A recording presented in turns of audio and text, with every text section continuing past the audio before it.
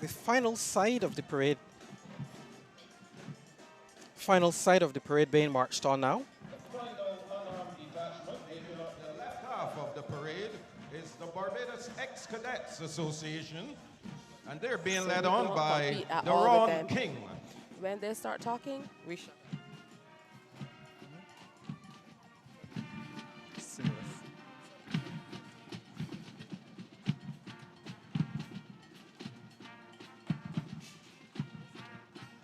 The stirring sounds of the Barbados Defence Force Band, with which I must confess I have some association, marching on the final group of unarmed units. Bringing up the rear here, a detachment of ex-cadets, marching on to Let's Join Hands.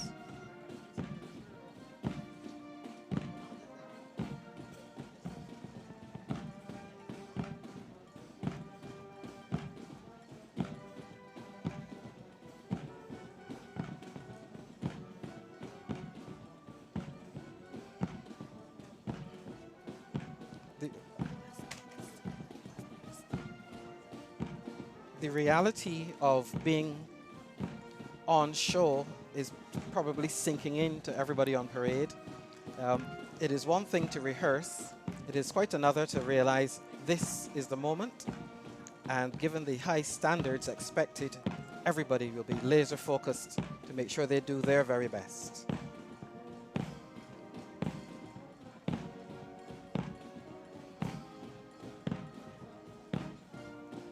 Three sides of a hollow square formed up on this real world-sized football pitch. It's going to be interesting to get their reactions after the parade as to how it went on a very different surface. Garrison, of course, is a natural surface. The port, Bridgetown Port, a very hard surface. And this is somewhere in the middle. It'll be interesting.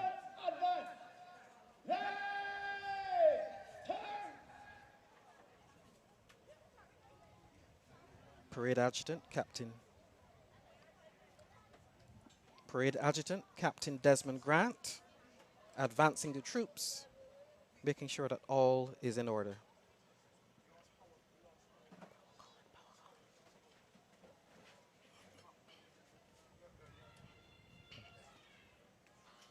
This one you can't plan for.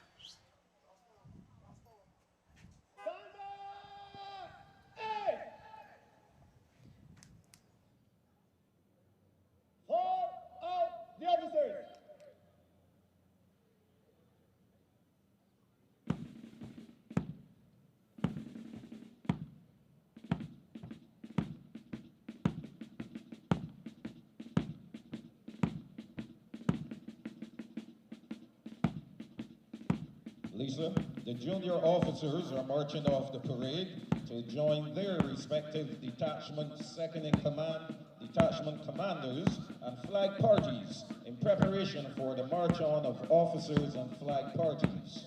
While this is going on, let us get to know the parade adjutant a little better. Certainly. Captain Desmond Grant joined the Barbados Defence Force in 1983. In 1987, he was promoted to the rank of sergeant, and in 2001, he became an officer and was posted to the Barbados Cadet Corps. Captain Grant completing his officer training at Trenton Air Force Base in Canada. He is currently the officer commanding the No. 2 Cadet Company, the Lodge School, where he is also employed as a physical education teacher. And until recently, he served as officer in charge of the Cadet Medical Unit. Captain Grant holds a bachelor's degree in psychology from the University of the West Indies Cave Hill campus and a diploma in sports medicine. He is a qualified emergency medical technician and a certified strength and condition specialist. He is also a member of the International Fitness Professionals Association. He has served as a trainer for the Barbados national cricket, netball, and football teams. He is currently the fitness trainer for the Barbados senior women's football team. He has a passion for the development of young people in Barbados. Ladies and gentlemen, this morning's parade adjutant, Captain Desmond Grant.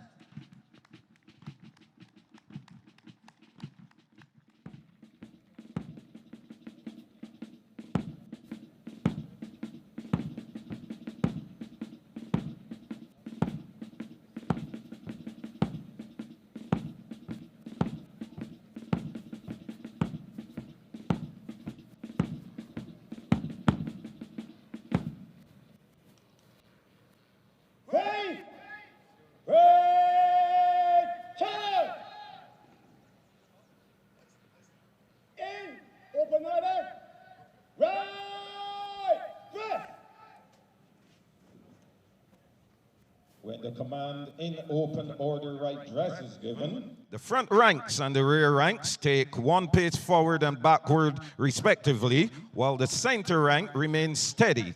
All head and eyes are turned to the right, and the troops ensure that they are in line with the right marker, who looks directly to the front. Stand still! The front rank of the right half! In August this year, Warrant Officer Class 1 Colin Marshall celebrated 29 years of distinguished service to the Barbados Defense Force, having enlisted in 1994. Steady, steady. Stand still! The front rank of the left half! During his tenure in the force, he attended and completed several military courses with distinction. He was the most outstanding student on the Junior Leadership course in 1998, on the Junior Non-Commissioned Officers Cadre in Jamaica in 2000, and on the Warrant Officers course in Jamaica in 2015. Up the second man, up the second man, steady. Stand still! The center rank of the right half! He has been awarded 3 Defense Board commendations, 2 Chief of Staff commendations, and is the proud recipient of the Services Medal of Honor, the General Service Medal, and the Regional Security System Medal. Stand still! The center rank of the left half!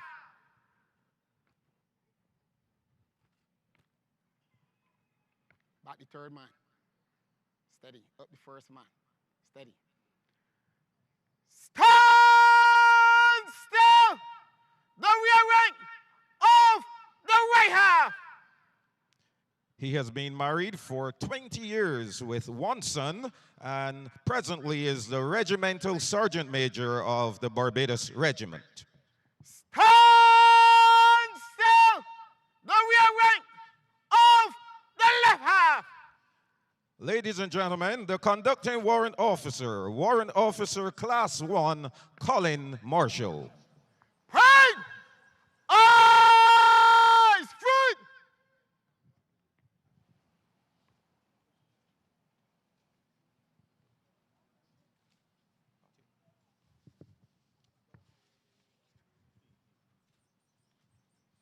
Armed units will fix bayonets. Fix!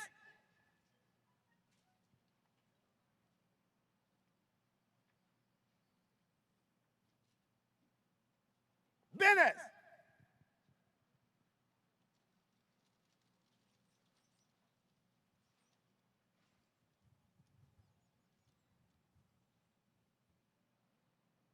Turn!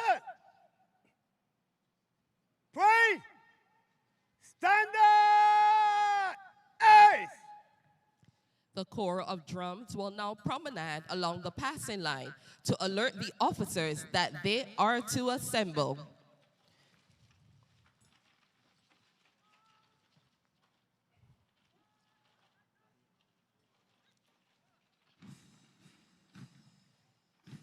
We are told that in armies of the past, after the sergeants were satisfied that their troops were correct and in good order, they would set off to find their officers, ensuring that they were sober and able to answer the assembly, which the Corps of Drums would beat while marching through the town. The sergeants then guided their officers to their guards before the commanding officer arrived. This aspect is reenacted on the parade in the assembly, which you will shortly witness.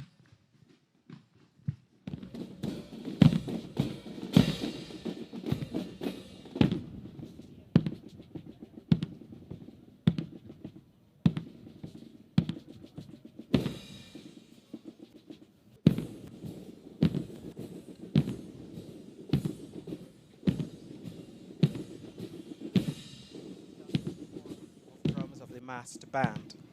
The tradition is that once troops were formed up on parade, the officers had to be summoned to the parade, or rather alerted that everything was in place for them. And in the old days, this was done by a lone drummer parading the streets passing by the residences, or I dare say the taverns where the officers might have been relaxing. The drummer passes by, and that is their signal that, oh, it's time to get up, let's go, and get ready for the parade. That idea is captured ceremonially in the promenade by the Corps of Drums. On days like these, we also see a joint band with the BDF and the Barbados Police Service. Indeed, a masked band is very much part of the spectacle for our Independence Day parade. On parade today, we have the band of the Barbados Police Service, the band of the Barbados Defence Force, and joined by members of the band of the Barbados Cadet Corps. Approximately how long does it take for the bands to get together, and when do rehearsals really start? Well, once the official rehearsals for parades begin, the band will also begin their rehearsals. Given that we have bands from 3 different organizations all playing the same music, they will have to be rehearsed together. The Director of Music today, Mr. Andrew Lynch, Senior Superintendent of Police, will select the program of music that will be generally agreed among the band directors and with the authorities at the Defence Force, and the rehearsals will begin. This year, the program of music is actually quite interesting in that almost all of it by local composers. The promenade completed, the drummers back in their position at the head of the mass band. We now have what is called the assembly. Officers rounded up, they're on the passing line, and the assembly gets the officers on parade.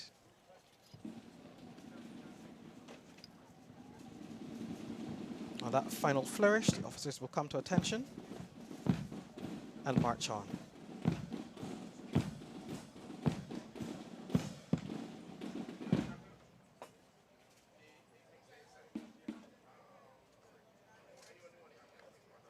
Still under the watchful eye of the parade adjutant, Captain Desmond Grant of the Barbados Cadet Corps.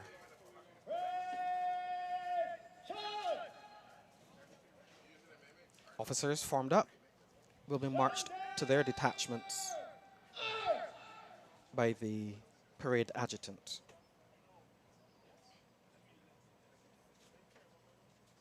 Adjutant will now report the state of the parade and hand over to Senior Superintendent Acting Adrian Brooms of the Barbados Police Service, the second in command of this morning's parade.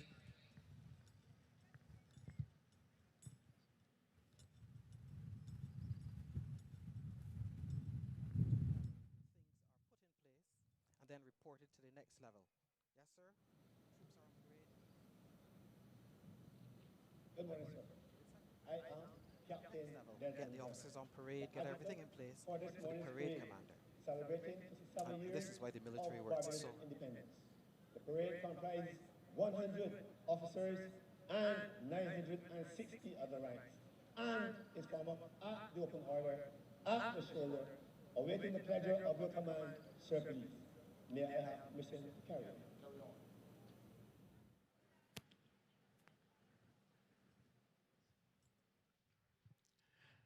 Senior Superintendent Acting Adrian Brooms celebrates 33 years of distinguished service to the Barbados Police Service, having enlisted in 1990. He spent some 24 years as a member of the Marine Unit, during which time he was promoted through the ranks from constable to inspector. He credits the Barbados Coast Guard greatly for his training and development in the maritime domain. Mr. Brooms has held various appointments in the force, such as Inspector in Charge of Operations, Northern Division, Second in Command of Operations Support Division, and Divisional Commander of the Bridgetown Division, which is his current posting. He holds an associate degree in science from the Barbados Community College, a certificate in criminal justice education from the prestigious FBI National Academy, Quantico, Virginia, USA.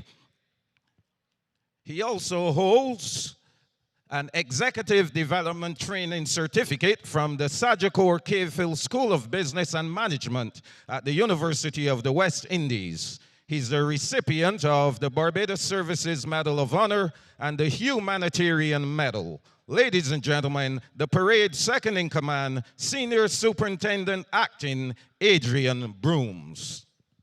Parade! Order! Arms!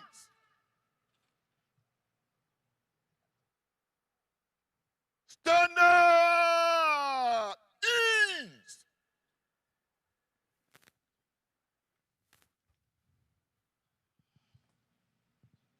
Parade!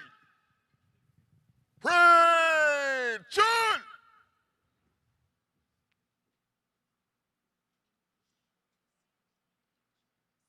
Officers!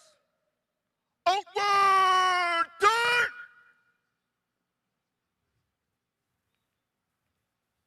Take post in front of your detachment. Quick march!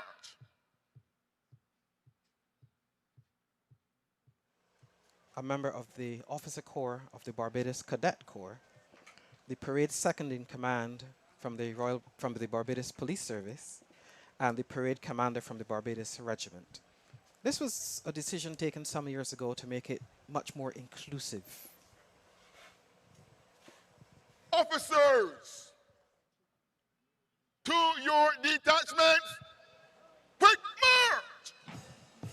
Troops on parade, officers summoned, and now marched to their detachments by the parade second in command, to the old favorite, patchy back.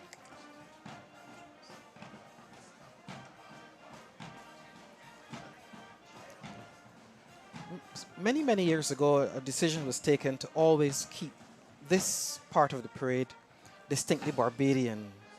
So all of the music today is Barbadian in origin, and we always use snippets of Barbadian folk tunes just to keep it just that much more Bajan. And of course, we're also experiencing the beautiful views of the Barbados West Coast just in the background of those bleachers to the west side of the Usain Bolt Sports Complex.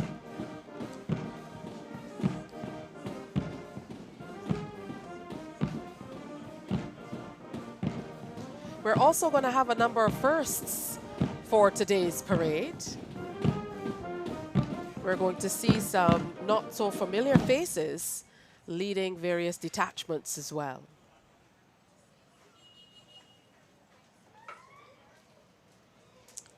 And as we speak, again, still arrivals of dignitaries, members of parliament. Officers are now steady.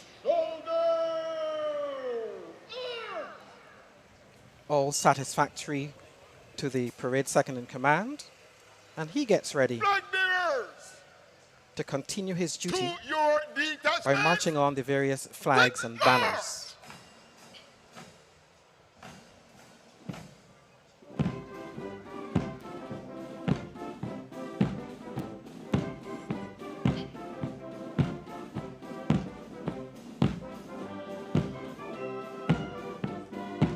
Again, another Barbadian favorite, and I'm sure you'd note all of the patriotism on display in color, even in the stands here at the Usain Bolt Sports Complex.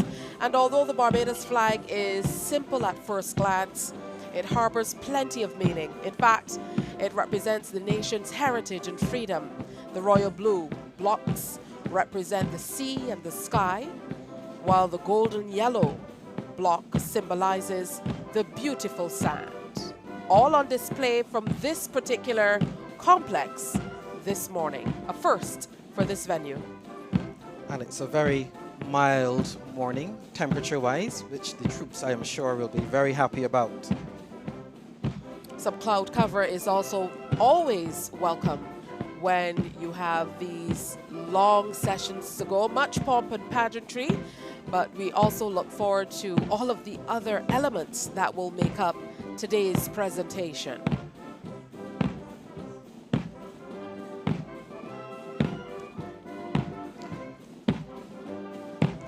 The flag parties now in place.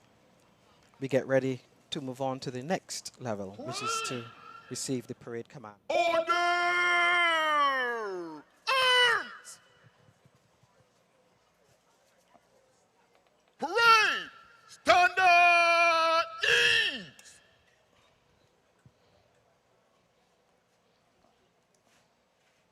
Parade! Parade! Sean! Shoulder! Arms! The parade second in command will now report the state of the parade and hand over command to the parade commander, Major Pedro Drakes, after which he will take up his position to the right of the armed detachments.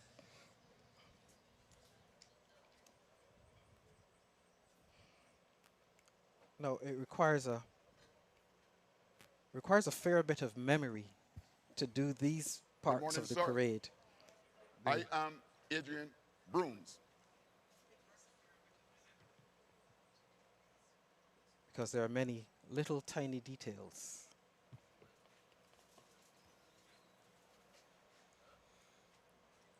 Good morning, sir. I am Adrian Brooms, Senior Superintendent Acting of the Barbados Police Service, second in command of this morning's parade to commemorate the 57th anniversary of Barbados' independence. The parade comprises of 100 officers, 960 other ranks. The parade is formed up in 3 ranks, at the shoulder, in open order, awaiting the pleasure of your command, sir, please.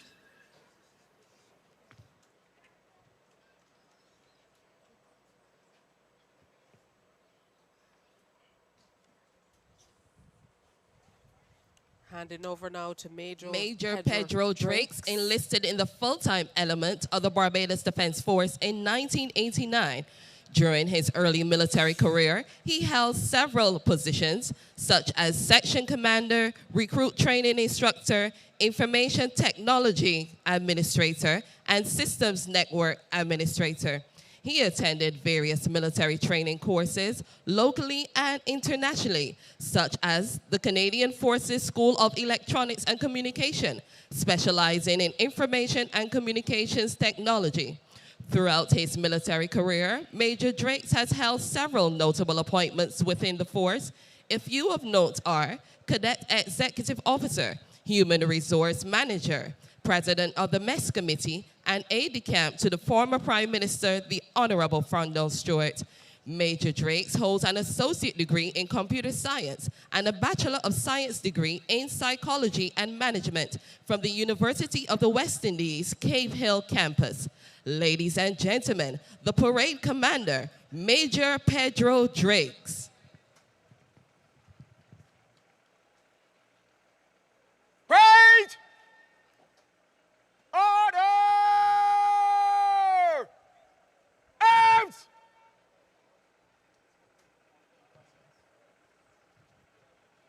Standard! Is!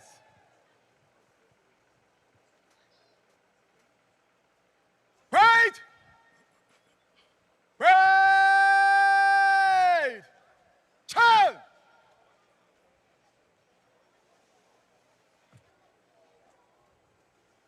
Shoulder! Arms!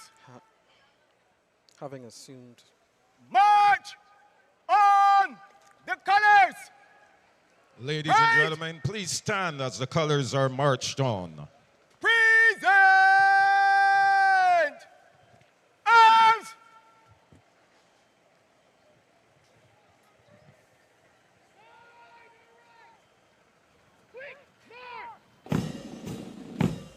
having assumed command of the parade, his first duty is to march on the colors. This is a significant moment for the armed forces. Here we have the presidential color, which must be paraded whenever the president is in attendance. We have the regimental color, which the Guard of Honor is duty sworn to protect along with the presidential color. We also have the ensign of the Barbados Coast Guard. As you know, the colors very important in the military. That is the rallying point for the units which own them and are accorded full and maximum respect, as demonstrated by the present arms and the request to ask the audience to stand. And the color party, made up of Lieutenant Blackman of the regimental color inside, that's what they're carrying. The color escorts, Warrant Officer 2, Leacock. The color party, the colors are typically carried by two of the most junior officers of the regiment or unit. And this is important because that's their first main big duty here. So Lieutenant Ramon Blackman carrying the presidential color, Lieutenant Tevin Maynard carrying the regimental color. And we also have the Coast Guard ensign. The colors are always going to be escorted by what are known as color escorts. In this case, Color Sergeant Lovell and Color Sergeant Morris. And under the watchful eye, of course, of the warrant officer with the colors. In this case, Warrant Officer Class 2, Timothy Leacock.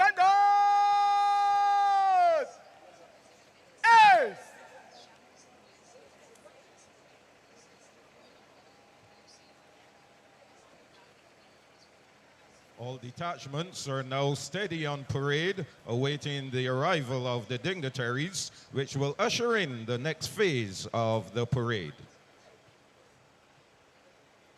You may be seated.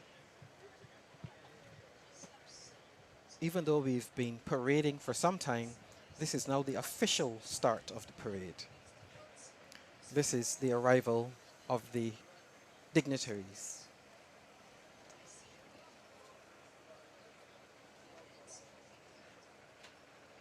All steady on parade, awaiting this following sequence. Talk to us about the arrival of the dignitaries. I know Her Excellency the President is expected to arrive around 8 or so, which is in another 15 minutes. But before her arrival, there are a number of dignitaries who will be making their way onto the field here at the Usain Bolt Sports Complex. They will be arriving in order, or reverse order rather, of seniority. We will have the Chief of Staff and Commissioner of Police, national heroes, the Chief Justice, followed by the Prime Minister, and of course, last to arrive is Her Excellency the President. Now, I know there have been a number of changes since Barbados indeed made the move to become a republic, and we now have a president. What are some of the changes that had to be made with you? I know there's been a name change, for example, with the Barbados Police Service, and we all make the slip from time to time because we're so accustomed to the Royal Barbados Police Service. Now, if you're hearing vehicles in the background, it's because we're just on the outskirts of the grounds here at the complex, and this is where many of the arrivals are happening of the dignitaries, members of the diplomatic corps, specially invited guests, cabinet, and so on. So many coaches and vehicles are making their way into the complex on this area of the square. A lot of activity and excitement going on here today.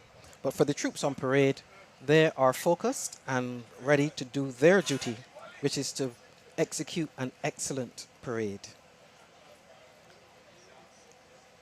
Now, we are going to be expecting much today. I know that you can't wait to hear all about the national awards and insignia. And usually those people who get that information early are not allowed to share it, in particular the media, until it is announced here at the parade. I have No idea, because I follow the rules. I wait to be surprised. It's a nice cool day, so the troops are fairly comfortable, which makes being steady on parade a little easier. And later this morning, you can also expect a wonderful cultural presentation that features quite a large number of, as we mentioned, school children, as well as members of the Barbados Youth Advance Corps, paying homage to the Barbados Landship in celebration of 160 years. That will be quite significant. Now, I know the number of troops on parade, Major Taylor, is quite significant as well.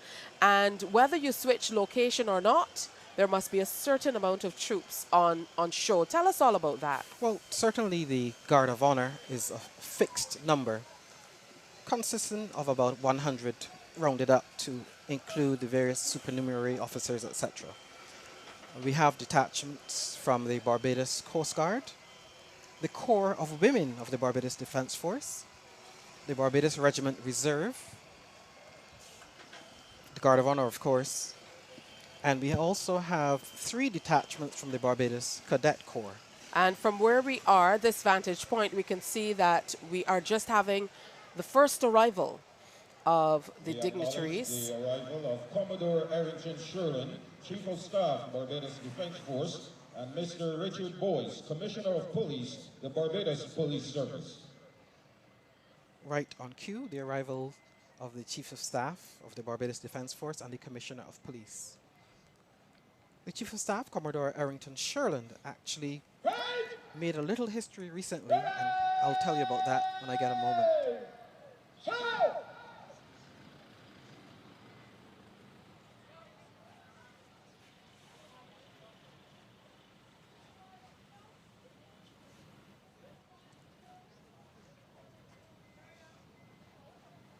Commodore Sherlin.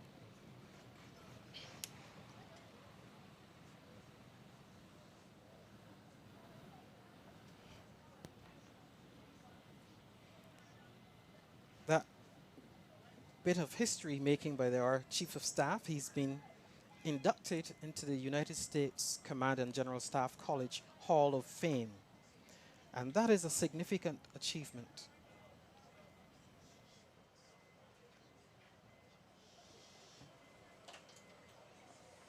Greeted, of course, by one of the senior officers of the force, Lieutenant Colonel Carlos Lovell, and his wife, Jeanette, escorted by another senior officer of the force, Commander Mark Peterson. The Chief of Staff and the Commissioner of Police will be recognized by, acknowledged by the parade commander.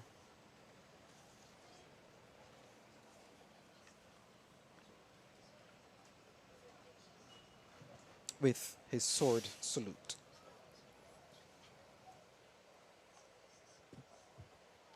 Which they, of course, dutifully return. Parade! Standard! As! And so we stand at ease and await the next arrival. Well, of course, when we see the national heroes, there will be many Barbadians and people from around the world alike looking to see whether both national heroes will be in attendance of today's parade and ceremony. Of course, the only 2 living national heroes here in Barbados, Sir Garfield Sobers, the Right Excellent Sir Garfield Sobers, and Robin Rihanna Fenty.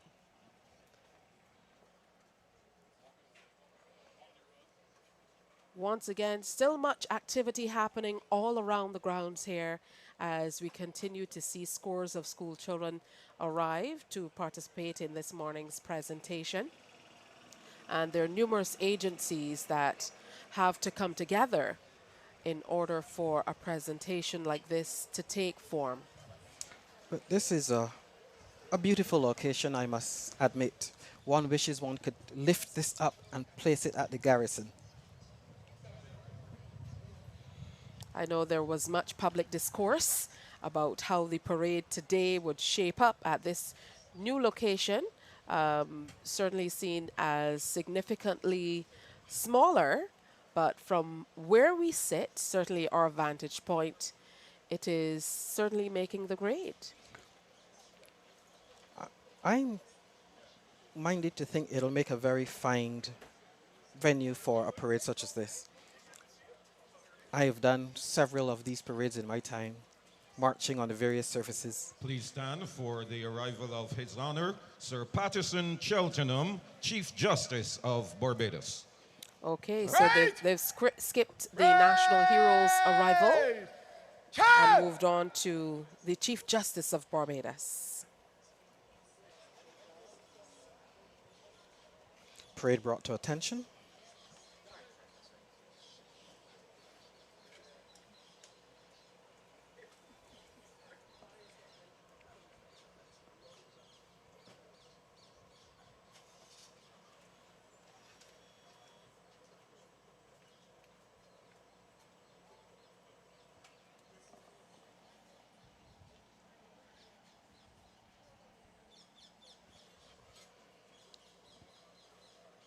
The Chief Justice will, of course, be greeted by the senior men on the ground. That is the Chief of Staff of the Barbados Defence Force and the Commissioner of Police. Your lights with his aide-de-camp.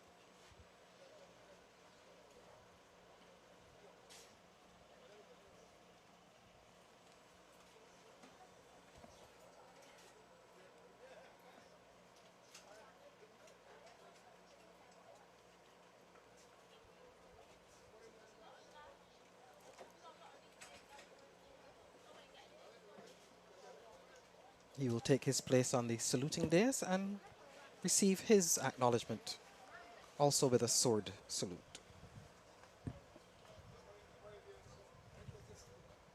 And next up, we expect Prime Minister Mia Amor-Motley. Right! Standard! As! You may be seated.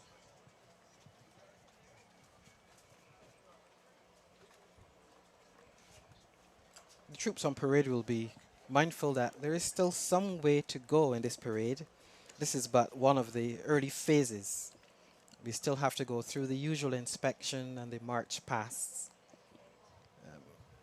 Now, we would have officially commenced with the march on to the parade square close to an hour ago, but the troops would have been here for quite some time, and I'm sure it would have been a restless night for many of them. So talk to us about how you prepare for long, long days and sessions like this one. Well, for a parade with an early start like this, it means, of course, a very early start for the troops because they have to prepare their uniforms, get those boots all shined up, and have everything in place. Members of the Barbados Cadet Corps, we have 3 detachments on parade. Their preparation started yesterday evening with a usual sleepover at a nearby school where they are fitted in their ceremonial uniforms and, you know, inspected and just to make sure everything is parade ready. And then, of course, it's an early start to be bussed in to the format point here. It is always an impressive spectacle to see the mix of color on our parades. Of course, the band of the Barbados Defence Force in its zouave uniform, the police service in their lily white tunics, and the Barbados Cadet Corps in their toy soldier uniform. But I don't know exactly what goes through the minds of many people on the parade as they await the arrivals, but I recall when I was on parade, I would occupy my time by looking at a cloud formation or trying to remember something or what was going to happen next, just to keep yourself calm and steady as you await the arrivals. And it is indeed important. We've been here for quite a few of the rehearsals, so we know that those in command painstakingly ensure that you are in place and doing as you should. And as we speak, Here comes Ladies and gentlemen, please stand for the Another arrival arrival. of the Honorable Mia Amor Motley, Prime Minister of Barbados. and timing, of course, is very important. Shout!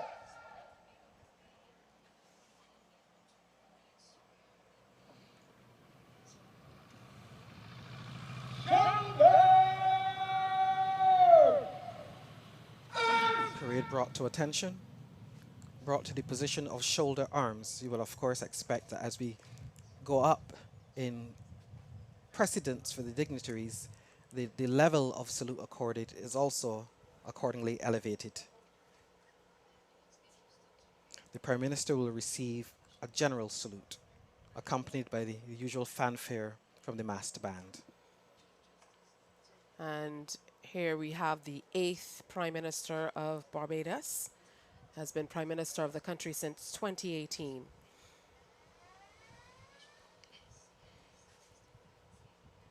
She is greeted by the Chief of Staff and Commissioner of Police, and of course her trusted aide-de-camp, Lieutenant Coast Guard Karen Carvalho, ensures that she's in the right place. Right! General salute! Present! Arms!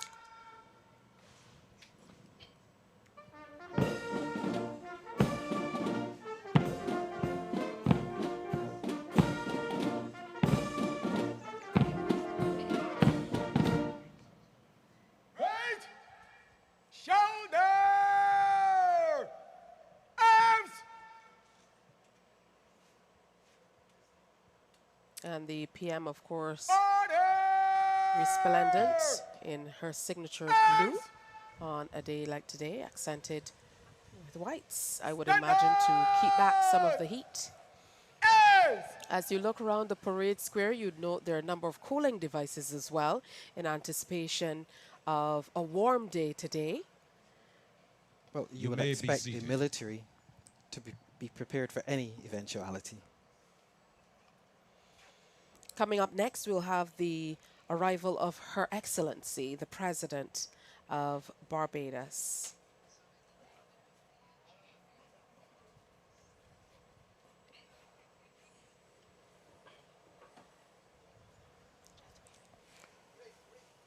The various rehearsals for the parade obviously took on a different dimension this year because we are on brand new ground. And so the tweaks and the nips and tucks to make sure that everything works out as we expect went on to ensure that all is going to be well. As you can see, the precision extends to well beyond the parade square, all around the complex here, even as you come onto the complex from Highway 1 here on the west coast of Barbados. You'll be greeted by marshals and members of the Barbados Police Service to direct you to very specific areas. So months and months of planning, really just to culminate at today's presentation as we continue to celebrate Of course, or the- start the celebration on this day course, of our the 57th anniversary of independence. tried and tested script for locations like the Garrison or the Bridgetown Port go out the window. You've got to rewrite everything to fit this particular location. Ladies and gentlemen, please stand for the arrival of Her Excellency, the Most Honorable Dame Sandra Mason, President of Barbados, and kindly remain standing until the inspection commences. Right! Shout! Shoulder! Arms!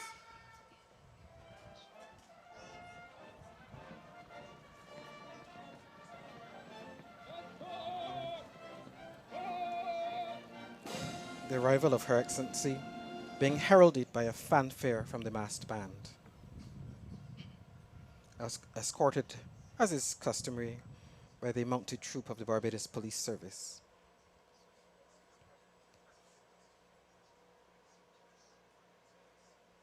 greeted and saluted by the Chief of Staff and Commissioner of Police, accompanied by her aide-de-camp, Lieutenant Coast Guard Jamal Wiggins.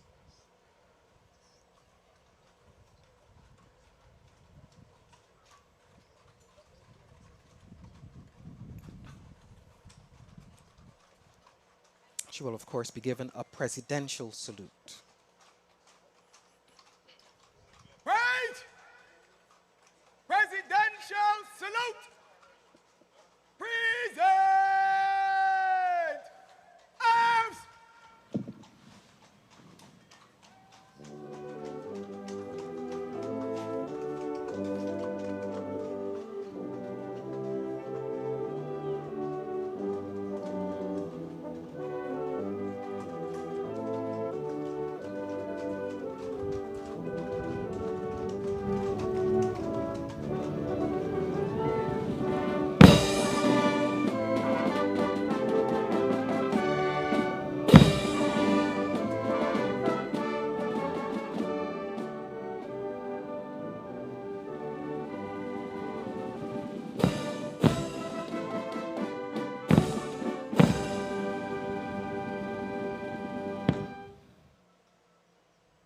Right!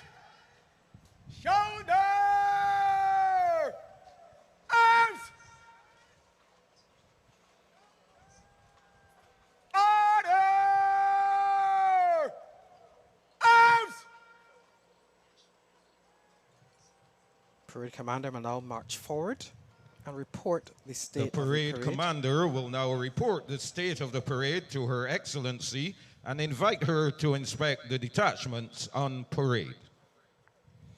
Of course, Dame Sandra was the 8th and final Governor General of Barbados. She is now serving as the first president of Barbados since 2021. Resplendent as always, beautifully adorned. Some very bright and beautiful colors this Your morning. Excellency, good morning and happy independence. I am Major Pedro Drakes, parade commander for this morning's parade to commemorate Barbados' 57th anniversary of independence. On parade are 100 officers and 960 other ranks. The armed units are drawn from the Barbados Defense Force, the Barbados Police Service, and the Barbados Cadet Corps. The unarmed units are drawn from the Barbados Boy Scouts Association, the Barbados Girl Guides Association and band, the St. John Ambulance Association of Barbados, the Barbados Fire Service, the Seventh-day Adventist Pathfinders and band, the Barbados the Barbados Prison Service, Government Security Guards, the Barbados Youth Advance Corps, the Barbados Landship Association, the National Conservation Commission, and the Ex-Cadets Association of Barbados. Also on parade are the Mounted Troop and the Mass Band of the Barbados Defense Force, the Barbados Police Service, and the Barbados Cadet Corps. The parade is formed up in 3 sides of a hollow square, in 3 ranks, at the open order, and awaits the pleasure of your inspection, Your Excellency. Please.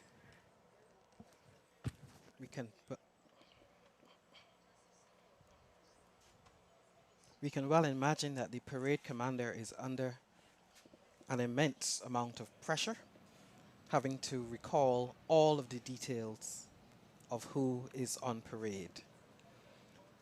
The ceremonial Land Rover draws up now.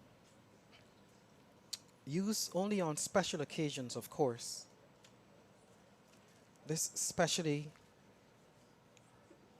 fitted Land Rover is unusually gas-powered for a smoother, quieter ride.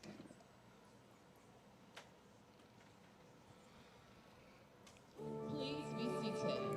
The inspection is done using a ceremonial Land Rover which will drive slowly along the front ranks of the detachments.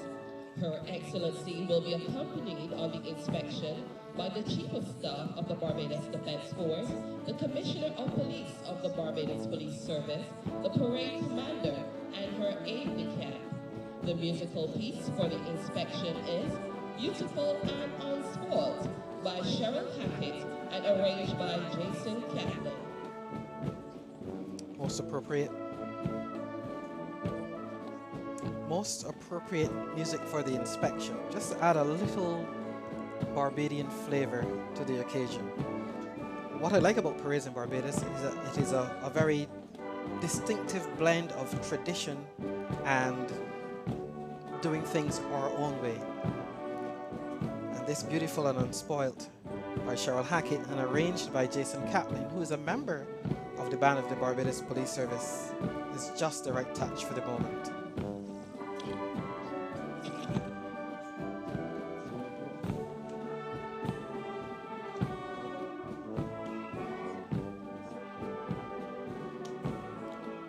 Passing by the reserve unit of the Barbados Regiment, moving on to the Guard of Honor, which of course is duty bound to protect the presidential color, regimental color, and Coast Guard ensign, which is saluted by the parade commander, Chief of Staff, and Commissioner of Police, and of course the aide-de-camp as they pass by.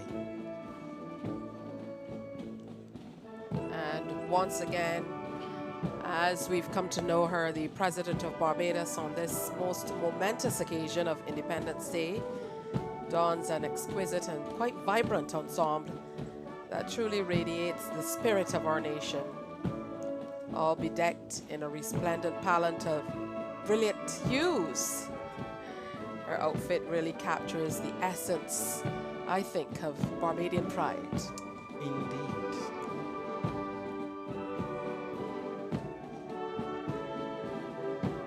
Seeing our troops arrayed, especially our young people, and hearing the beautiful Barbadian music and seeing the color, one cannot help but feel very patriotic. The inspection party returns to the saluting days, and as the parade commander seeks permission to carry on with the remainder of the parade.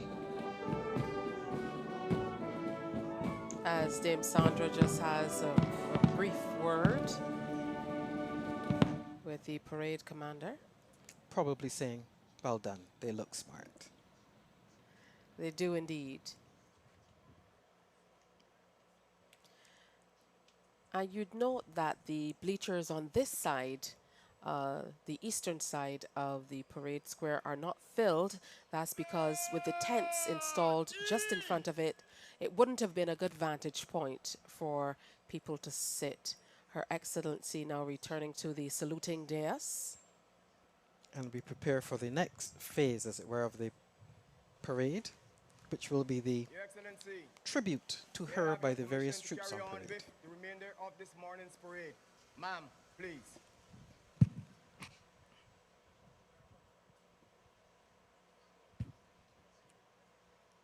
Having received permission to carry on with the parade, the first unit to give their compliments, their personal compliments to the President, will be the massed band. And this is called, in military terms, the troop. They will march down in slow time and come back in quick time as their special salute to the President.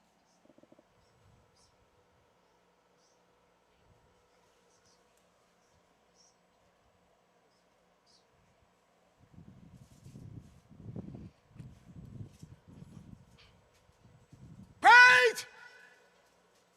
Parade! Chant! Troop!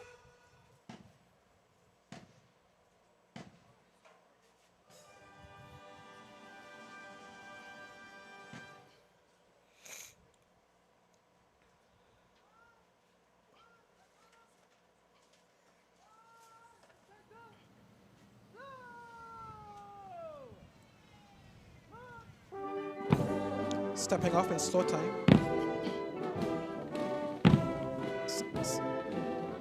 The troop is the mass band salute to Her Excellency.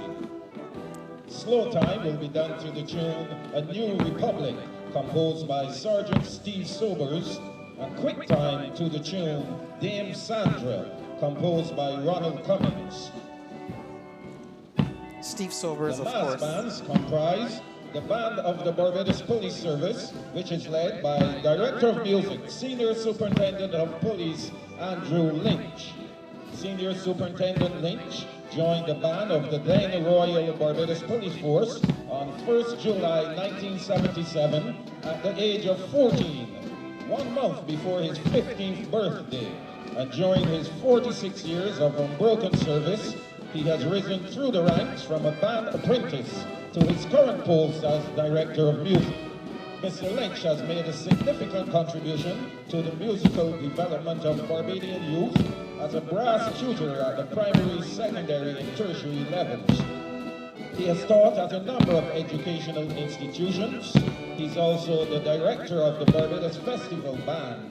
Director Lynch is the proud father of one daughter, a Barbados Scholarship winner, and the husband of Mrs. Andrea Lynch, leader and vocalist of the gospel band Promise. Senior Superintendent Lynch is assisted by Deputy Director Superintendent Dexter Norville, and the drum major is Station Sergeant Jerome Clark. The band of the Barbados Defence Force is led by Director of Music, Captain Brian Cole. Captain Cole enlisted in the Barbados Regiment Reserve in 1993 and was posted to the Barbados Defence Force Band. Serving with distinction in the Barbados Defence Force Band, he has held several appointments, most notably as bandmaster acting during the period 2007 to 2018. He's a graduate of the Royal Military School of Music, the Herbert H. Lehman College, and Boston University, having read for a certificate in band studies, a Bachelor of Science in Music, a Master of Music Education, respectively. Captain Cole also holds postgraduate diplomas in Education, Teaching of Music, and Educational Leadership from the Erdeston Teachers Training College. He's married to Tamisha and is a proud father of 2 daughters.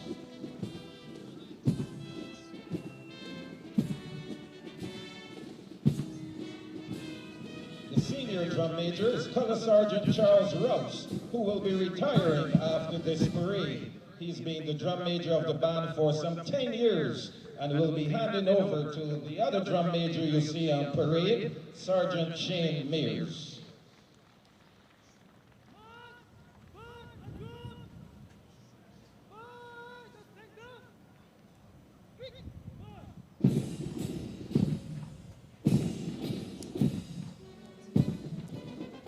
Marching quick time. The drum major for the Barbados Cadet Corps Band Sandra is Sergeant Dylan Pitt of the number 2 Cadet Company, the Lodge School. And quite a few cheers going up here in our tent on hearing that he alights from the Lodge School.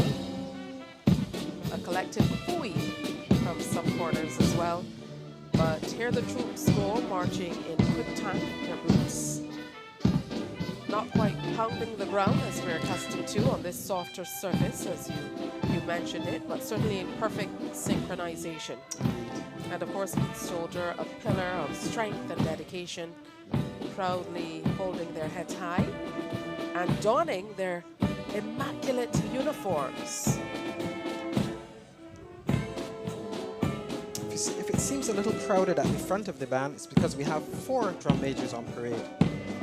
But of course by Colour Sergeant Charles Rouse, who will be retiring, and so his likely replacement is also on parade for the necessary experience. And additionally to the other drum majors, Station Sergeant Jerome Clark from the Barbados Police Service and Sergeant Dylan Pitt from the Barbados Cadet Corps.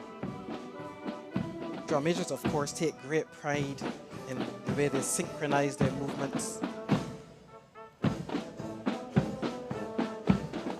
Of course, the combination of synchronized steps, the uniforms, the color, and the look of pride all bring a sense of grandeur to this morning's presentation.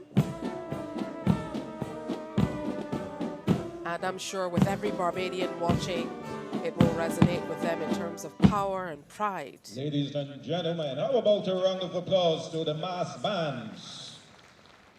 Well done. The band having presented their compliments to the president, it's time for the armed units. Close! Order! And words! Yes!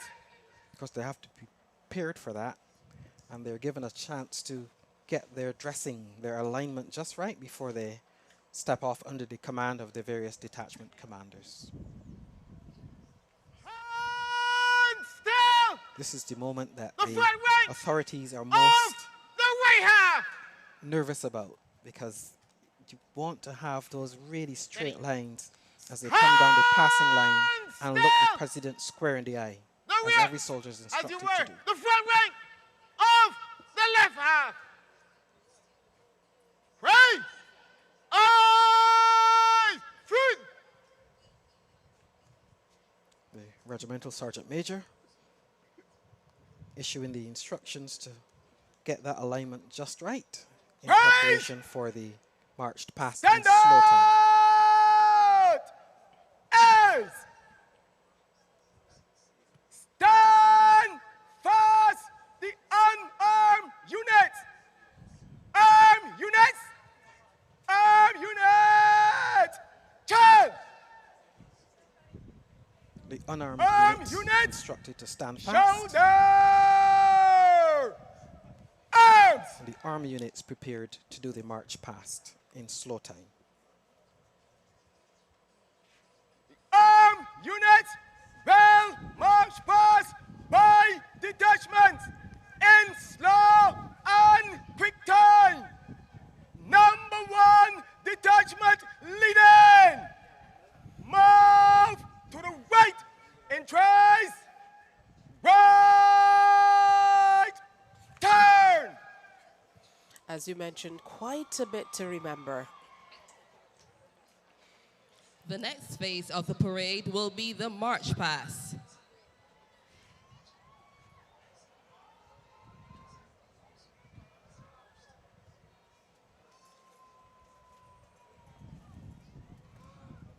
Stepping off first, the Barbados Coast This will Guard. be executed in 4 segments.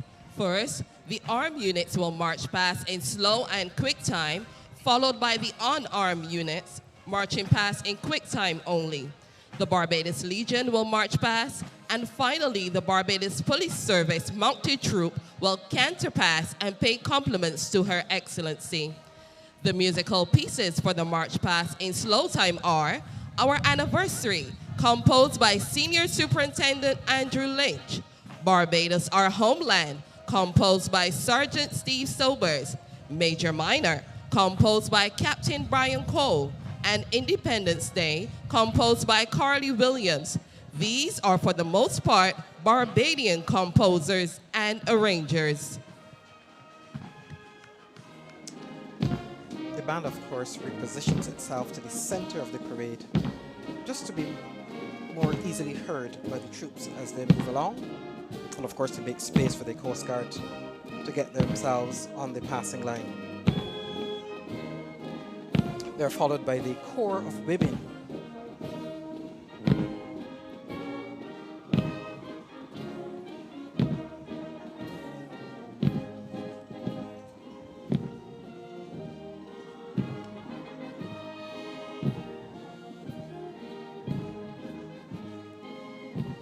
I know that all persons on parade are to wear number 1 dress with decorations and medals to which they're entitled, which is one of the other reasons it is also impressive just seeing the various detachments wearing all of their medals. Number 1 dress, of course, is the highest form of dress for the military, or ceremonial uniform, and one of the occasions where you get to wear all your medals and things.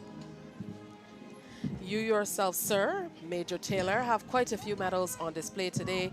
And how do you determine what is the number 1 dress for which detachment? detachment. Is that predetermined? The You're number you're one adorned in your detachment, blue the and Barbados yellow Coast Guard, today. Yes, is indeed. commanded The by blue and yellow Lieutenant is the Coast ceremonial Guard uniform Sean Hazelwood. of the Barbados Cadet Corps, where I'm posted currently, as opposed to the green uniform of the Barbados Regiment, or indeed the white uniform of the Barbados Coast Guard. That's how you tell us apart ceremonially.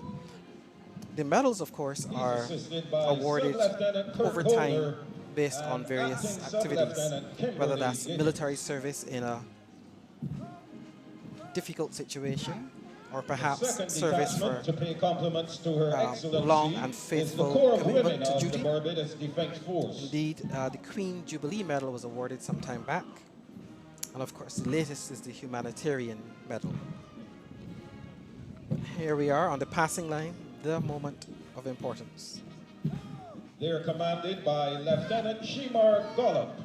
The subalterns are Sub-Lieutenant Zane Kelman and Second Lieutenant Shade Seeley.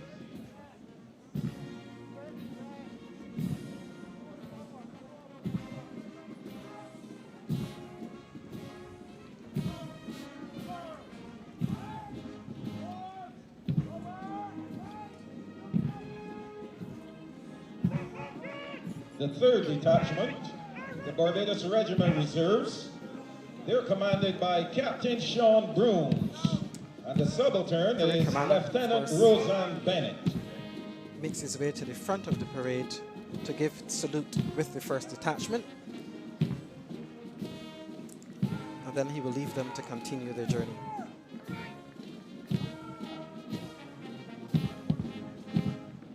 Next to pay compliments to Her Excellency is the Guard of Honor. Ladies and gentlemen, you're reminded to please stand as the colors pass your position. The Guard is divided into halves, with the right half of the Guard passing first.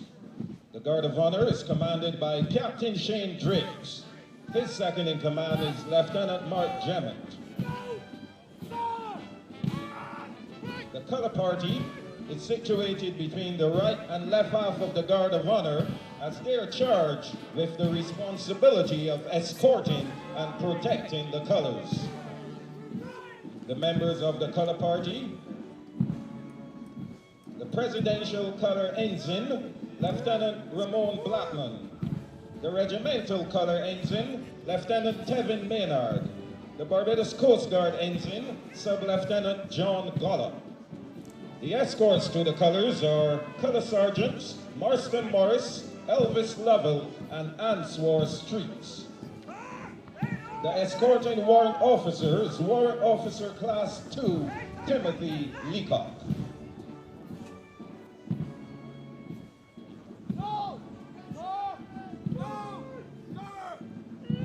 The next detachment is the Barbados Police Service, and they're led by Superintendent Stephen Herbert. He's assisted by Assistant Superintendent of Police Acting Frederick Catwell and Deputy Commandant Lawrence Cullimore. The ensign is Inspector of Police Richard Greenwich. The escorts are Sergeant Leandra Hegley and Sergeant Courtney Thompson.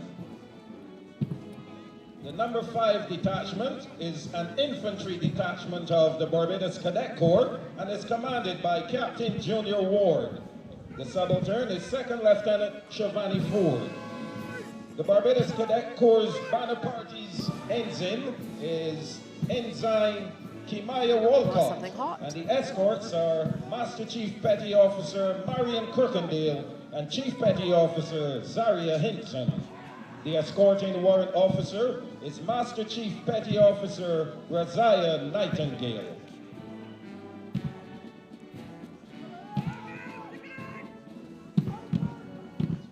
The number 6 detachment, the Barbados Cadet Corps Sea Cadet Division. They're next on the passing line, and this detachment is commanded by Sub-Lieutenant Wayne Beckles, and he's assisted by Acting Sub-Lieutenant R. Ziggy Marshall.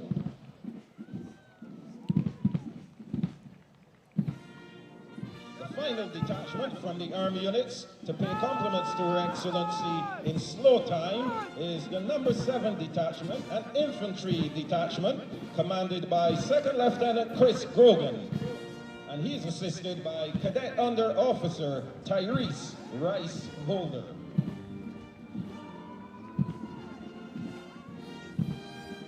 Here we see the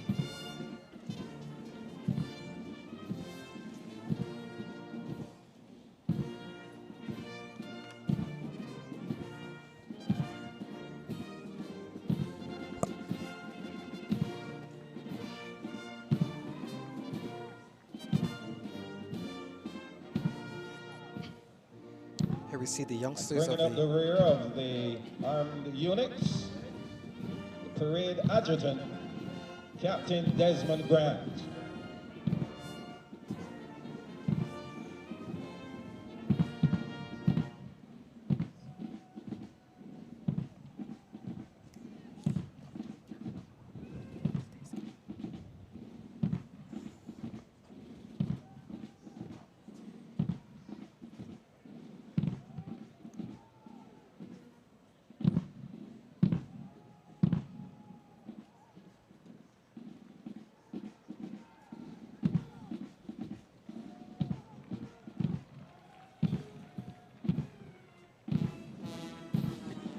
didn't quite hear the word of command, but they were given the command to break into quick time. And that is a very tricky maneuver. Ladies and gentlemen, you're free to show your appreciation for the armed units. Much to the delight of the spectators here. Smartly. The musical pieces for the march past in quick time. Crowds very much enjoying the spectacle and the precision of the transfer or break from slow time Symbols to of quick Freedom, time. composed by Sergeant Steve Sobers. Service Beyond Duty, composed by Captain Brian Cole. And Claim to Fame, composed by Senior Superintendent Andrew Lynch.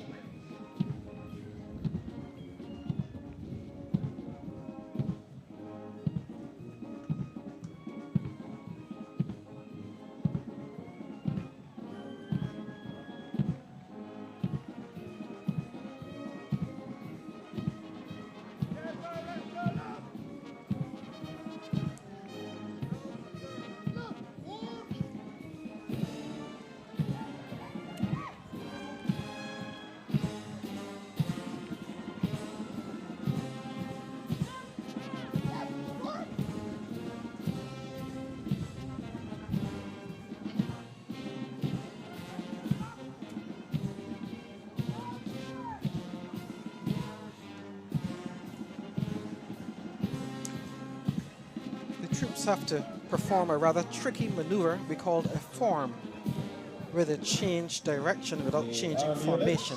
Paying compliments to Her Excellency in quick time, the Barbados Coast Guard. It takes a lot of concentration to get that particular maneuver done, and done well. The Corps of Women of the Barbados Defense Force. It is in the military that nobody escapes parades.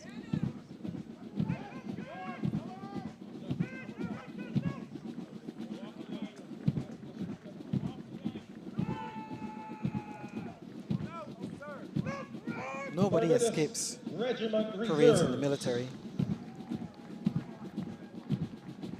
You might have caught a glimpse, if you know her, of Lieutenant Shumar Gollop, who under normal circumstances would be with us here looking after communications, but is on parade today. The Guard of Honor, ladies and gentlemen, please stand as the colors pass your position.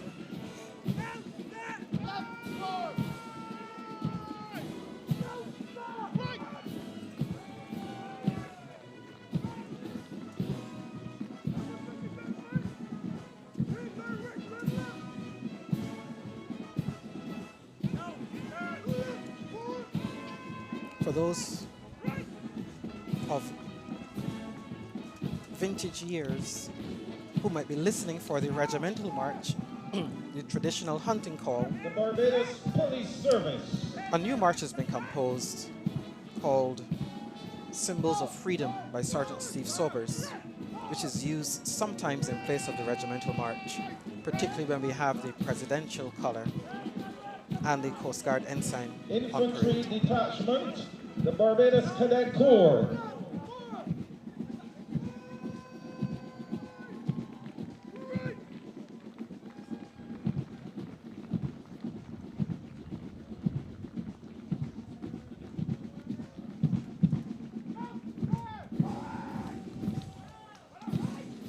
Barbados Cadet Corps Sea Cadet Division.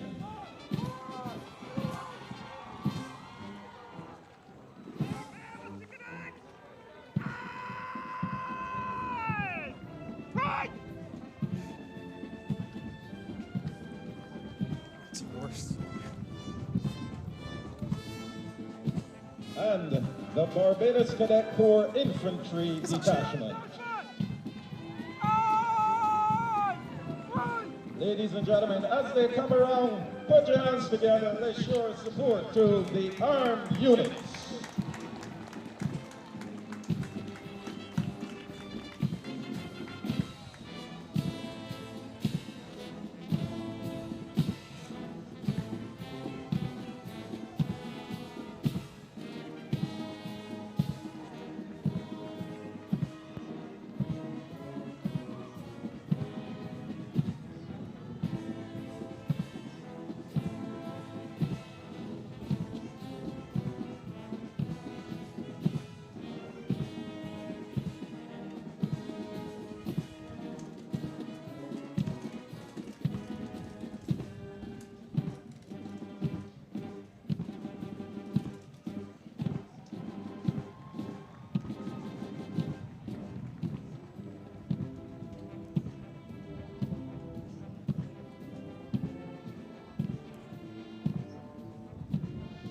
To the music of Service Beyond Duty by Captain Brian Cole.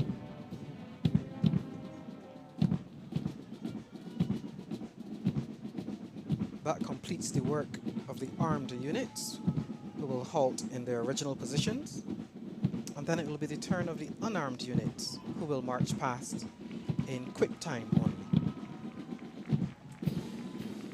with a rather simpler maneuver.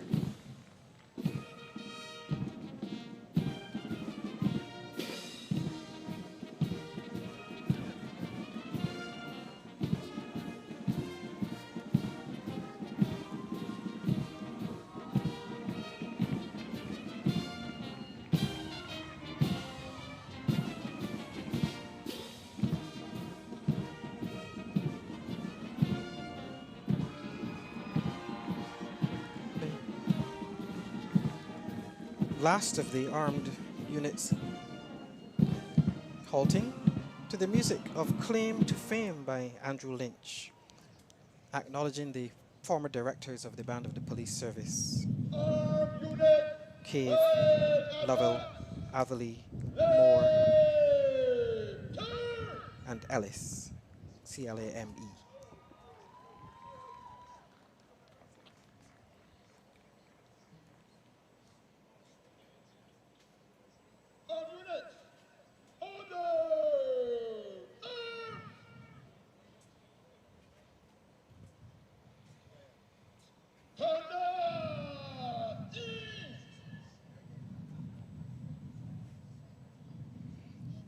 They now breathe a sigh of relief while the unarmed units are prepared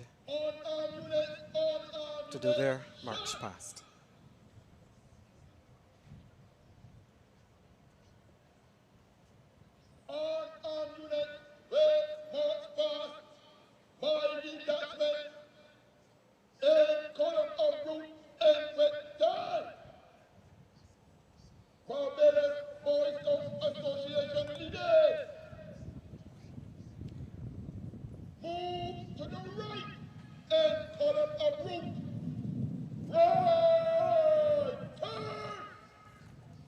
As you can tell, quite a windy morning here at the complex as the unarmed units move into place and prepare for their march past.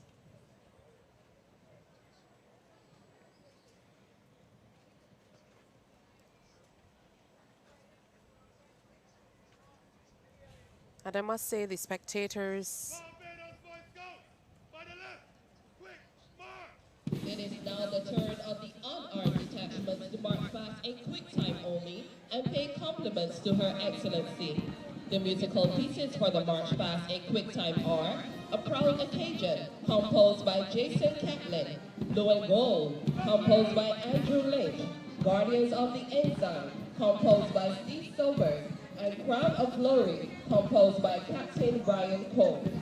The Barbados Boy Scouts Association and their band is the first detachment on the right half to pay compliments to Her Excellency. They are being commanded by Assistant Scout Leader Ronald Marshall, and his second in command is Venture Scout Zachary Hoyt. The flag bearer is Patrol Leader Jaden Downs, and the escorts are Patrol Leader Redmond Marshall and Patrol Leader Melvin Terrence. And we must say that the spectators have grown quite a bit as we move on to the Girl Guides. Brown. The flag bearer is Cassandra Walcott, and the escorts are Amaya Phillips and Amara Phillips. The unarmed have a slightly easier task, but I assure you the pride is very much strong. I dare say the spectators here have grown to the thousands. St. John Ambulance Association of Barbados is next, and is commanded by Superintendent Sharon Eswick, and she is assisted by Divisional Officer Acting Natalie Payne. The flag bearer is Divisional Superintendent Alfonso Eustace, and their escorts are Sergeant Grace Franklin and Acting Sergeant Margot Beyer.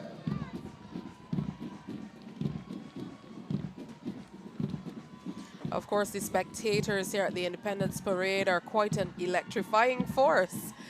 I don't know if we're truly representing how much appreciation they're showing. Who is under the command of Divisional Officer Patrick Edwards. I was tempted to say that it almost feels like a sporting Officer event. Tony Scantlebury, and the escorts are Sub Officer Henderson Nichols and Sub Officer Ryan Brathwaite.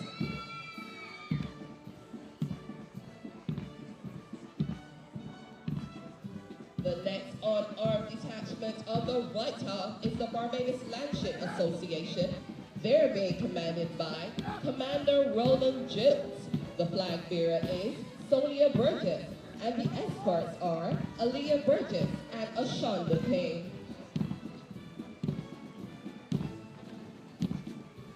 The final unarmed detachment of the White half to pay compliments to Her Excellency is the 7th-day Adventist Pathfinders and Band, commanded by Pastor Miguel Denny. He's assisted by Carlos Eichel and Andrew Gittins. The flag bearer is Dale Alicia Hines, and the escorts are Tiara Jones and Nia Bellamy.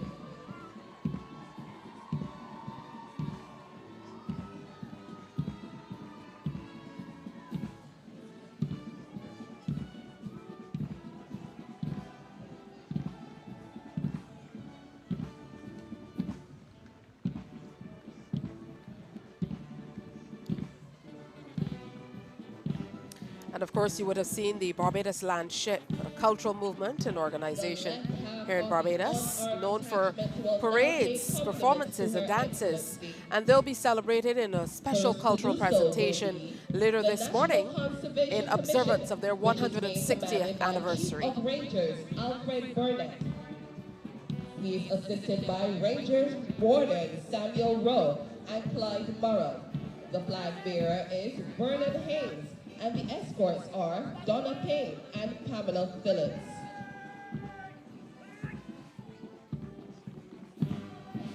The Barbados Prison Service is next on the passing line, and they're commanded by Assistant Chief Officer Acting Dennis Callender. His second in command is Orderly Officer Acting Dwayne Howell. The flag bearer is Orderly Officer Acting Ishmael Hickson, and the escorts are Prison Officer 1 Wajima Williams and Prison Officer 1 Emil Paris.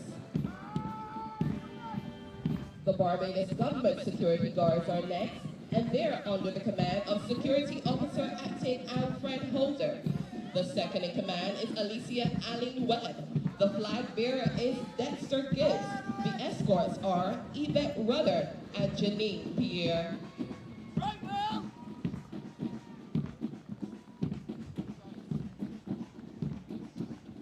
The Barbados Youth Advance Corps is next to pay compliments to Her Excellency. They are made up of 2 detachments, an all-male and an all-female detachment. The all-male detachment will pay compliments first. They are commanded by Domenico Wolcott, and second in command is Dameril Thorpe.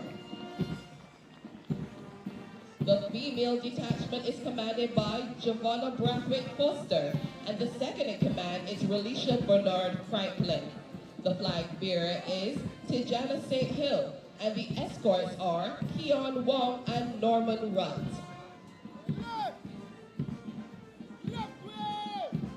The final detachment is the Barbados Ex-Cadets Association, and they are under the command of Teron King.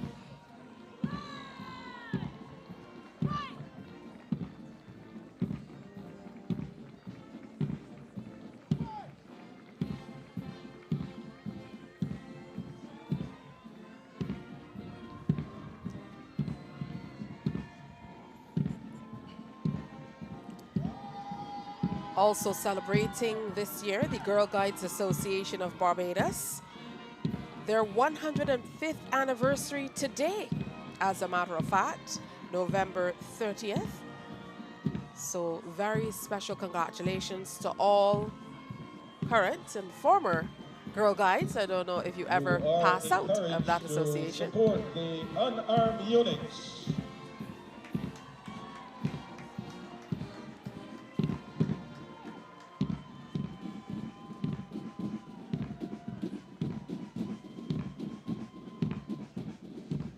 And we can just see the pride as it beams on each person's face as they do the official salutes and walk past. For most of the troops on parade, this is the moment they were preparing for a very long time. Want to give their very best show.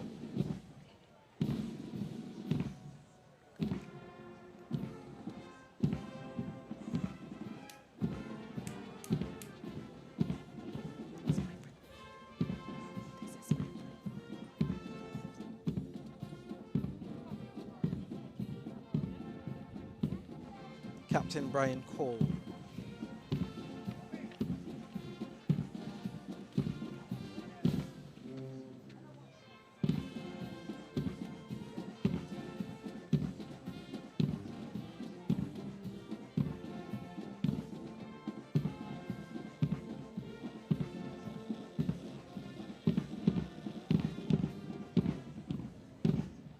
That gets everyone back in their positions as we prepare for the next one.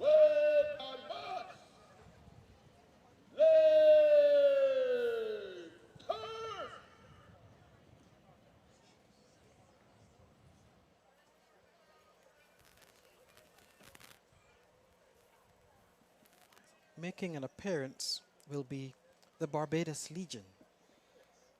And of course, they have a membership roll of approximately 500 persons, a registered charity here in Barbados. Do very good work looking after the needs of the more elderly ex-servicemen.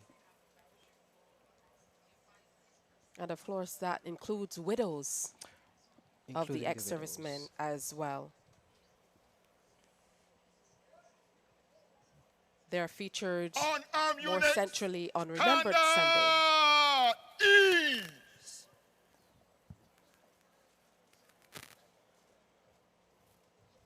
The Barbados Legion and Drum Corps will now march past in quick time and pay compliments to Her Excellency. They're under the command of Michael Graves, a former senior non-commissioned officer of the Barbados Defence Force.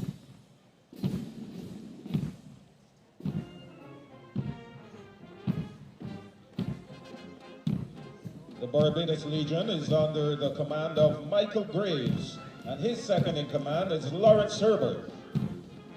The flag bearer is Everton Jordan, and his escorts are Pedro Aline and Fillmore Lewis. The drum major is Henderson Craig. They're marching to the tune The Few and the Faithful, composed by Sergeant Laura Payne.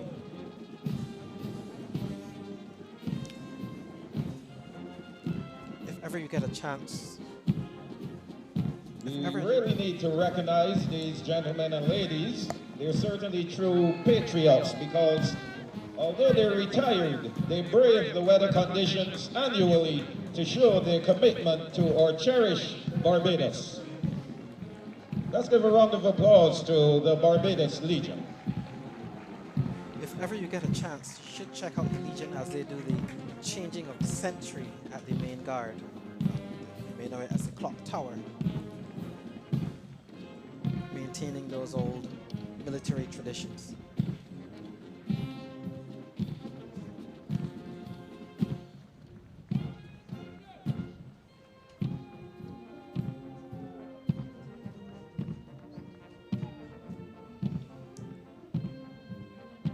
Once serving in the military, you don't ever really leave.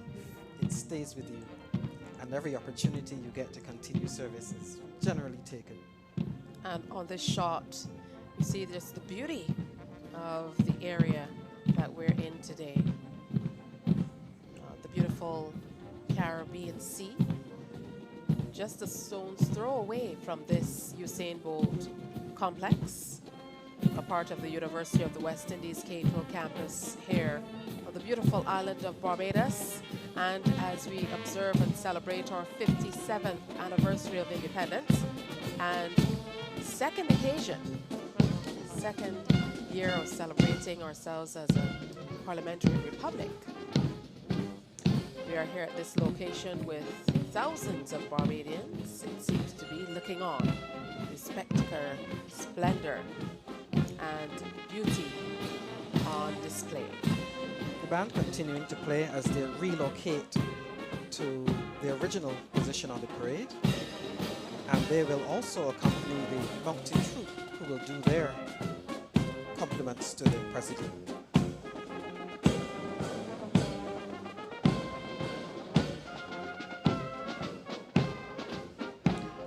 Being a former bandsman myself, I can tell you it is not an easy job today, playing music continuously through the parade.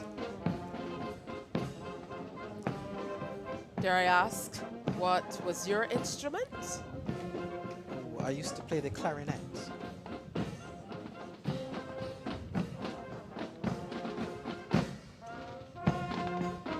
And spent many years on parades like this as director of music. I would imagine that it takes a lot of concentration to not only keep in step with everyone else, but to play in tune as well. Play in tune and keep your breath going, while watching for the various cues and signals from the drum major or the bass drum. Well, the sun is certainly high in the sky as it becomes a little warmer on this Independence Day here in Barbados. Well executed. The mounted troop of the Barbados Police Service will now canter past. This is their way of paying compliments to Her Excellency.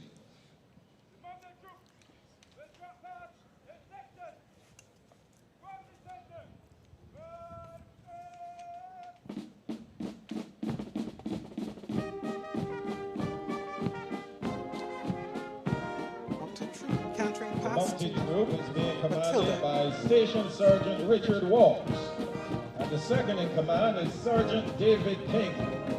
They are cantering past to the tune Matilda by Harry Belafonte.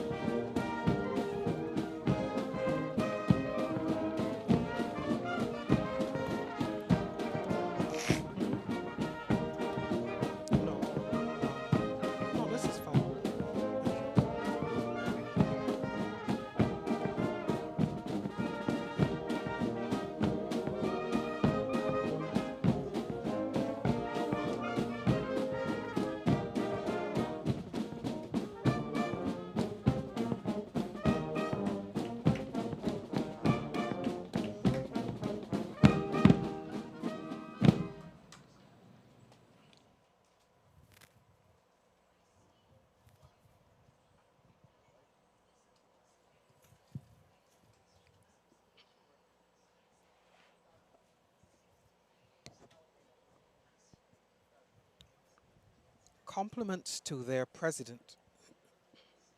compliments to their president having been paid by the armed units, the unarmed unit, the Barbados Legion, and of course the mounted troop of the Barbados Police Service, we now move on to the next phase of the parade.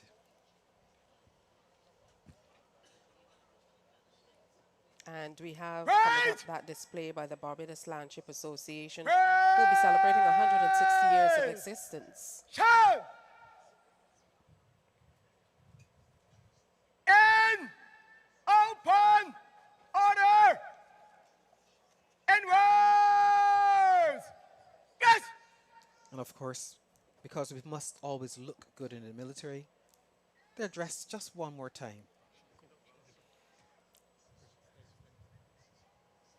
And of course, the parade commander is Steady, dressing steady. the parade and standing them easy to Stand prepare for the display. the front rank of the right half.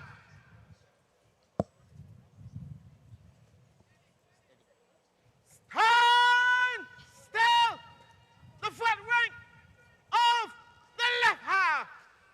The Regimental Sergeant Major doing his Right. thing. Eyes front. Right. Stand up. As. Stand easy. That stand easy says you can The relax a little bit. Barbados Landship Association proudly celebrates its 160th anniversary this year. Today's presentation was conceptualized by Geraldine Lynch in consultation with Admiral E. Graves of the Landship Association and features the Barbados Youth Advanced Corps, students of the school's Landship program, and the Independent Stuck Orchestra. The spirit of Barbados is the theme of the ship, a ship on a voyage filled with peril, steered by a crew with a spirit that can never be defeated. Today's display features the basic movements of the Landship, which are symbolic of the resilience, determination, and pride of the Barbadian spirit. Now, of course, many agencies come together Attention crew, to make this possible. please be advised that your embarkation will commence at this time. All directional staff, please proceed to your station. Engines, are you ready?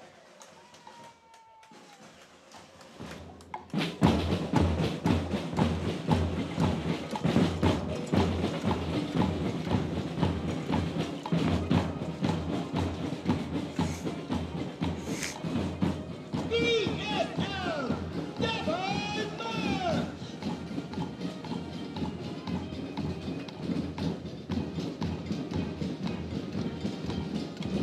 Good morning, ladies and gentlemen.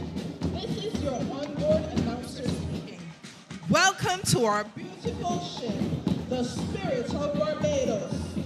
During the next few minutes, we will be preparing and taking sail, and while at sea, conducting a mandatory drill, one with rhythm and imagination.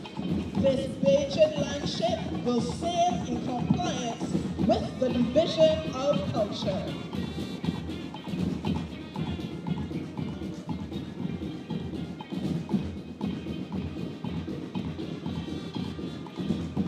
Sailors, up!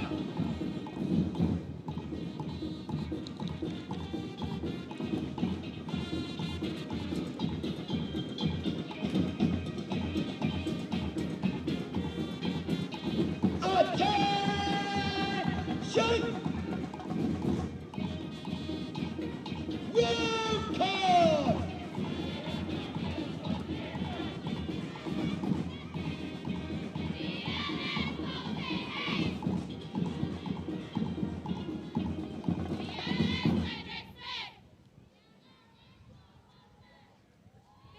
Hold on! 1 minute! I did not hear that roll call! Roll call! Oh, yes.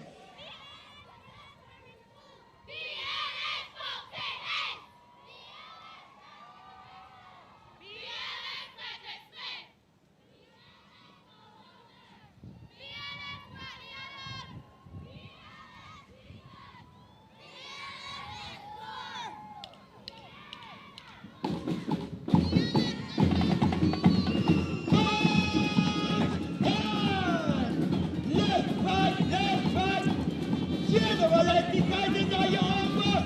Shoulder up, shoulder forward. Now shoulder down. Shoulder up, shoulder forward. Move it. Up. The spirit of Barbados must show fitness and strength to facilitate proper onboard actions. We must take a moment for some physical training to maintain overall health and wellness. 3 times rub those legs. The spirit of Barbados must be clean inside and out. Quartermaster Lynch, make sure that ship is ready. Oh yes. Ship is looking too clean. Section 20. Oh, Get him up, Barbados get him up, must be get him up. ready. We need to get our act together. There must be no sloppiness on board. Now, this is no punishment. Lift those knees. This is for the promotion of alertness and focus. The spirit of Barbados must be a fit and shining beacon, a sparkling example for the whole world to see. Attention!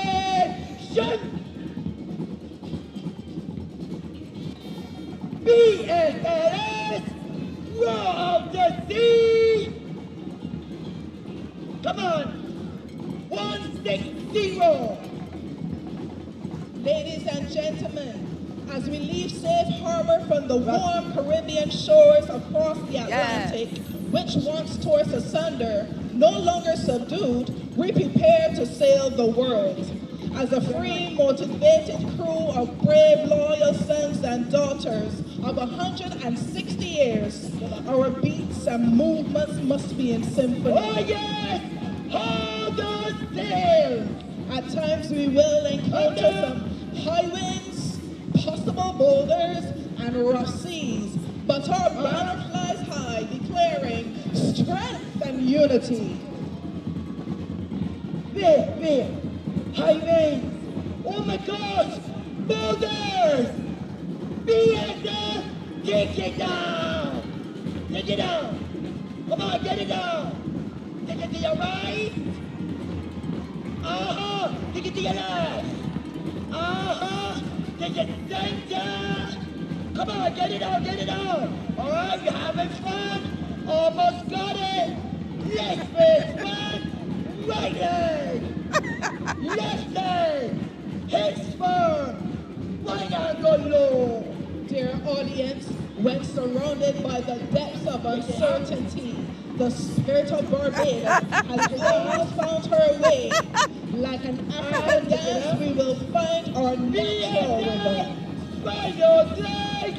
Back these down! Oh yes, our hearts will always find our ancestral beat. Stay down! Stay And down! our souls will determine the common song. Come on! Hold it right there! Take it to your right! Come on, take it to your right! Let's take it to your right! And hold it! Come on, take it to your right! Fix me! Hold it! Take it down! Hold it! Hold it! Hold it! Hold it! Take it down! Take it down! Take it down! Take it down! Take it up! Bring it up! Bring it up! Attention!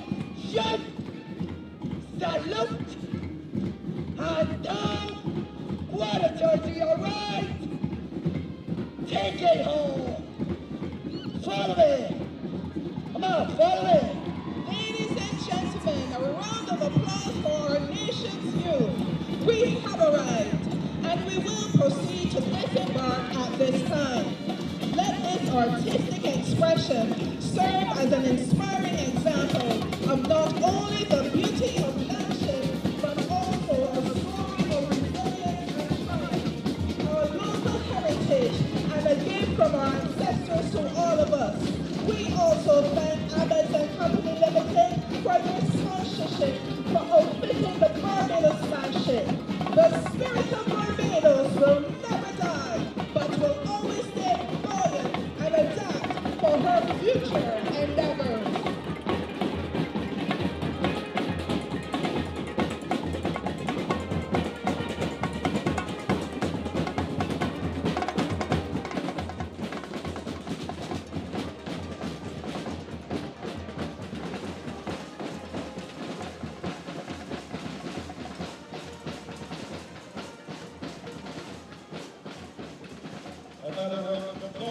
for the members of the Spirit of Barbados Ship in partnership with the Barbados Landship Association, celebrating its 160th anniversary.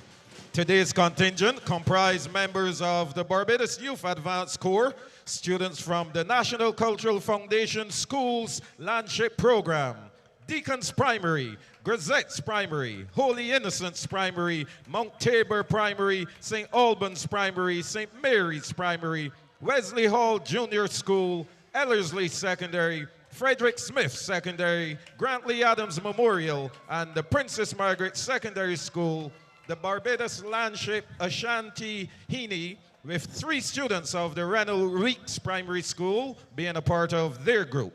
The 40-piece Independence Orchestra, with performers from the Israel Lovell Foundation, the Haynesville Youth Group, Isa Vibe, Phoenix Steel, Euphony Steel and Trumpet Boy Entertainment, along with students from the school's tuck band program.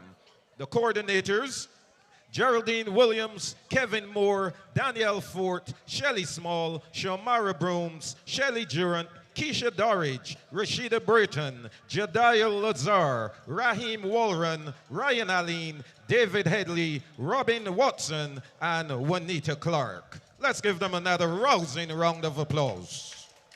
Oh, what a wonderful presentation. The troops will now march off in preparation for the next phase of the parade. Absolutely. And in the background, in the middle of that zero, we saw the planting of the maypole. And of course, the choreography of Landship often tells the story of the Middle Passage. So very, very significant to be passing it on to the next generation of Barbadians, 160 years on.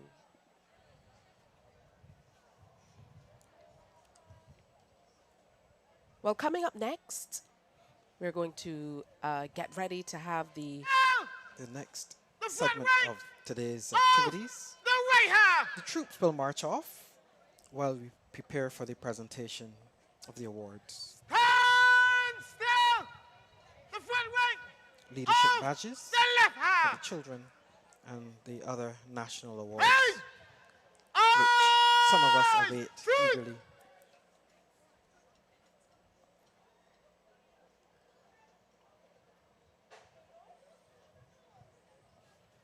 And we're hoping to see representatives of all primary and secondary schools in Barbados, both public and private.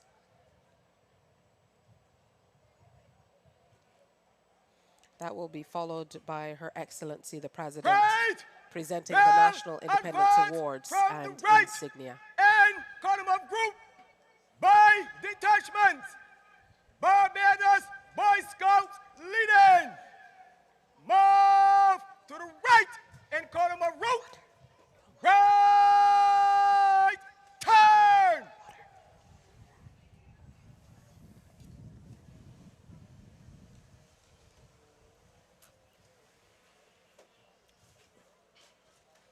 The troops, I'm sure, will welcome a little break from all of their focused concentration thus far.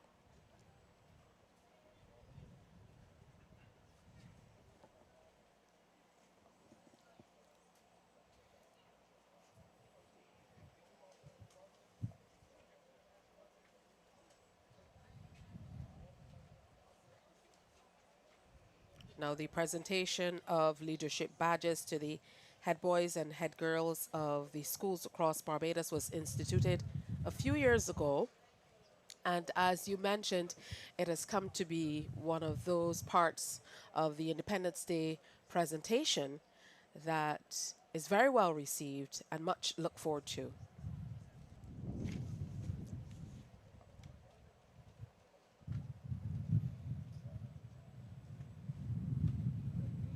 Indeed, it makes it a day special to everybody, old and young. Certainly it's wonderful to see so many Barbadians out in their national colors on this occasion.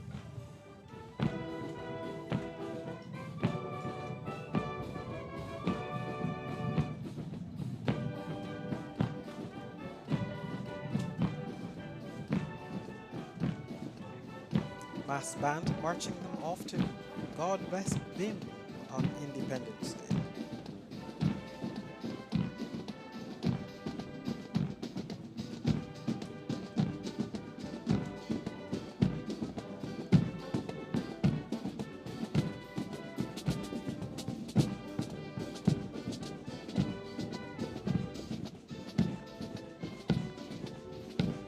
classic from the Merry Men of Barbados. And of course, throughout the ongoing NIFCA season here in Barbados, the National Independence Festival of Creative Arts, the lead singer of the Merry Men, Sir Emil Straker, was aptly saluted as an icon on one of the many nights that the National Cultural Foundation sought to celebrate those who have contributed significantly to the national musical landscape. The University of the West Indies Cape Hill campus in the left of your screen, as you can see. The Usain Bolt Sports Complex, a part of that facility, as the air softens a bit, and I believe we can feel a few drizzles coming in. Hopefully the heavens will hold back just enough for us to complete today's presentation. God Bless Them. This tune composed by the Merry Men and arranged by Sergeant Steve Sobers.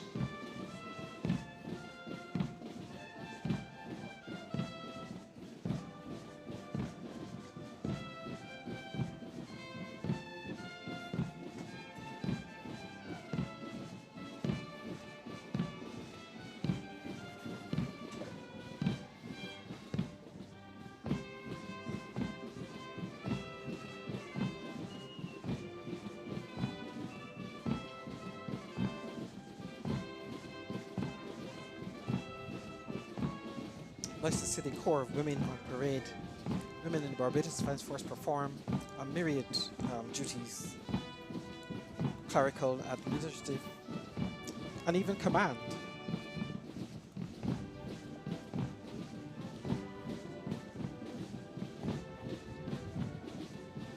Guard of Honor, always resplendent in their green ceremonial uniforms.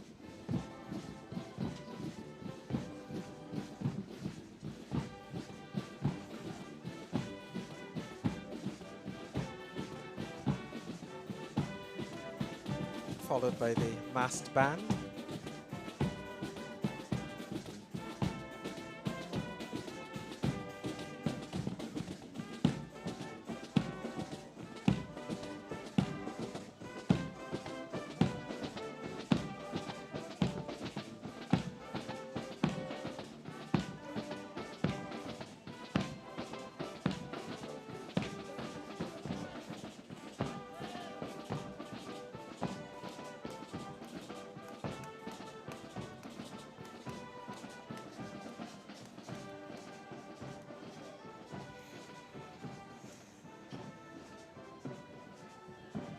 Barbados Cadet Corps,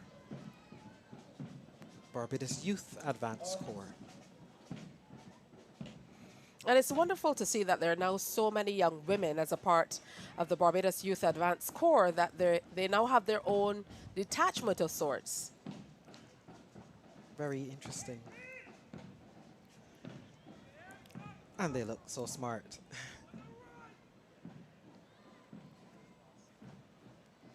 Detachment of ex-cadets following, and of course the Barbados Legion behind them.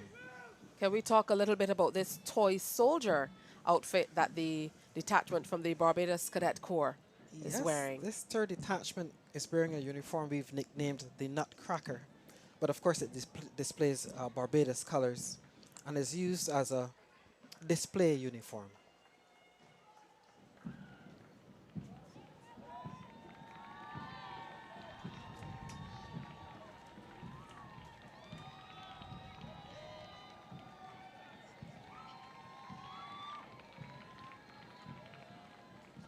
And of course, on this occasion, we get to see a number of agencies that aren't always as visible in the Barbados Prison Service and the Barbados Fire Service, just to the screen as we speak, marching by in the bright fire truck red, is it called? You know, when you think of independence, you think of being able to stand on your own and look after yourself. And what we see on display on these parades are various services that illustrate, that demonstrate that we are capable of looking after our own interests. And of course, the next generation on parade says that the future is somewhat secure. Absolutely. Now, these young people from the Barbados Youth Advanced Corps, they undergo a very strict training over a very short period of time. So this signals much advancement, no pun intended, based on what we're seeing in terms of what they've been able to do in that short space of time that they've been under the watchful eye of the Barbados Defence You know, Force. it's a wonderful initiative. Sometimes people complain about the waywardness of the youth, but rather than sit and criticize it, what we do is form them in a program that will develop them and make them viable and capable citizens for the And future. of course, it's always wonderful to see members of the Barbados Legion representing. Dwindled over the years, as is expected, but nonetheless, here they are. This is truly representative of all Barbados, from the little ones from primary school right through to the retired servicemen, all assembled to celebrate this very special day. And just a moment ago, we got a glimpse, what seems to be a very rare glimpse at this venue, of a few of the dignitaries who are already here and seated and participating in and being a part of today's presentation. Of course, Barbadians, this has become much of a tradition for those who cannot make it out to witness the parade in person, as we would call it. They most certainly tune in to experience all that is on offer. And so far, I must say, it has been quite impressive. Very much so. The flag orderlies lurking in the background might feel a bit forgotten, so I give them a special mention. And we just have just about the last of the troops off parade, with the parade adjutant bringing up the rear as we get ready for the next phase. We can see the students being moved into We position. welcome Mrs. Carol Reefer, Chief Executive Officer of the National Cultural Foundation, who will guide us through the next phase of the parade, which will be the presentation of leadership badges, the presentation of national awards and insignia, the address to the nation by the Prime Minister, and the cultural presentation. Mrs. Carol Roberts Reefer. Your Excellency, the Most Honorable Dame Sandra Mason, President of Barbados. The Honorable Mia Amor Motley, Prime Minister. Your Honor, Patterson Cheltenham, Chief Justice. Members of Cabinet, members of the Senate and the House of Assembly, members of the Diplomatic Corps, distinguished ladies and gentlemen, happy 57th anniversary of independence. This morning, on this 57th anniversary, we present to you the presentation of leadership badges, the inaugural Public Service Awards and Award of Recognition on this Independence Day 2023, and our Independence Honors. We start with the presentation of leadership badges to the head boys and head girls of both public and private, primary and secondary schools in Barbados.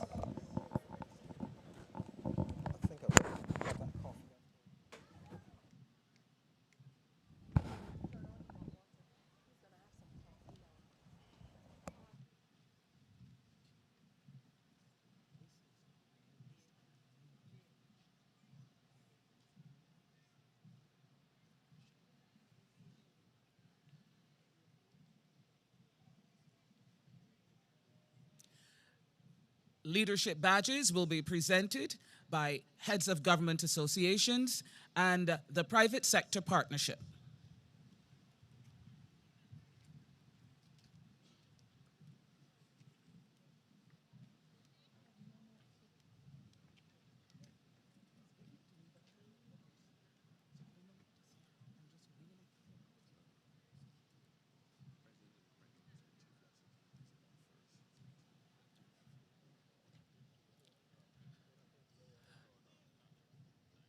Her Excellency the President, the Honorable Prime Minister, and the Honorable Chief Justice will present the first three groups of leadership badges.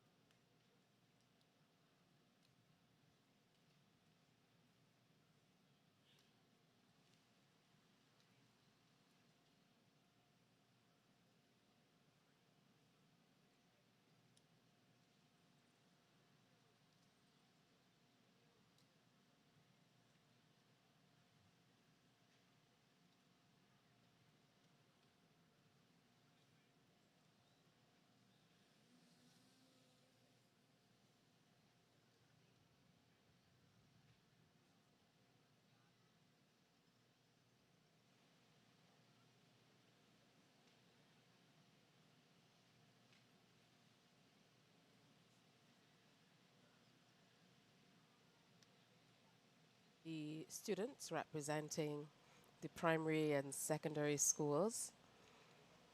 You can see the pride on their faces as she engages in brief conversation with each of them. And can we take a moment to acknowledge Her Excellency's hat? Of course, she's come to be known for these beautiful pieces.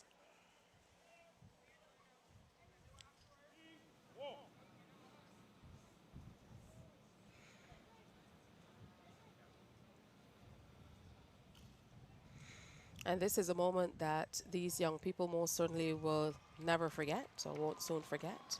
Here comes Prime Minister Mia Motley to present a few more badges.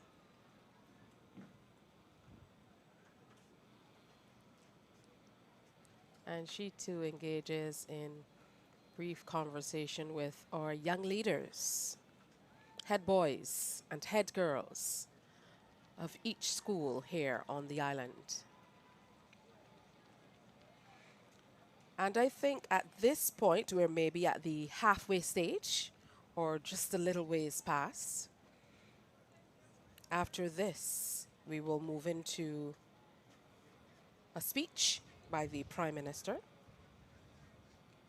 a cultural presentation, and of course, we will have the national awards coming up just after the presentation of leadership badges. It's wonderful also to see that many of the secondary schools across the island are introducing blazers with their uniforms as well, as the students participate in various, mostly oratorical contests and things of that nature. They usually come out in their blazers to add a touch of class to the uniforms. Yes, this used to be a fairly standard thing in days gone by. I'm happy to see it return. This will be a day that these children will remember for the rest of their lives. And as you can see, from the tiniest ones to some who are even taller than the PM herself, they're all here and representing our schools and the very best of what we want for our children here in Barbados, as not the future leaders of our country, but as our now. This little girl must be saying to herself, one day I want to be PM. That certainly is a possibility, as our first female Prime Minister and first President pin the badges on these young people. It's a true sign that anything is indeed possible. And I think maybe the teachers told them, you have to look serious as you get these pinned on. And there the PM goes telling him, give me a little smile. There you go. I love that they each get to greet and have a little chat. As you mentioned, certainly an unforgettable moment in these young lives.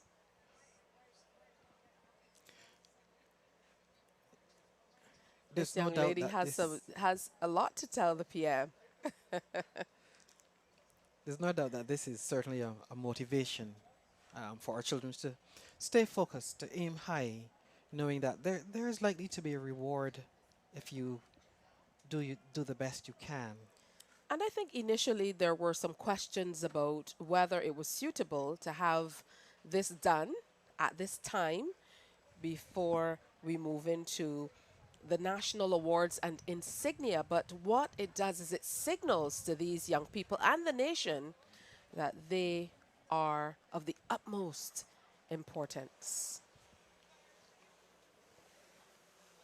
We have the Chief Justice coming to present a few more badges.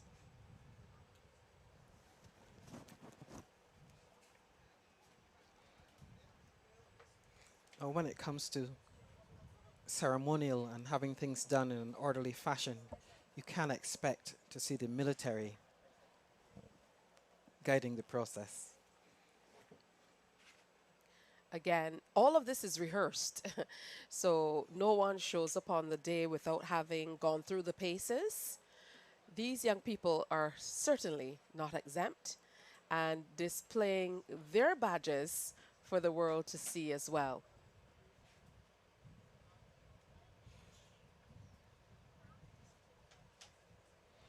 Again, brief conversations with the Chief Justice, with members of the Diplomatic Corps, the Cabinet of Barbados, specially invited guests, members of government, and members of the general public, all looking on.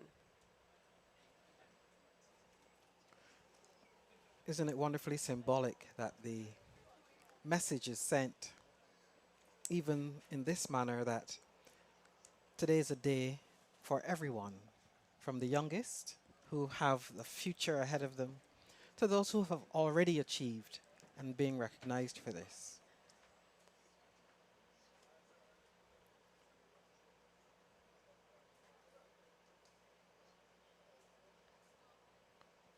And I would imagine that some of them are quite nervous, as we can see in this young man closest to the screen, preparing himself to receive his badge. I myself would be quite nervous. Are the going Chief to be Justice, the President of Barbados, the Prime Minister. greeted by personages from the highest offices in the land. I think I would be a bit nervous. Well, I myself am proud today too, and a number of my colleagues from CBC, we all decided to wear our humanitarian badges that we were awarded for work done in 2020. Very smart indeed. So we also are happy to be a part of today's presentation in more ways than one. And as we look at the spectators looking on here at the Usain Bolt Sports Complex, many of them with their cellular devices out to memorialize this in their particular ways. And again, isn't this a wonderful illustration of the fact that as a country we can weather any storm? You mentioned 2020. During that time, there wasn't so much excitement about what was happening. People felt isolated and disconnected, but we got through it. And here we are on the other side, having our normal parades at the highest standard. It is always an interesting signal of hope. And even then, the military took center stage in assisting in coordinating things. I know you played quite a significant role in helping us through 2020, the COVID-19 pandemic, as it's often called. So for that, we as a nation really thank you. Well, we are happy to serve. This is indeed the role of the Barbados Defence Force. As a small country, our military might not be facing bombs and bullets too often, but we defend Barbados against all the other things. And here's a young man who was on show today in another way, who is also a head boy in his school, and he too is being pinned by the Chief Justice of Barbados. This is Cadet Under Officer Tyrese Rice Holder, who's the head boy at the Princess Margaret Secondary School and one of the most senior cadets in Barbados. Very, very fine young man, I must tell you. Do you have any information on the number of people who move away from the Cadet Corps and into the Barbados Defence Force? These days, within the last couple of years, we have a transfer rate of about 60%. That's excellent. We certainly have to get many more of our young people interested, which I would imagine is part of your mandate now that you're assigned to the Barbados Cadet Corps. Well, this is why I took the job.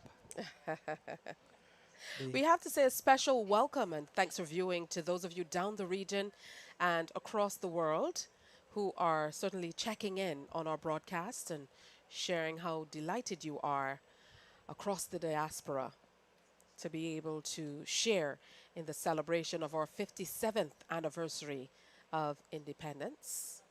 And second year, today also marks that second year for Barbados as a parliamentary republic.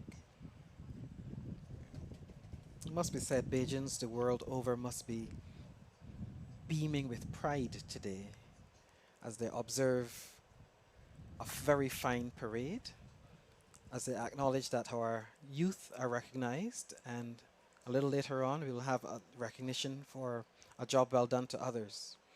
But it says that Barbados is strong.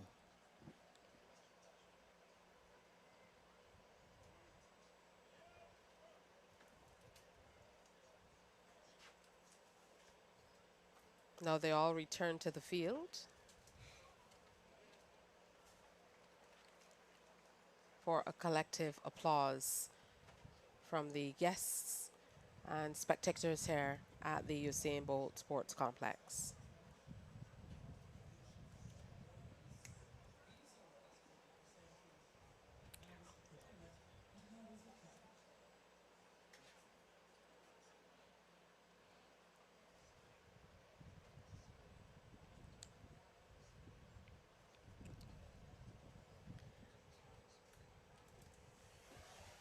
And even as there's much discussion about transforming our educational system in Barbados in the coming years, it's truly wonderful to see students representing all of our secondary schools being honored in this way so publicly on this occasion.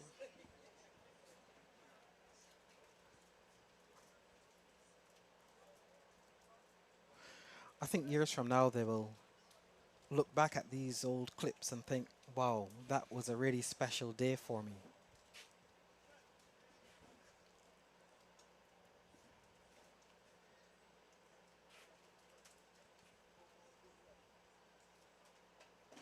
And sometimes it just takes that little spark of recognition to inspire children to go on to all kinds of things, all kinds of possibilities. Girls of public and private primary and secondary schools. An impressive presentation today.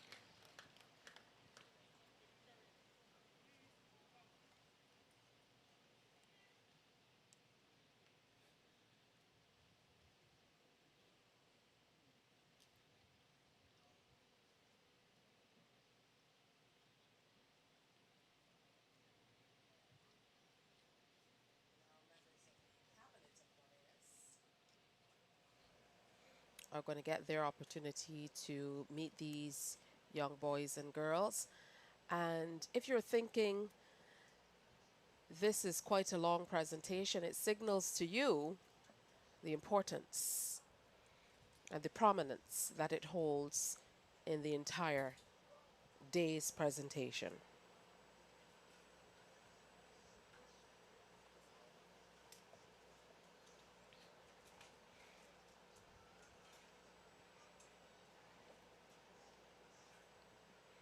Now, we know that Major Patrick Skeet was in charge of the cadets for many years, and he recently passed away, will be buried coming up on Saturday. I know you will want to say a special word in his honor. Well, I must tell you that I knew Major Skeet personally in several capacities. First, as a schoolboy, he was my teacher. Then he was my cadet officer. And as I became an adult, he became a very good and personal friend. And the Barbados Cadet Corps deeply mourns his loss. He will be buried, as you mentioned, on Saturday. And I'm going to be spending the next few hours, days, making final arrangements to accommodate visiting dignitaries from right across CARICOM. That was the extent of his reach and influence. With their badges proudly pinned and a word of inspiration from the presenters. Row 1 returns to its original position, and we get ready for row 2.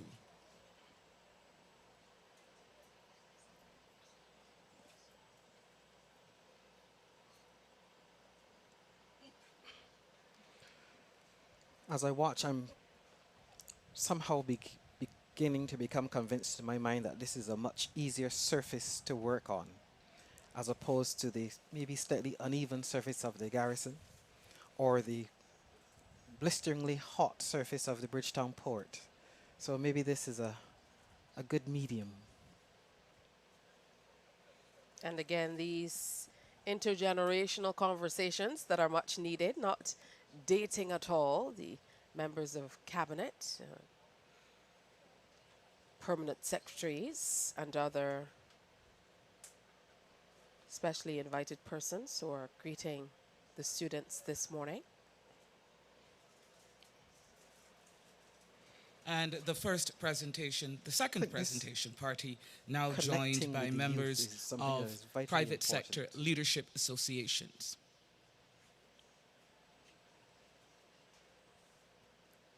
Getting in there so you can see the badges a little better. And they were very specially designed as well a few years ago, specifically for this reason. And for those who might be wondering why today, the student leadership badges are part of the National Honors System of Barbados. What a proud look.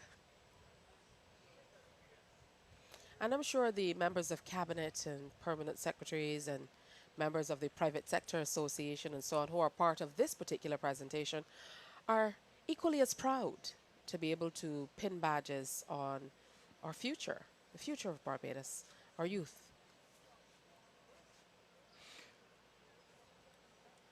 I think the pinning of the badges presents more than just an opportunity to be seen or to be engaged in an official activity, but it is a unique opportunity for these people to connect, to interact. I would suppose that on an ordinary day, it is very unlikely that the average school child in Barbados will be interacting with a member of parliament. And so this is a very neat way of keeping us all connected right across the generations.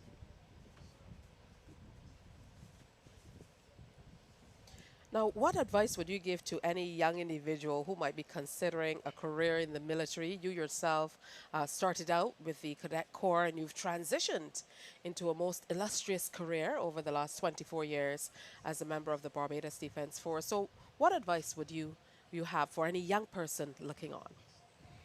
Don't think about it for very long. Just do it. You will not regret it. Naturally, the military is not everyone's cup of tea, as it were. But it will certainly shape you and mold you and help you to find and develop your best self. If you want to get your toes wet, so to speak, you can join the Barbados Cadet Corps if you're at school. And if you've left school already, the options are full-time service or indeed reserve service. All members of the second row have received their leadership badges. But test yourself. A round of applause, please.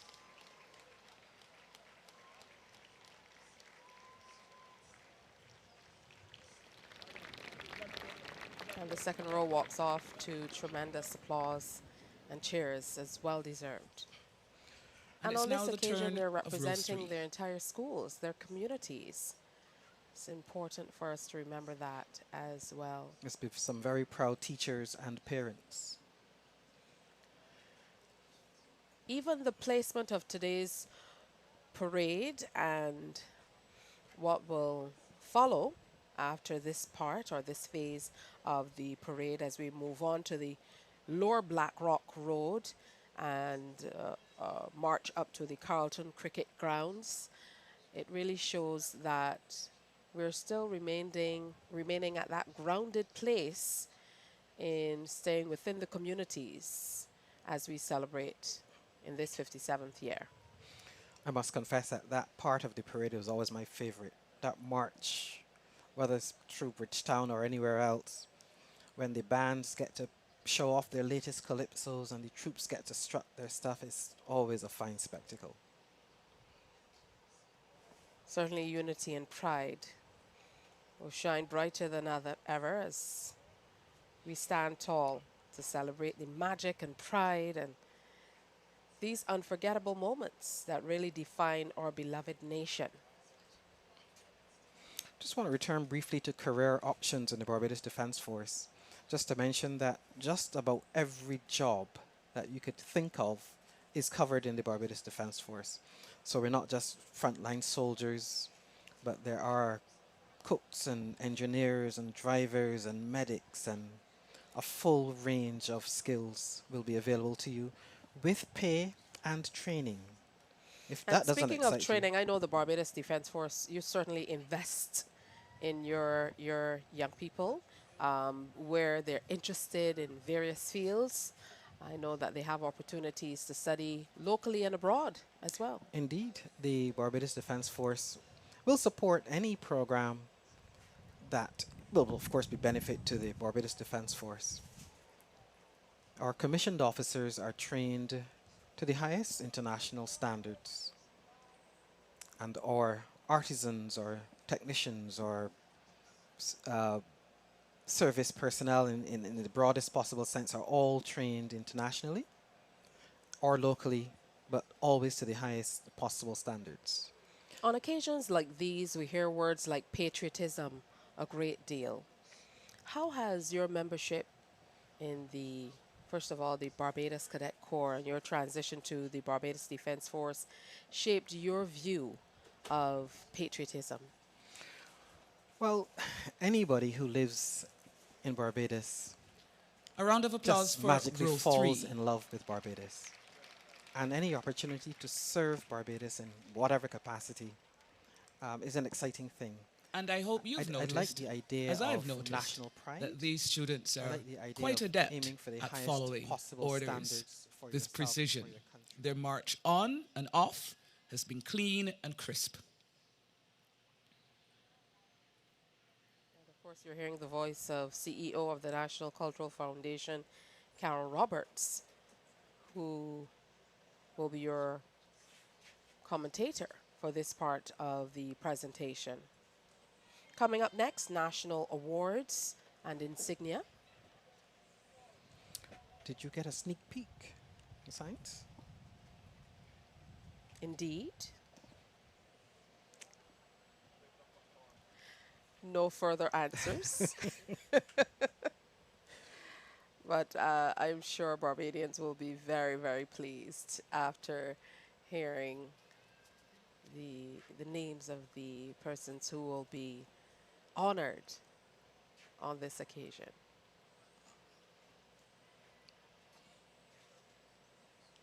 We're seeing faces of members of the cabinet, of course, some government officers, all showing up today, resplendent in their national colors and proud to pin the badges on the young leaders of our country.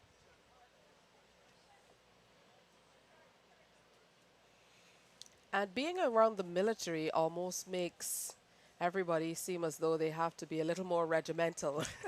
I guess you can see that even as they march off. And let's hear it for row 4. I'm sure they were told to be on their very best behavior. And maybe a stern look or two from the officers guiding Our them sincerest cemented thanks to our that. presenters this morning, Madam President, Madam Prime Minister, Honourable Chief Justice, members of Parliament, members of Senate, members of Cabinet, leadership of public sector associations and agencies, and the leadership of private sector associations and agencies. A round of applause for our presenters. And a huge round of applause for this year's recipients of leadership badges.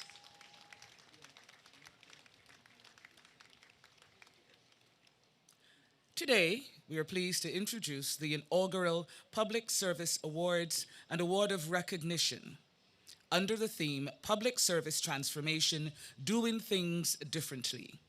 The Barbados Public Service represents the heartbeat of the country, and as such, an investment in its transformation is critical, relevant, and timely as Barbados faces significant challenges as a result of globalization. It recovers from the stress of COVID-19 and we seek to keep pace with the ever-changing global business dynamic. Today, we showcase two entities that are leading the charge in public sector transformation. We salute their initiative and leadership, as well as their best practices, as they dare to do things differently and champion change. The first Public Service Leadership Award is presented to Ms. Margaret Yvette Innes. The Acting Chief Immigration Officer, having served 44 years as an immigration officer. Ms. Innes joined the service in 1979 and became one of the first civilian immigration officers when the department transitioned from police to civilian service. As one of the pioneers, she has a track record for having a sound understanding of the relationship between migration, trade, and economic development. Ms. Innes employed the key initiative of cross-fertilization of skills to build competencies and enhance the ease of doing business to transform her department. The Public Service Leadership Award is presented to Ms. Margaret Yvette Innes for transformational and inspirational leadership of the Barbados Immigration Department.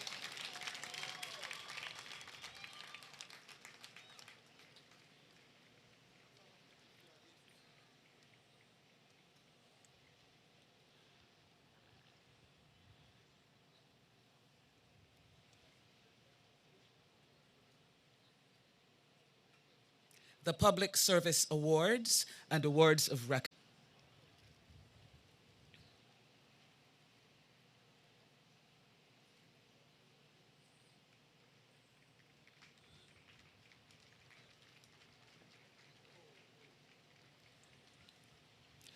We ask Ms. Innes to remain in place, and we move on to our second Public Service Leadership Award. Ambrose Johnson has worked with the Student Revolving Loan Fund, the SRLF, for the past 16 years, having first joined the organization as its first loans manager. Under his astute leadership, he has coordinated and implemented several new initiatives that have resulted in the Student Revolving Loan Fund increasing its operational efficiencies and expanding its loan portfolio. Having operational oversight for the information technology functions of the organization, he has seized the opportunity to leverage the use of technology to automate various processes and to enhance the customer experience for the SRLF's clients. The Public Service Leadership Award is presented to Mr. Ambrose O'Brien Johnson for transformation and inspirational leadership of the Student Revolving Loan Fund to attain new heights of excellence in engagement, performance, and customer service.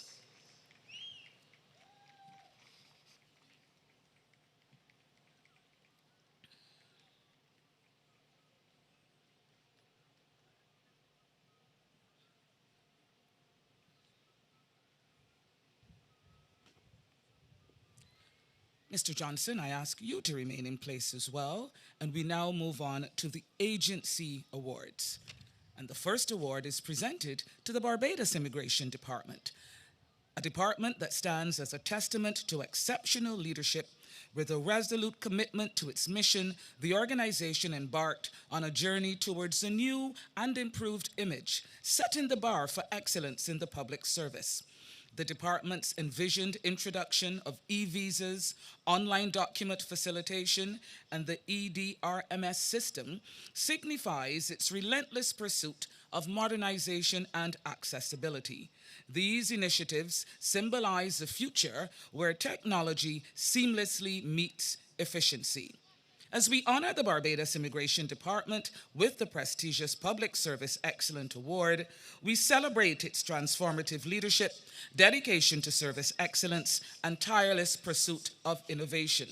This team stands as trailblazers, reshaping the landscape of the public service and fortifying Barbados's journey towards a brighter, technologically advanced future.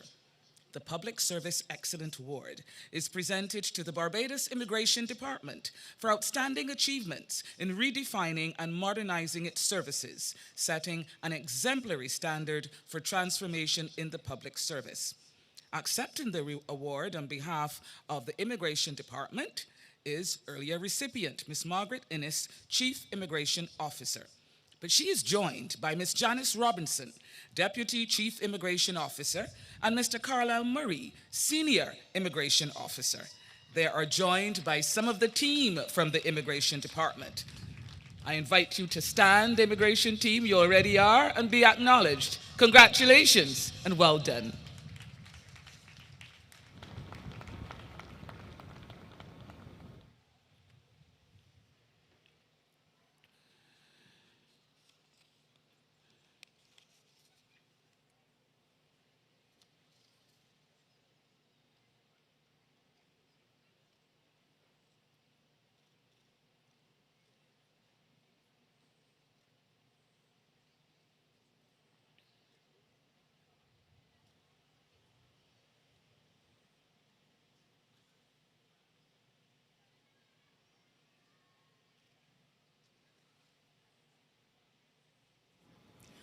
The second agency award is presented to the Student Revolving Loan Fund. The transformation of the SRLF into an agile, sustainable, and efficient commercial state-owned enterprise has been a team effort under the guidance of the Minister of Education, Technological and Vocational Training, the Board of Directors, and the employees. They have all bought into the vision of making the fund a more customer-centric and sustainable entity. The first step in achieving this goal was making the fund the best place to work, and therefore the team ensured that its physical plant was conducive for its employees to feel safe and to produce at their optimum. The Student Revolving Loan Fund stands as a stalwart force driving societal progress through education, fostering the dreams and aspirations of countless Barbadians with unwavering commitment. For years, the SRLF has been a beacon of hope, providing empowering loans for tertiary education and igniting the flames of ambition. The Public Service Excellent Award is presented to the Student Revolving Loan Fund for outstanding achievement in redefining and modernizing its services, setting an exemplary standard for transformation in the public service. Accepting the award on behalf of the SRLF will be Mr. Ambrose Johnson and members of his team. He is joined by Mr. Alan Roach, Assistant Marketing and Business Development, and some members from the SRLF team.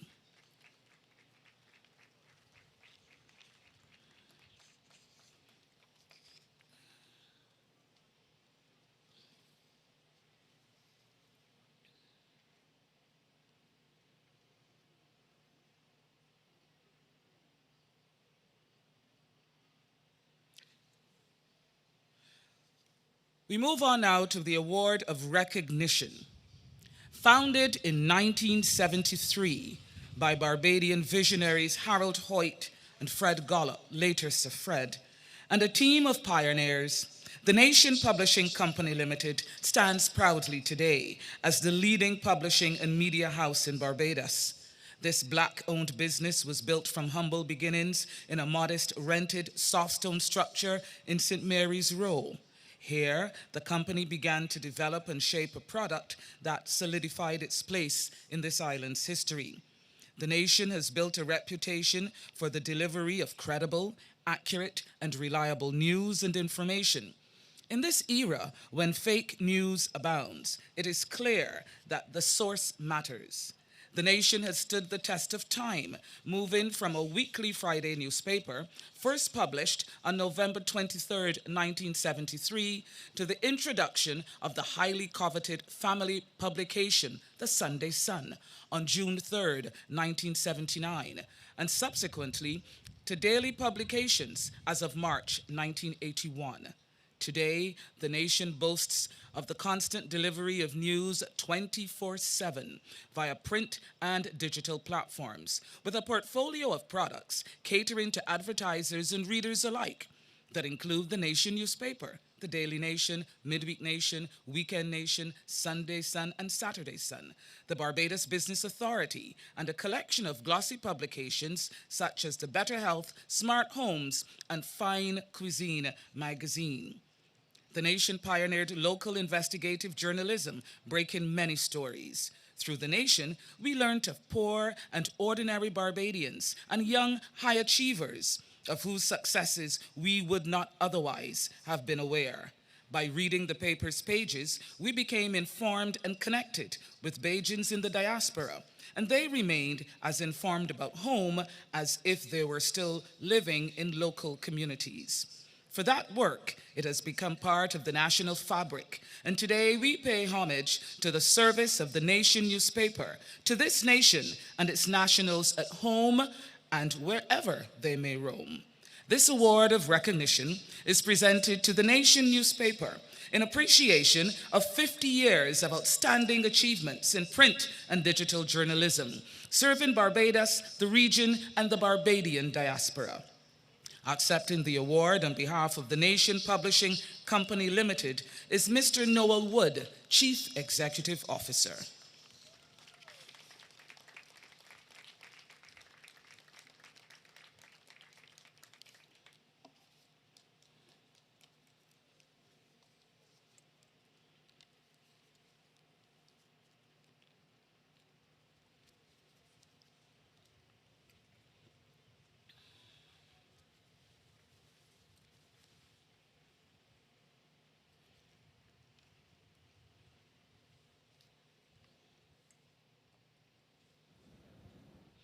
Thank you very much, Madam Prime Minister, and a final round of applause for this year's Transformation Awards, public and private sector.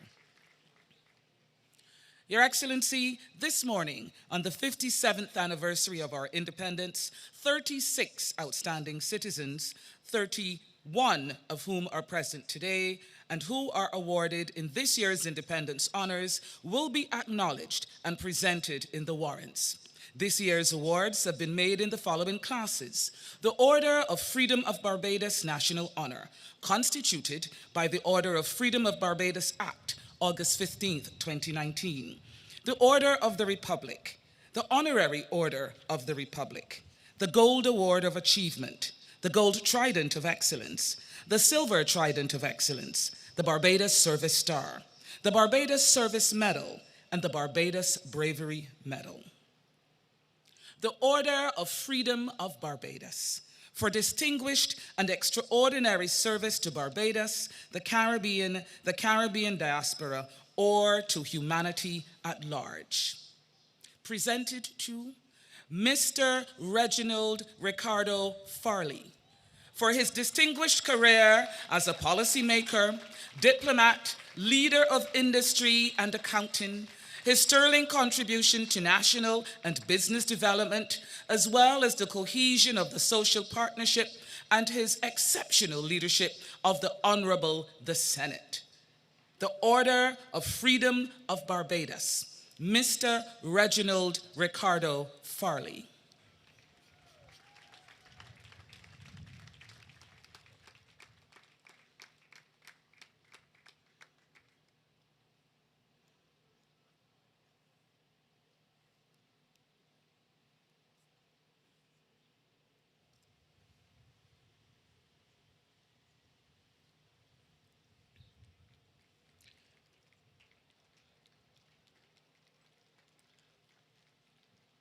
Miss Carrie-Ann Furnell Eiffel, for her distinguished service in the Honorable Senate and outstanding contribution to the enfranchisement of persons living with disabilities through education, employment, and exposure. The Order of Freedom of Barbados, Miss Carrie-Ann Furnell Eiffel.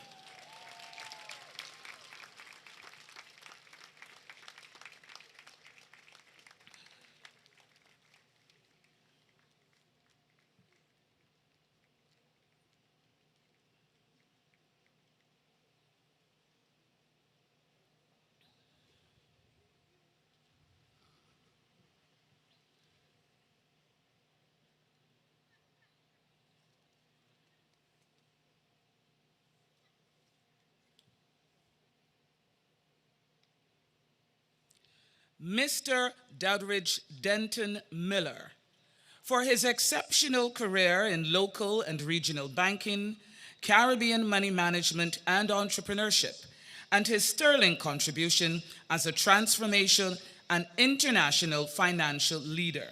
The Order of Freedom of Barbados, Mr. Doudridge Denton Miller.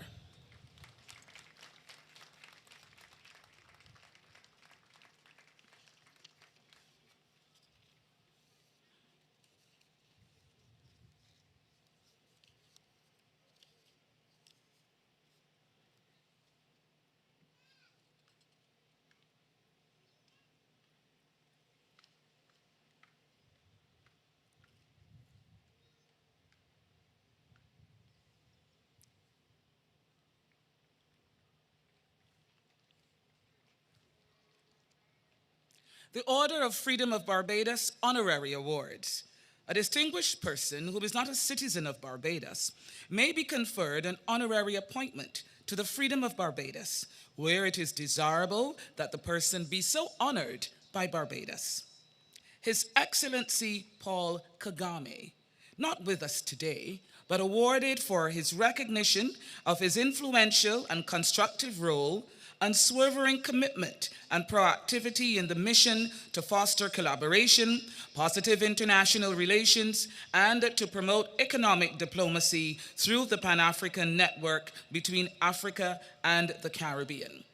An honorary Order of Freedom of Barbados presented to His Excellency Paul Kagame, not with us today, but please let us acknowledge this outstanding achievement.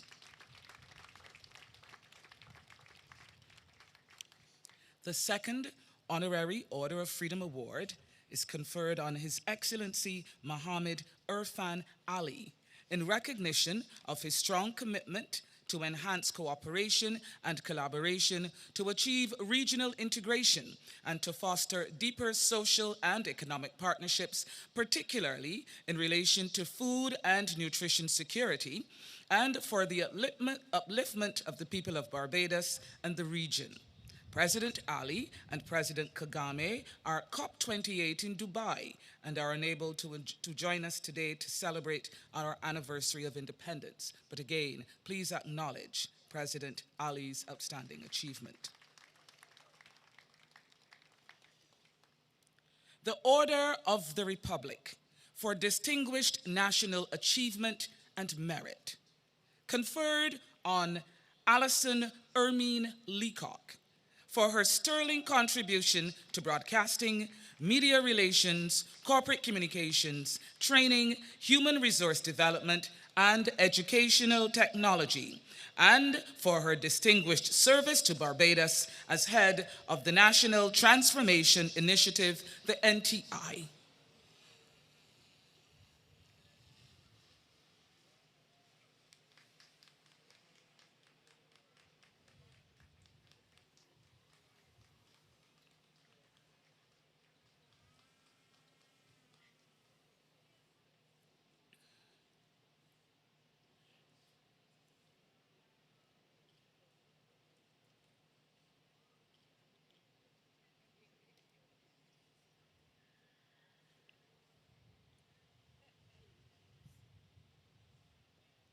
The Order of the Republic, conferred on Miss Esther Elizabeth Phillips for her outstanding contribution to the literary arts and as Barbados's first poet laureate, and for her commitment to maintaining and strengthening Barbados's cultural identity and developing the cultural industry through her body of work as a creative writer, publisher, and educator.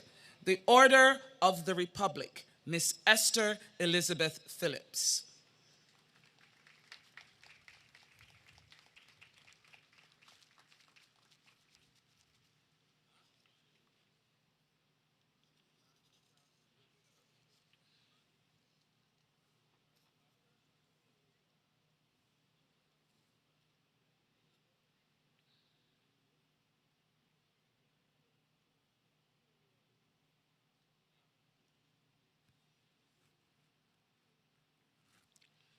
Mr. Grantley Einstein Declare Morris, for his outstanding accomplishments in weightlifting and bodybuilding, his contributions to physical and municipal planning and development in Barbados and Canada, and for his philanthropic service to the Barbadian diaspora, particularly in Canada. The Order of the Republic, Mr. Grantley Einstein de Clare Morris.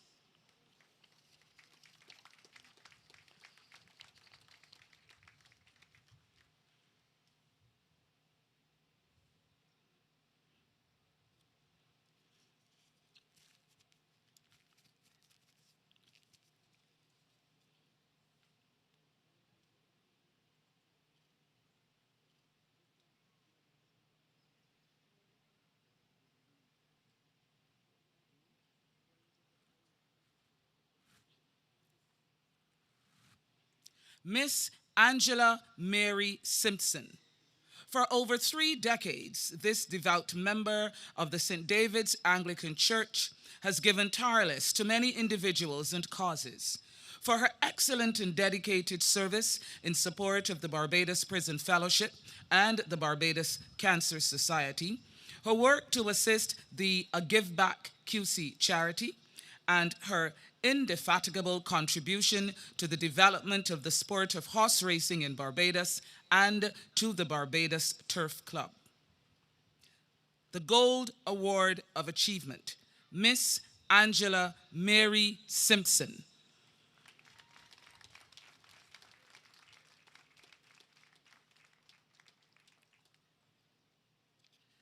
And the Gold Award of Achievement is presented for a meritorious service or achievement in Barbados or a community within Barbados.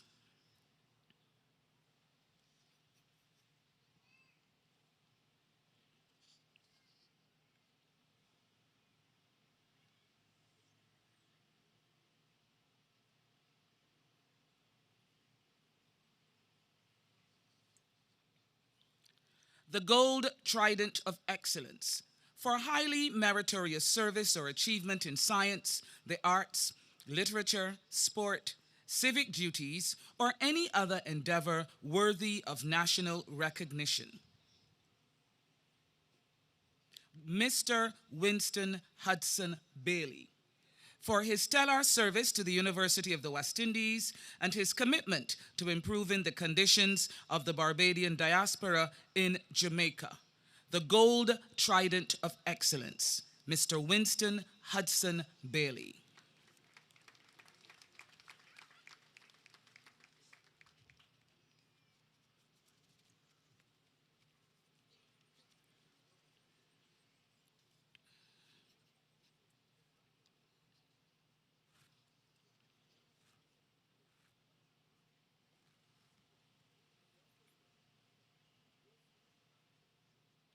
The Gold Trident of Excellence, Dr. Ermine Claudine Augusta Bell, not with us today, but this honor is conferred on her for her exemplary service in the field of psychiatry and in the promotion of mental health and well-being in the public service and the wider Barbadian community, and her dedication to reducing the stigma attached to mental illness.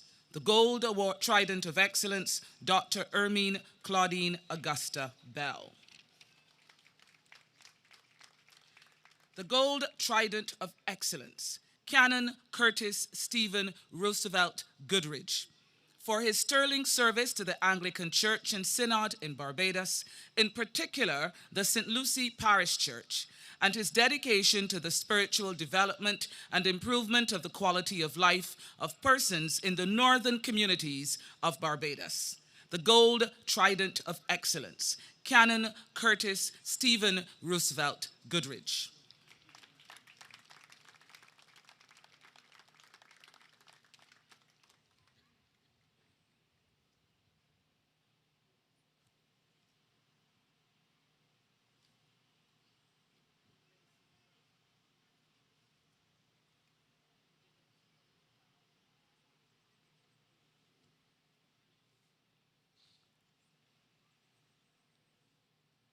The Gold Trident of Excellence, Miss Daisy Suzanne King, for her long-standing and distinguished service in the field of education as a historian, actor, dramatist, teaching professional locally and regionally, school administrator, and transformational leader, and her commitment to volunteerism, working for the advancement of youth, in particular, marginalized young people. The Gold Trident of Excellence, Miss Daisy Suzanne King.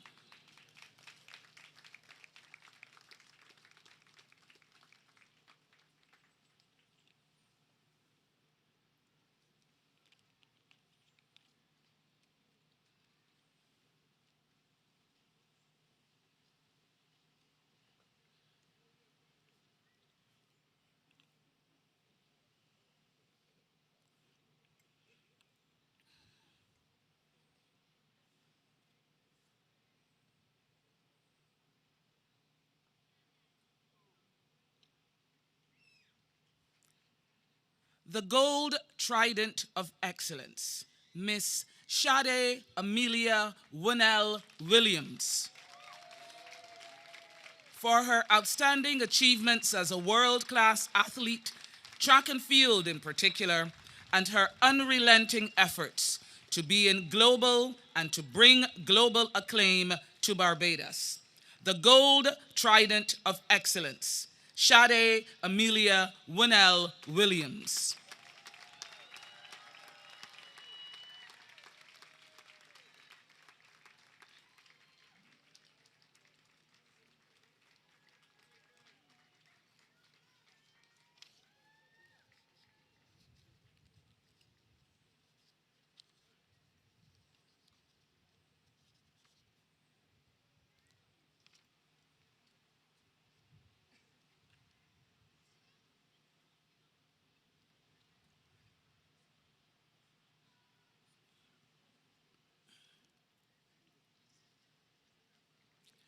The Silver Trident of Excellence, for highly meritorious service or achievement in science, the arts, literature, sport, civic duties, or any other endeavor worthy of national recognition. Daniel Owusu Boama, for his sterling contribution to the development of the Central Bank of Barbados and his dedication to capacity building, providing technical support to governments worldwide, and the training and development of emerging local, regional, and international economists. The Silver Trident of Excellence, Daniel Owusu Boama.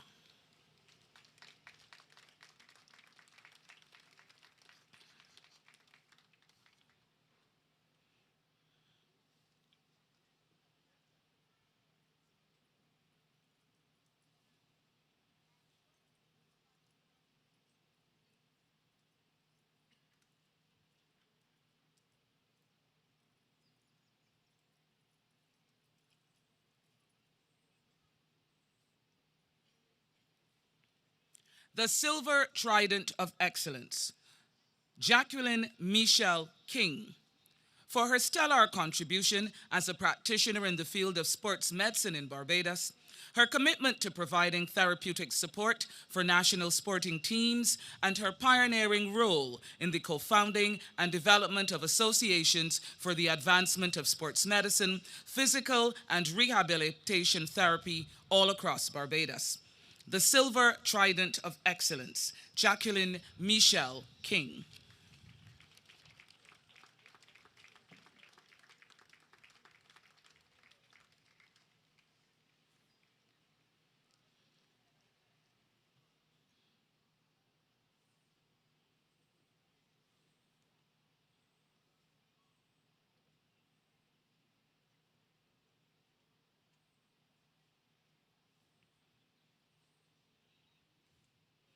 The Silver Trident of Excellence to Miss Karen Louise Meekins, not with us today, but this award is presented for her outstanding regional and international representation of Barbados and her unbeaten record-setting achievements in the sport of squash and her dedication to the development of young players as a squash coach and mentor. The Silver Trident of Excellence, Karen Louise Meekins.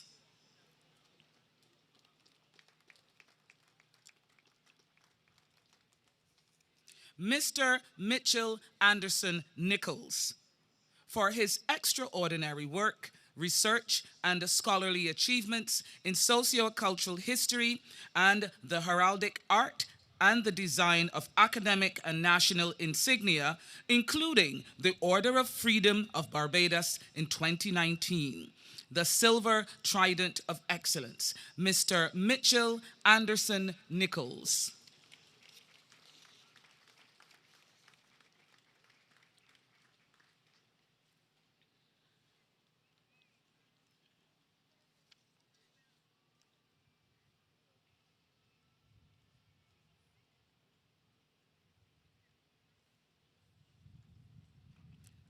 Mrs. Lana Cyriline Yard, for her dedicated and exemplary service to the government of Barbados and her unwavering commitment to lending her expertise in the provision of liaison, ushering, and protocol services to the public and private sector alike. The Silver Trident of Excellence, Mrs. Lana Cyriline Yard.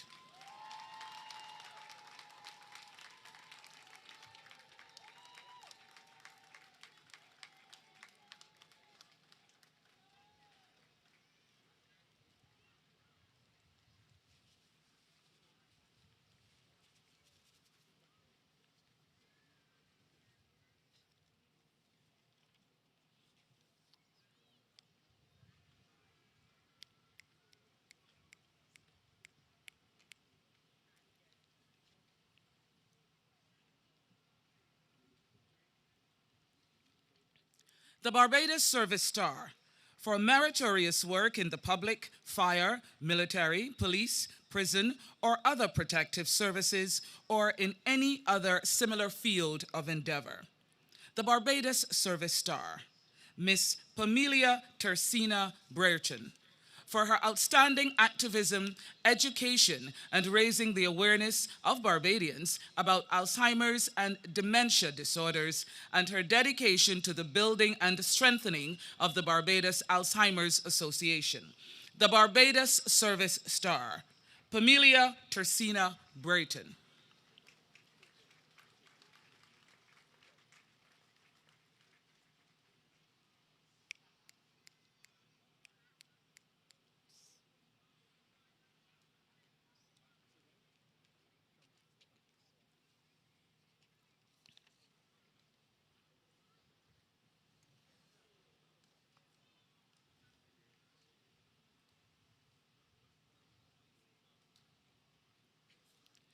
The Barbados Service Star, Miss Heather Yvette Dean, for her dedicated service as a mental health nurse and nursing tutor in psychiatric nursing, and her outstanding contribution in the delivery of healthcare services and administration of the Nursing Board. The Barbados Service Star, Miss Heather Yvette Dean.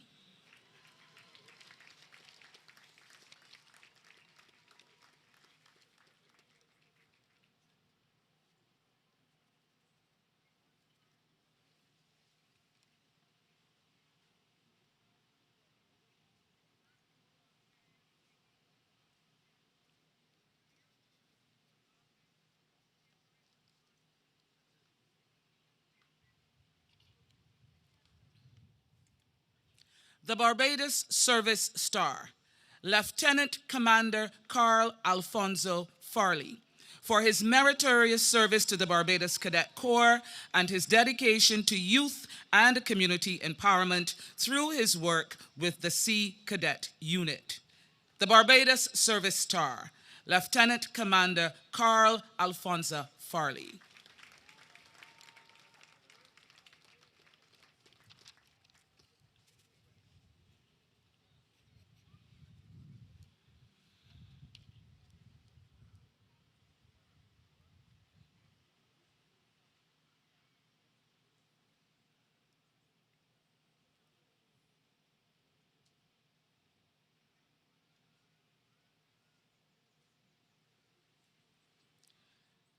The Barbados Service Star, Mr. Maurice Wilfred Gaskin, for his outstanding contributions in the provision of environmental health services and his commitment in the delivery of public education programs.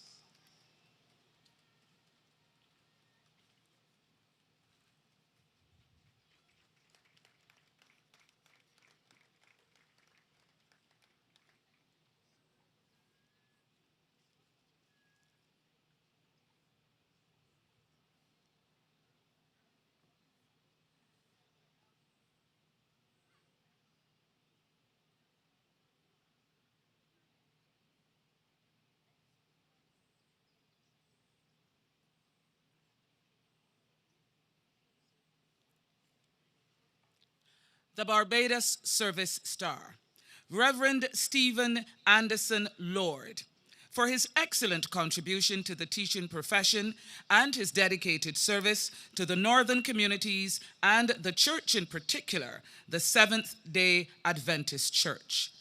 The Barbados Service Star, Reverend Stephen Anderson Lord.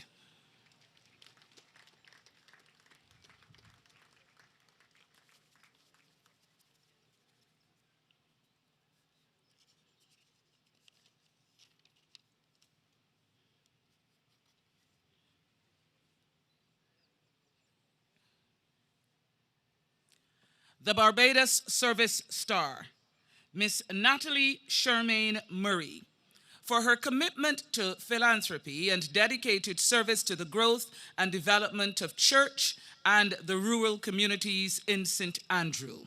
The Barbados Service Star, Natalie Shermaine Murray.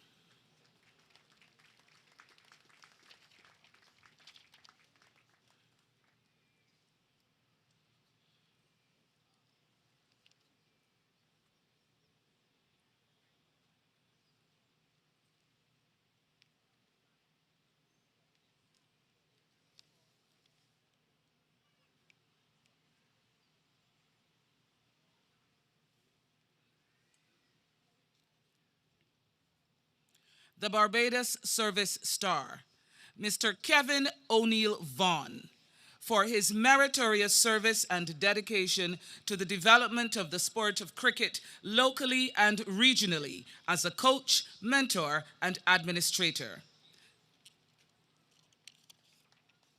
The Barbados Service Star, Mr. Kevin O'Neill Vaughan.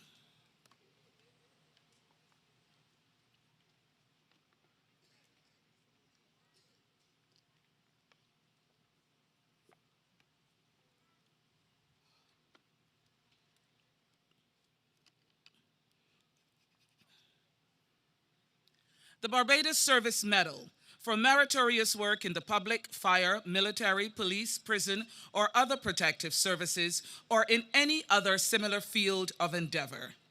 The Barbados Service Medal, Mrs. Sharon Felicia Bellamy Thompson, for her sterling contribution to Barbados as an entrepreneur, philanthropist, and founder of the Fishers of Men charity, and her outstanding community service to assist children in care and those with disabilities, the homeless, and vulnerable families across Barbados. The Barbados Service Star, Mrs. Sharon Felicia Bellamy Thompson.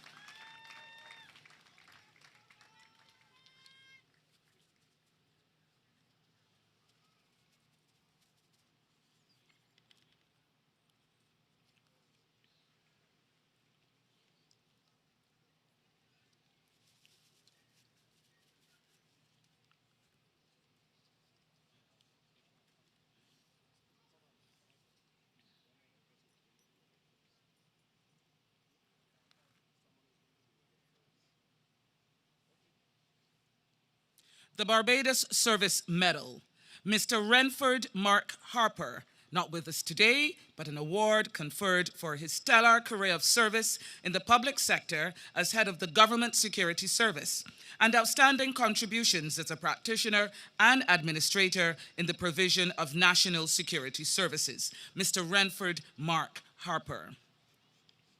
The Barbados Service Star, Miss Pauline Ernesta Holder, for her contribution as a long-standing advocate and dedicated service to early childhood development and youth and community empowerment through her work with the church and several youth, community, and service organizations. The Barbados Service Medal, Miss Pauline Ernesta Holder.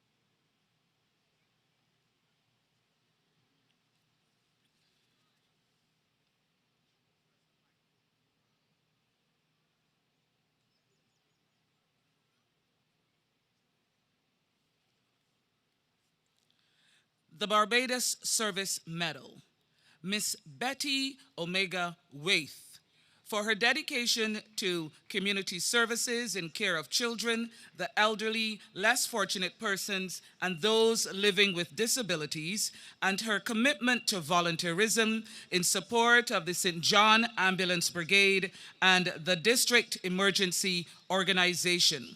The Barbados Service Medal, Miss Betty Omega Waith.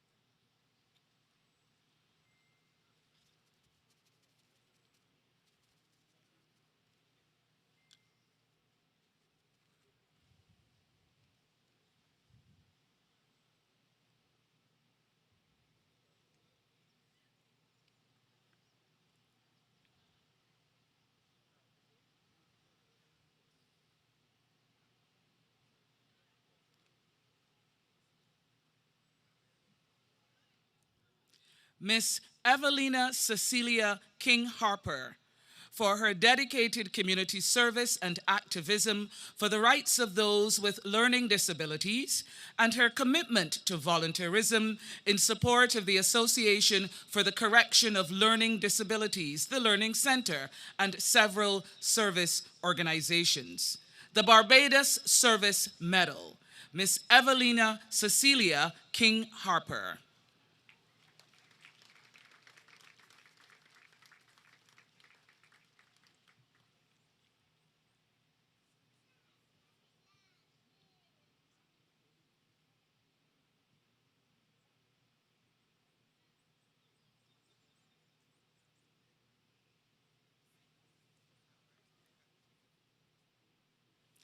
The Barbados Service Medal, Mr. Colin Anderson Van Dyne Williams, for his meritorious service in the field of environmental health and his activism on public health and social issues. The Barbados Service Medal, Mr. Colin Anderson Van Dyne Williams.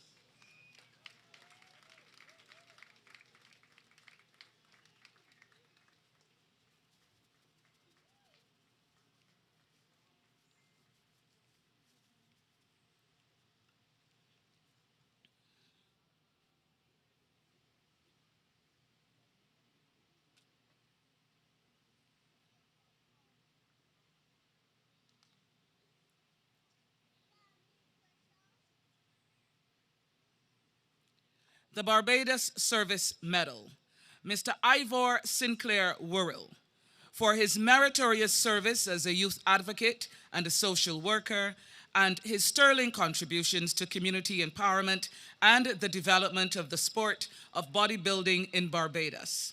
The Barbados Service Medal, Mr. Ivor Sinclair Worrell.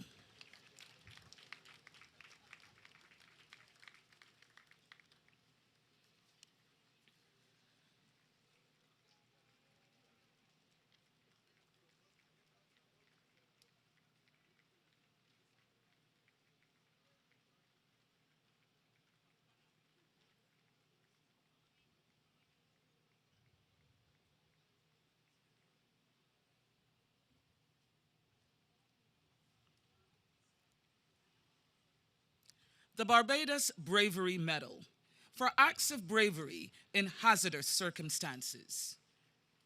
Mr. Roger Orlando Rock, not with us today, but let us applaud his efforts and award them for placing himself at risk while preventing extreme loss of property and loss of life of Mr. Antoine Alexander from a house fire at Queen Street, Nelson Street, St. Michael. The Barbados Bravery Medal, Mr. Roger Orlando Rock.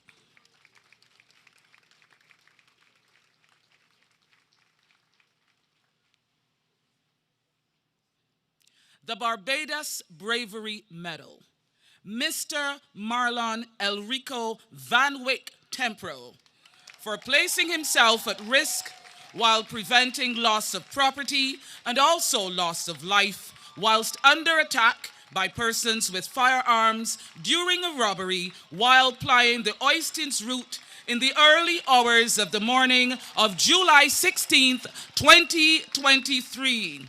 The Barbados Bravery Medal, Mr. Marlon Elrico Van Wyck Tempro.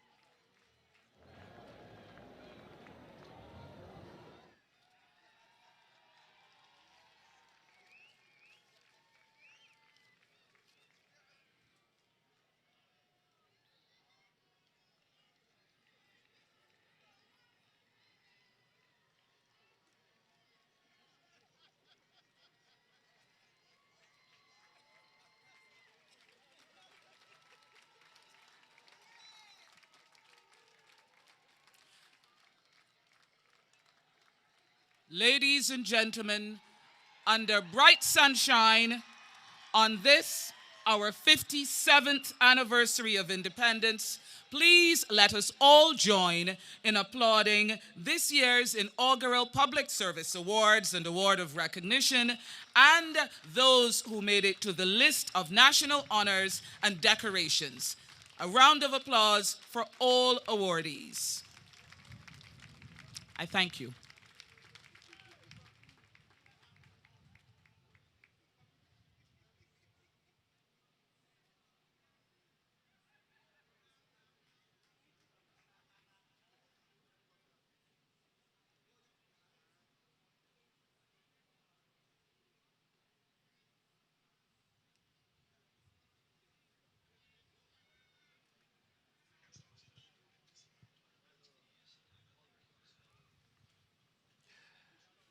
The Honorable Mia Amor Motley, Prime Minister of Barbados, will now address the nation.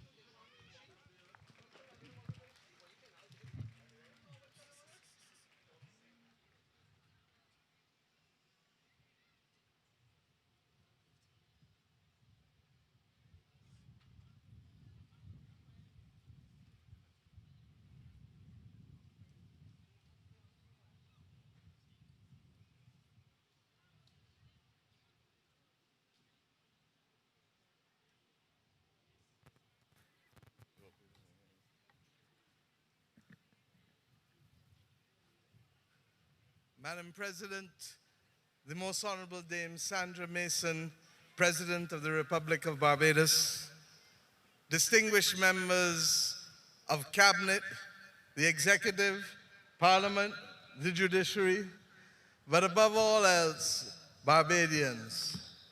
This is our day. Happy Independence.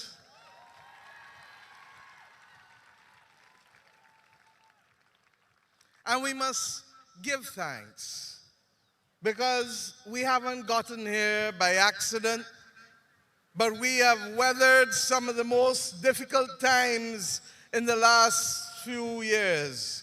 And we stand tall and proud on this sunny day of our 57th anniversary of independence. For that, we give thanks as firm craftsmen of our faith. But as we give thanks, let us also remember that the journey is not over. And if the journey is not over, we will do well always to recollect purpose and mission.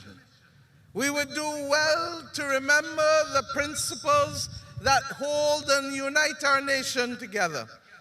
And I ask us to pay tribute to those principles, the commitment to pride and industry in our motto, to excellence, as we have seen in the distribution of medals and awards today. But in particular, you would forgive me if I salute the Immigration Department and its leader, Margaret Innes, and the Student Revolving Loan Fund and its leader, Ambrose Johnson, for showing what is possible in the public service to cater to the people whom we serve. It is a good and right thing that we should give thanks to you and to inspire all others to believe that we, as we plow in service of this nation, can achieve excellence as we give back to our people. I want equally to recognize that beyond excellence, our commitment to social justice and social unity, to caring for each other, that these things matter not just in the affairs of state, but indeed in the daily practice of our lives as we engage with each other, family to family, friends, work colleagues, and indeed the stranger in the street.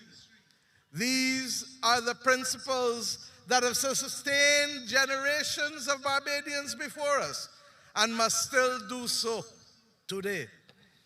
As we equally remember that, we commit again to economic enfranchisement and economic resilience.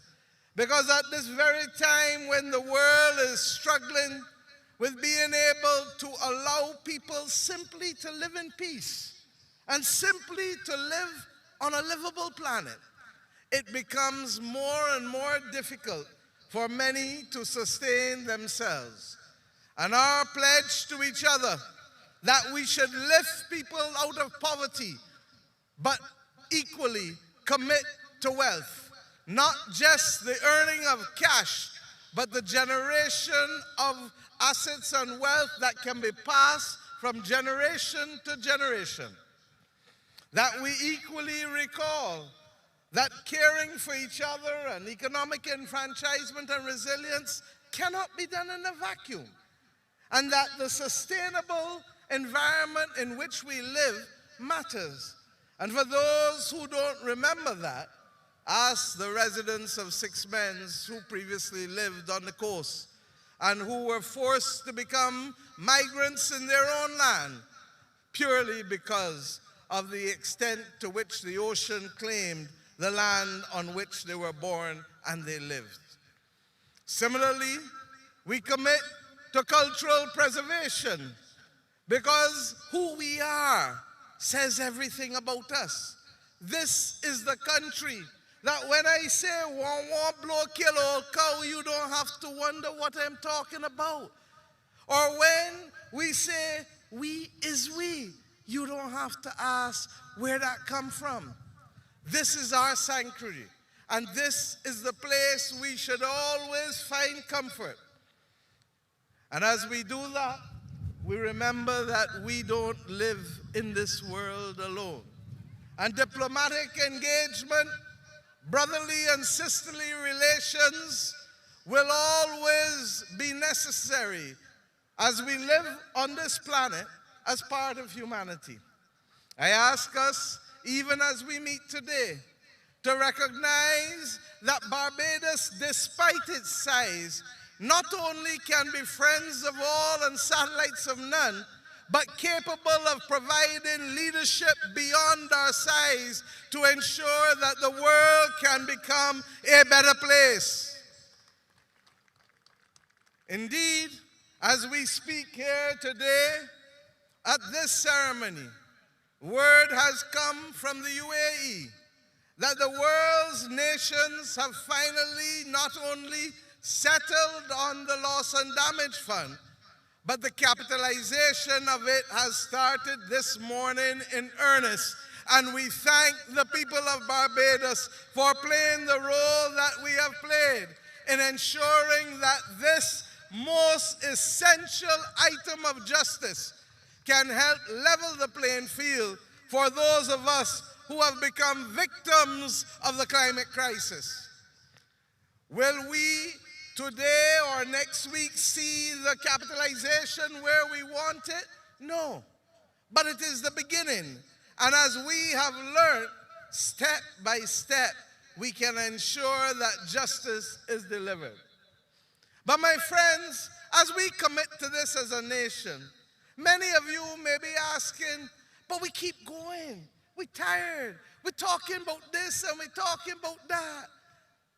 The reality is that in spite of the beauty of the sun, in spite of the gentle, caressing nature of the breeze, in spite of the wonderful nature of our environment, we live in a world that is precariously placed. And we therefore give thanks for the journey, but recognize that the journey is not the destination. This year, Barbados has been adjudged as the 5th fastest growing economy in the entire world. That has not come by accident.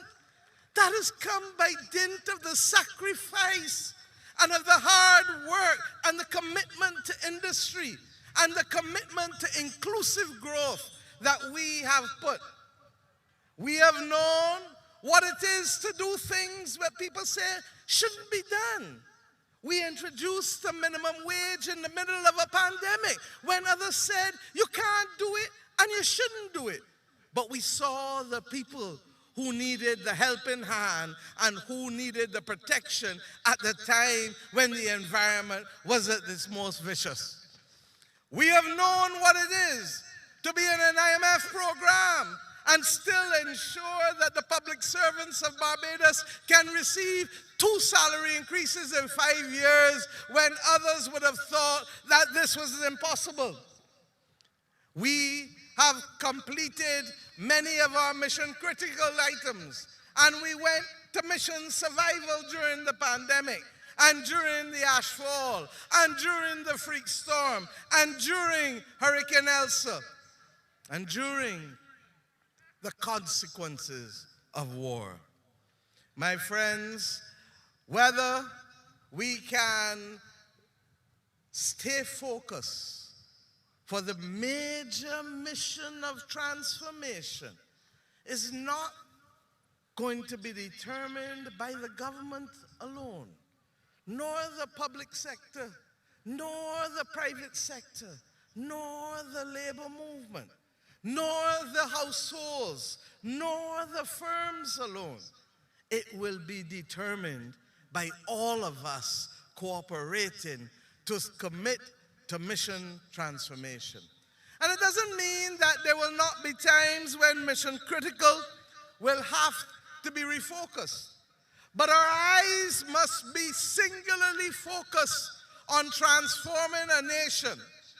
I want to thank the people of Barbados for allowing us over the course of the last 18 months to carry out a difficult conversation as to how we would preserve the quality of life of our seniors through our pension systems, both public pension and national insurance. It could not be done without the maturity of this nation that allowed our people to engage in this difficult conversation. But it doesn't stop there. We're engaged now in recognizing that poverty is not the mission of the Ministry of People Empowerment, but the elimination of poverty is the obligation of each and every one of us in every household in how we look out and take care of our brothers and sisters, whether in material goods or whether in the sustenance of the soul that is so critical. We ask also that we engage with the same maturity, not only in the discussion as to how we modernize our criminal justice system, our penal system, but above all else, our educational system.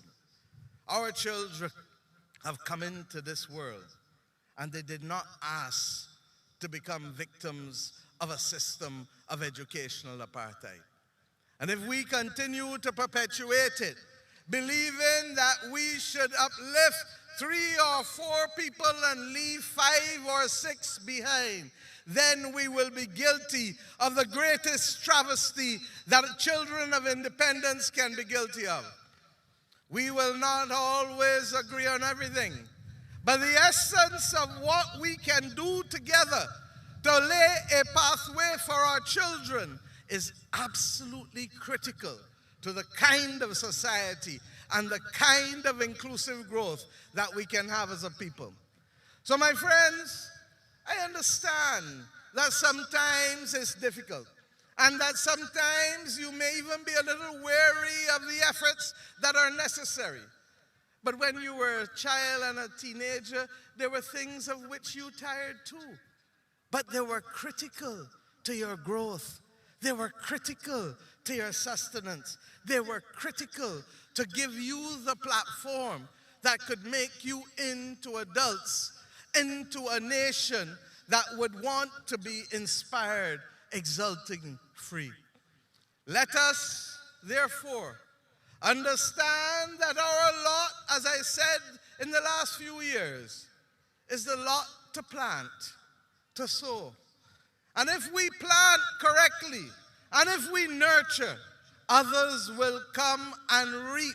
And some will reap a 3-week crop, and some will reap a 6-week crop, and some will reap a 3-month crop, and some will reap a 9 and 12 month. We will not all come in at the same time, but the importance of it is that we do not leave behind those who have not yet reached the destination. On this 57th anniversary, I ask us, therefore, as people of this proud nation, of this proud republic, that we remember the basics, be grateful, and be full of grace.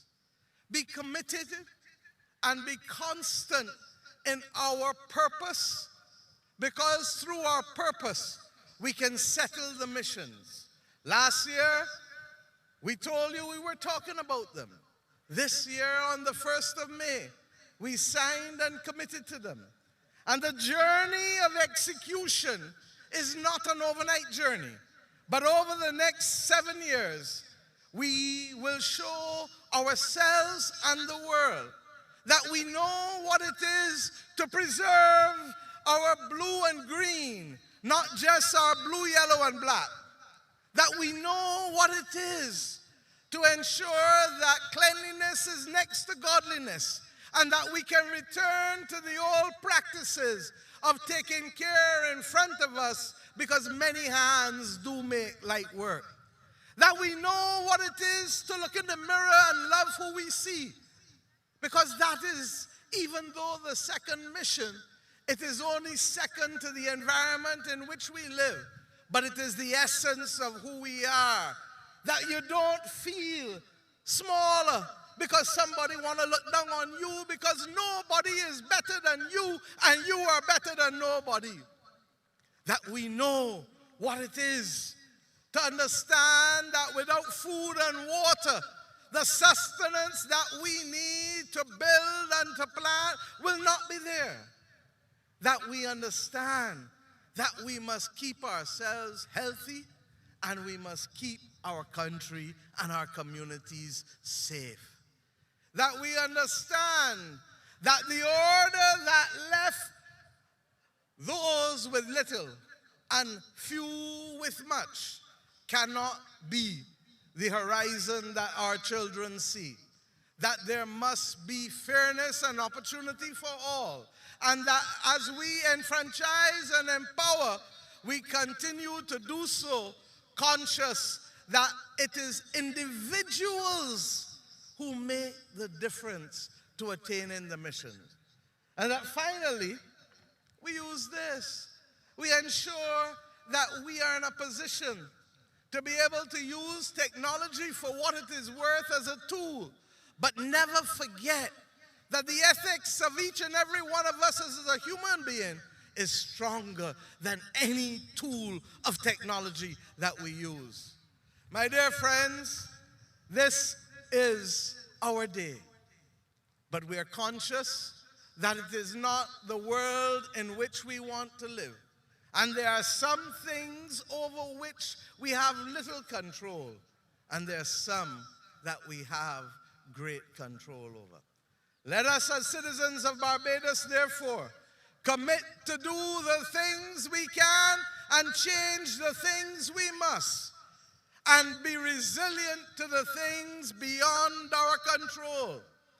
I leave to go to COP later this afternoon because the world is at a stage that if we don't limit the increase in temperatures, and our best chance looks like now controlling methane, if we don't do it, the season of superlatives that has come to us this year will cause more drought, will cause more floods, will cause more hardship and more migration.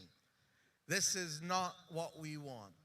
And little by little, if all of us across the world can play our part, then we, like our grandparents and great-grandparents, can conceive of a future that hopefully will allow dreams not to be deferred, not to be lost, but to be reached and to be celebrated, not as a wanton boast, but as a critical platform for our growth. I ask us now to stand and give 3 cheers to our great nation, and to remember those who could not be with us today, but to have them at the center of our thoughts, because Barbados is not only our country, Barbados is, and please forgive me, the best little rock that this world has ever seen. God bless BIM. Hip hip! Can't hear you. Hip hip! Hip hip! God bless BIM on Independence Day. Thank you.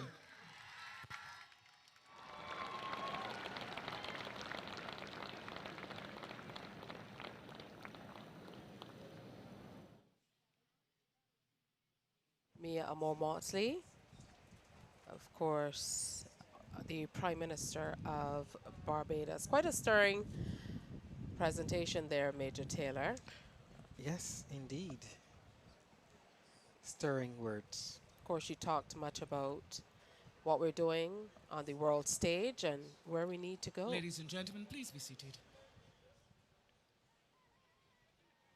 You will note that the armed services have already formed up again just along the car park area outside of the Let's parade welcome square. to the presentation area Hashim Durant. It's time now for a cultural presentation. Zukili Innes on saxophone with a musical presentation in honor of our 57th anniversary of independence. Hashim Durant and Zukili Innes.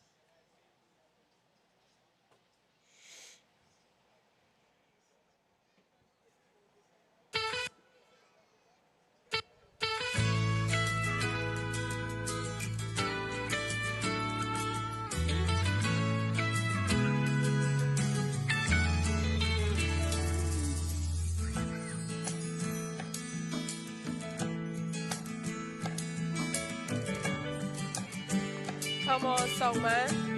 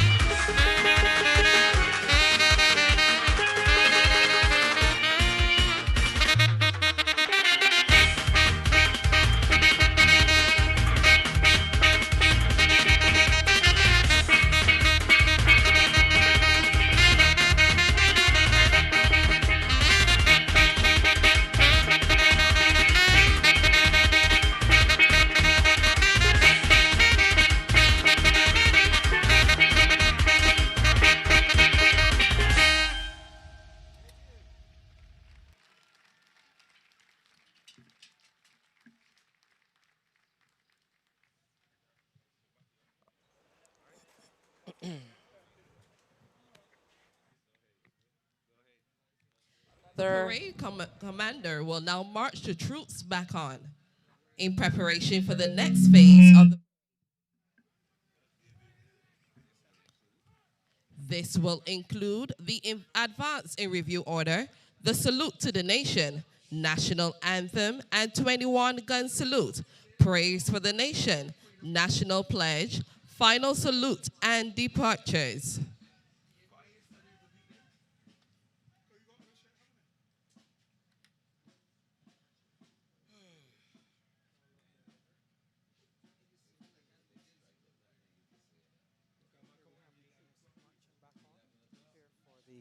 Salute to the nation.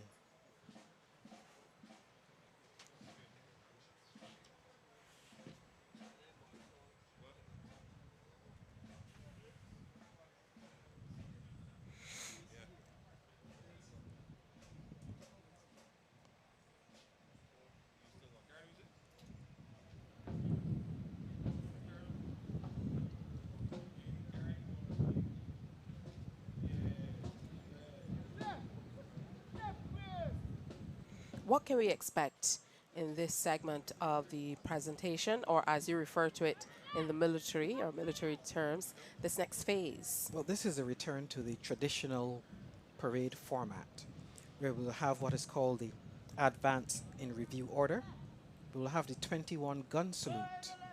There will be prayers, the recitation of the national pledge, and of course the standing 3 cheers for Barbados, and then of course the final salute to Barbados. Talk to us about the significance of the 21-gun salute. Well, gun salutes have traditionally been accorded to the highest dignitary of the land, and it has its roots in an old naval tradition. When ships were visiting a port, when they were previously thought to be unfriendly, they would fire off all of their excess cannon, get rid of all the ammunition as a signal that we come in peace.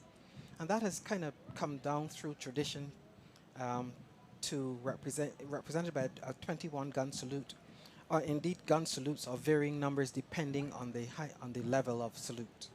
But 21 is agreed as pretty much standard for salute of the highest level. And of course you mentioned that they will now advance in review order. That just brings the parade a little closer to the front so that they can do their final salute and presentation. And this, of course, is not the end, as the members of the band, the combined band, now make their way back onto the parade square. Bringing the troops on to proud Barbadian Sand Pebbles. Definitely some classic favorites. Touch of spooge in the rhythm there of the band. I love the effort to absolutely bring it home. And of course, this is a showcase of who we are in many ways. It adds some of our British past, but with a true Barbadian flavor. Indeed. Traditional meets our own. And I think that's the way we'll have to approach many things in Barbados. We've had a very long colonial history. We've had now a long period of independence. And some of those traditions will of necessity be retained until we can find a way to recast them in our own image, as it were.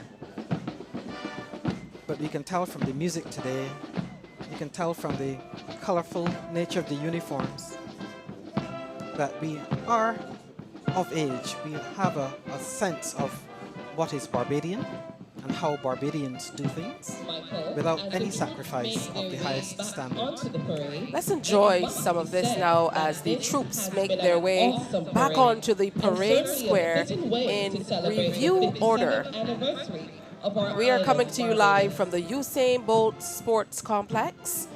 Bridgetown in the background of that shot, just to show those of you who might not be aware how close we are to the capital city.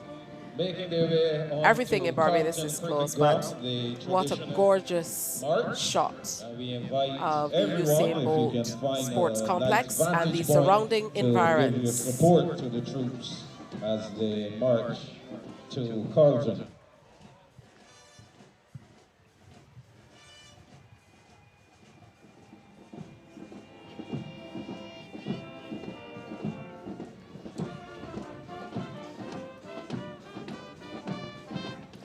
There's a way that marching troops tend to feel the groove of the music and move accordingly. I'm always amazed to see it.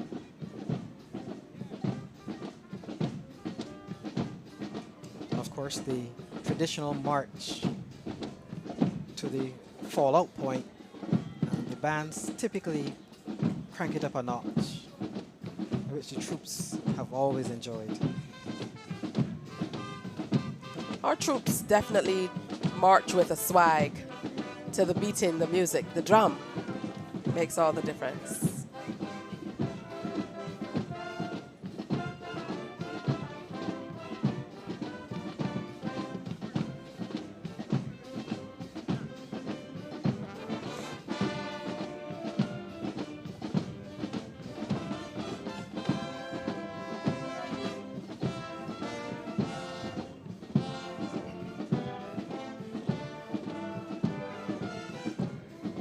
There's no denying our genetic heritage, so to speak, when we respond to the drum.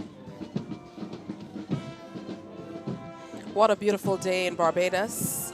A wonderful day to celebrate. We started just around 7 o'clock this morning. We're 4 hours in and barely feeling it.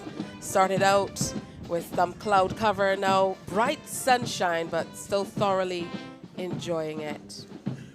And for those of you who are watching online or on CBC TV8 in your various platforms, this won't be the end after the toast to the nation or the salute to the nation. After this, the troops and unarmed detachments alike will make their way out onto Walmer Lodge, up Lower Black Rock, and onto Carlton Supermarket. Then they're going to disperse On the on Carlton grounds. the grounds of Carlton Cricket Club.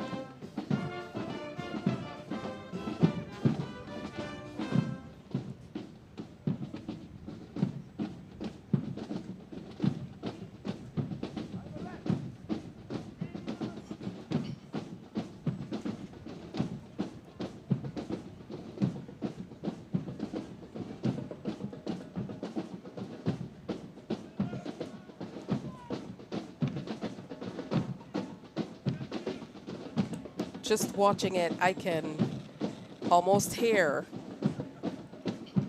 the synchronized steps as you see them move together.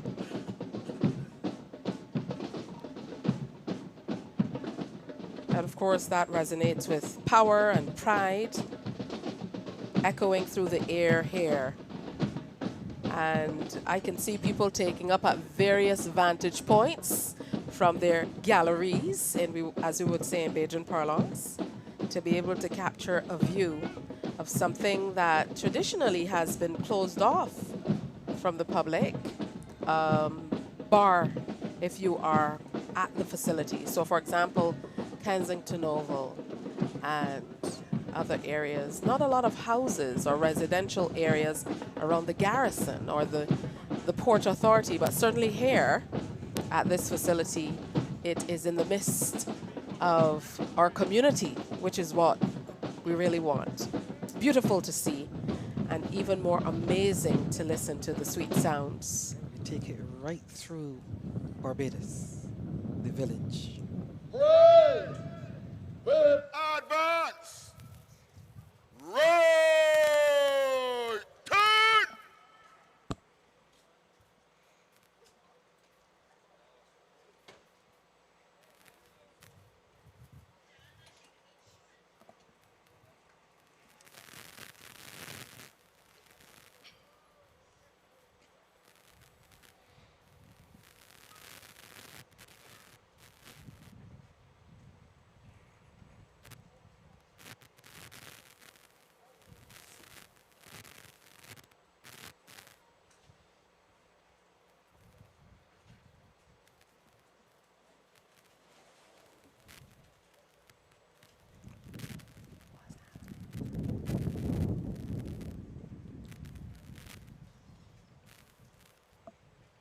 The troops will now be put back in their proper positions to prepare for the what we call the advance in review order. Just taking the time to get everyone back in place.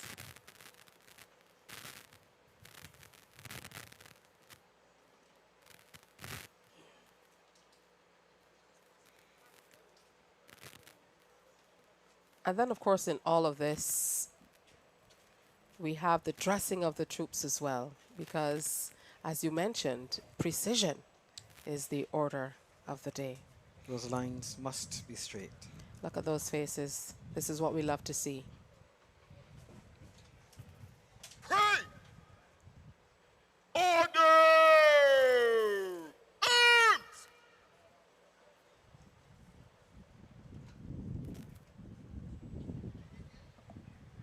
Pray! Thunder! Ease!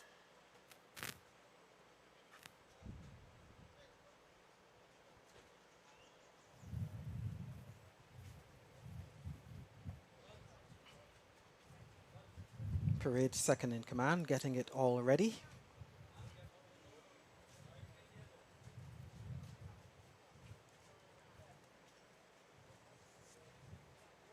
And he will take his place.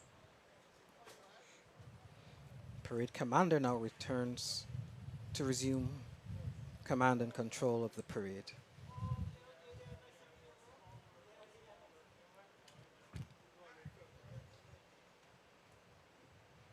Major Drakes would have done many, many, many parades in his time, Right! coming through the ranks. Parade! Turn! In open order! Inwards! Yes!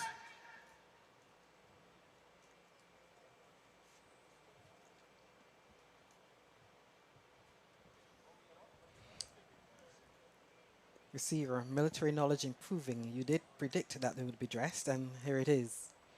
Because everything must be just right. The center of the parade, of course, is wherever the parade commander happens to be standing, which is happens to be demarcated by this line that we can see. And he will be standing directly opposite the color party.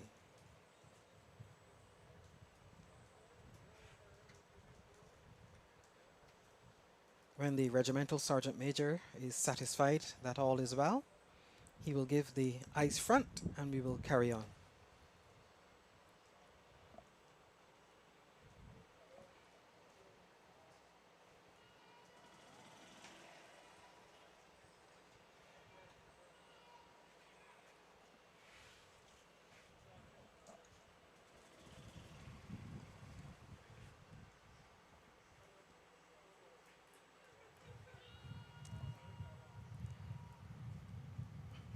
Traditionally, the regimental sergeant major, or indeed any other warrant officer class 1, though junior in rank to a commissioned officer, do carry a certain amount of respect and assumed seniority, to the point where I don't mind telling you that junior officers, second lieutenants and lieutenants, maybe even a very junior captain, steer well clear of the regimental sergeant major.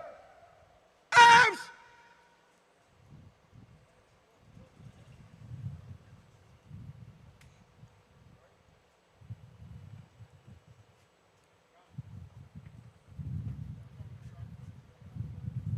Unarmed units! Outwards! Turn! So the unarmed units on the outward flanks of the hollow square are turned to face the front so they can advance review together. order by the center. Ladies and Quick gentlemen, march! please stand.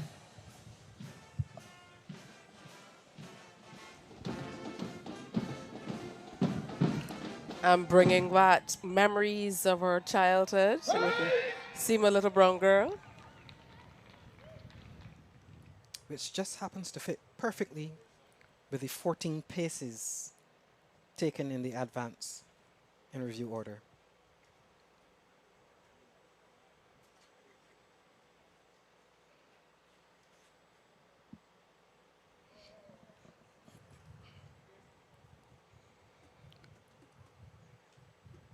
Her Excellency the President and the Honourable Prime Minister escorted to the parade ground to be part of the salute. Next will be the salute to the nation, a presidential salute, the playing of the national anthem of Barbados, along with a 21-gun salute.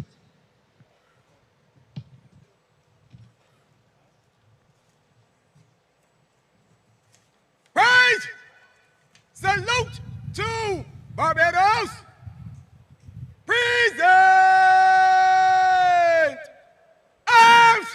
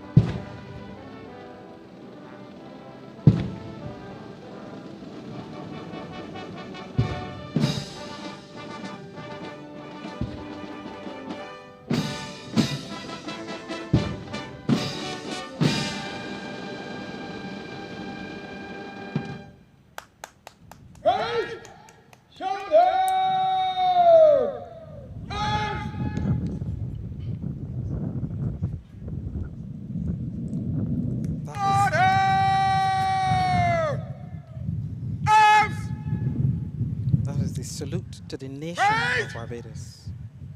Left has bowed. Stand up. As. That was the salute to the Please nation of remain Barbados. standing And for now the we go prayers. to the prayers. Prayers for the nation will now be delivered by Reverend Wayne MacDonald Curtin, Rector of St. John the Baptist with Jesus, the Good Shepherd. Let us bow our heads in prayer as we invite God's blessing on us as a nation. Guide us, Lord, in all our doings with your gracious favor, and further to your continual help, that in all our works begun continue in you as a nation, we may glorify your holy name, and finally by mercy attain everlasting life, through Jesus Christ our Lord. Amen. Loving God, your Son Jesus Christ came that we might have life and have it abundantly. Pour out your blessing upon our nation. Where there's illness, bring your healing touch. Where there's fear, strengthen us with the knowledge of your presence. Where there's uncertainty, build us up in faith. Where there's dishonesty, lead us into truth. Where there's discord, may we know the harmony of your love. Guide and protect all heads of state and all who bear rule, especially in our land. Dame Sandra, our President, Mayor, our Prime Minister, and all members of Parliament. Direct those who administer justice and strengthen those who guard and protect our land.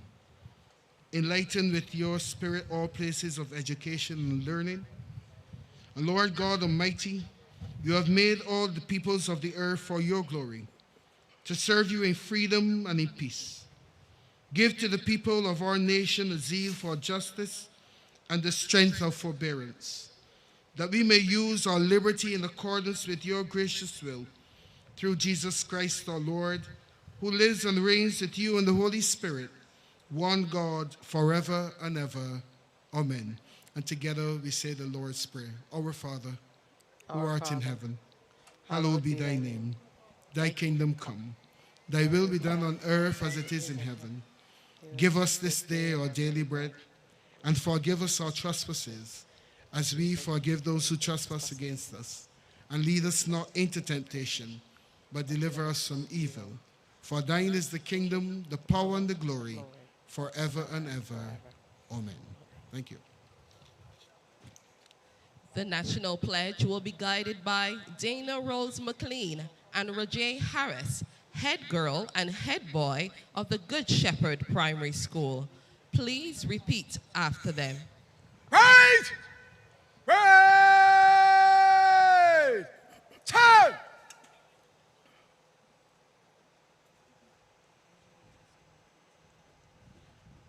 I pledge allegiance to my country, Barbados, My country,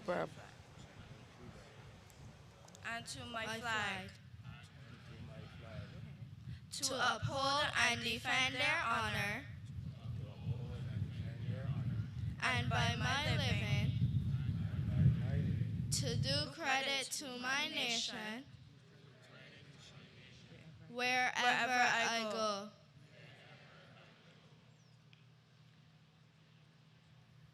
Right! Well, remove headdress. Remove headdress. 3 cheers to Barbados. Hip hip. Hip hip hip. Hip hip hip hip. Right! Well, replace headdress. Replace headdress.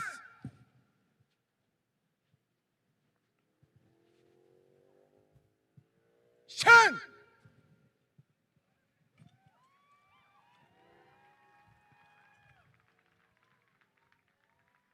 Right.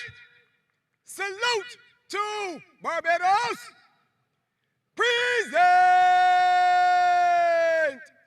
arms.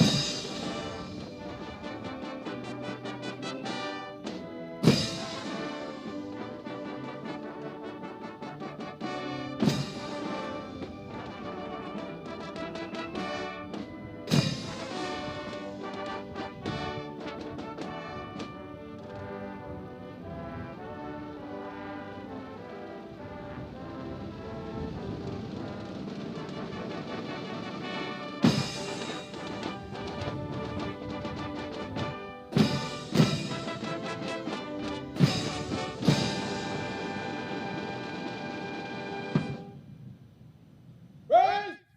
Shoulder. Arms.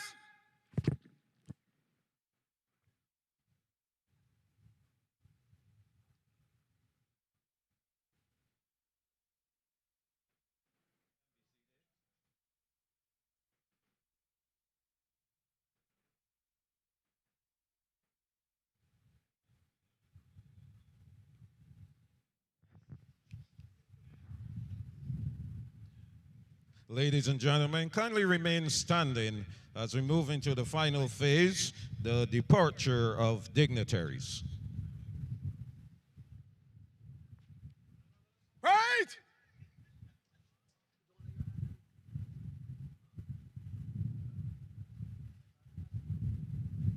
First to depart is Her Excellency, the Most Honorable Dame Sandra Mason, President of Barbados.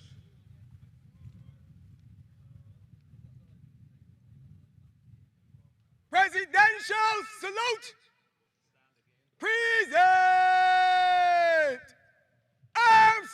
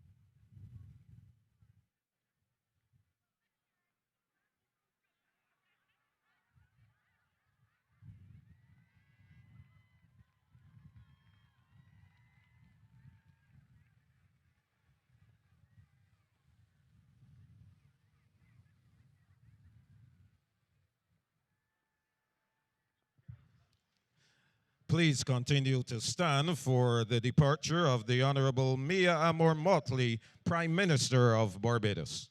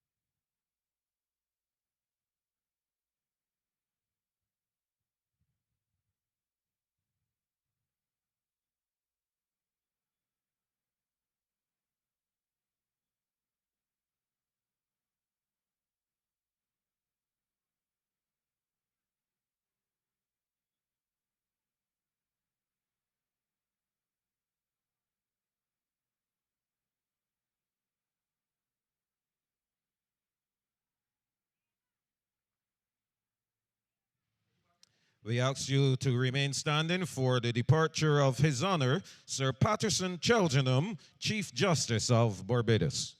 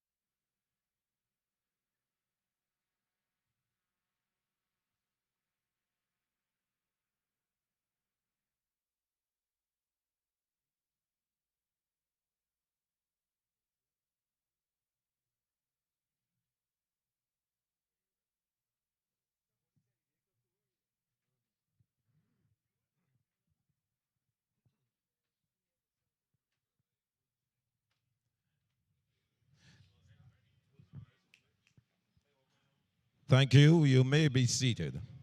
The final dignitaries to depart are Commodore Errington Sherlin, Chief of Staff, Barbados Defense Force, and Mr. David Boyce, Commissioner of Police, the Barbados Police Service.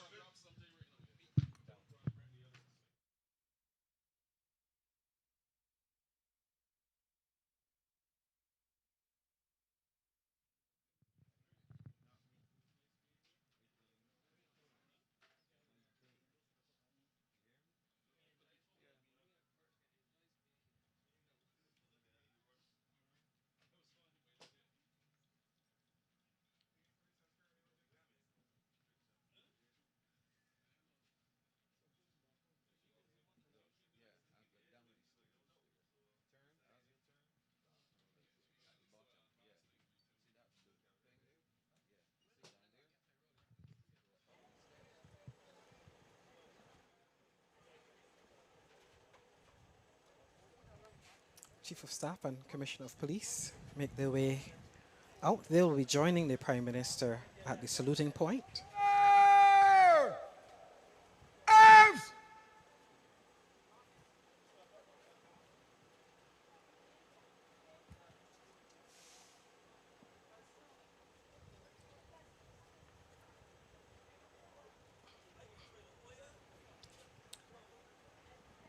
So at this point, once the dignitaries have all departed, that the various units will Inwards! Turn! group themselves by association for Rise! the march. Stand up! As! The bands will separate and The parade is being positioned for the march to Carlton Cricket Grounds. The Honorable Mia Amor Motley, Prime Minister, and her cabinet will take the salute in front of the City of Bridgetown Cooperative Credit Union in Blackrock. The parade will proceed to Carlton Cricket Ground, going south on Highway 1 along Upper Blackrock Main Road and making a right turn onto Brighton and continuing to the Carlton Cricket Grounds. Ladies and gentlemen, we have definitely enjoyed guiding you through this morning's parade as we continue this celebration of Barbados' 57th anniversary of independence. Kindly be safe, and we invite you to feel free to view the ceremonial march to Carlton Cricket Grounds anywhere along the route. On behalf of Second Lieutenant Lisa Holmes, I am Captain Michael Jules, wishing you all a very happy Independence Day. What a commendable presentation it has been today.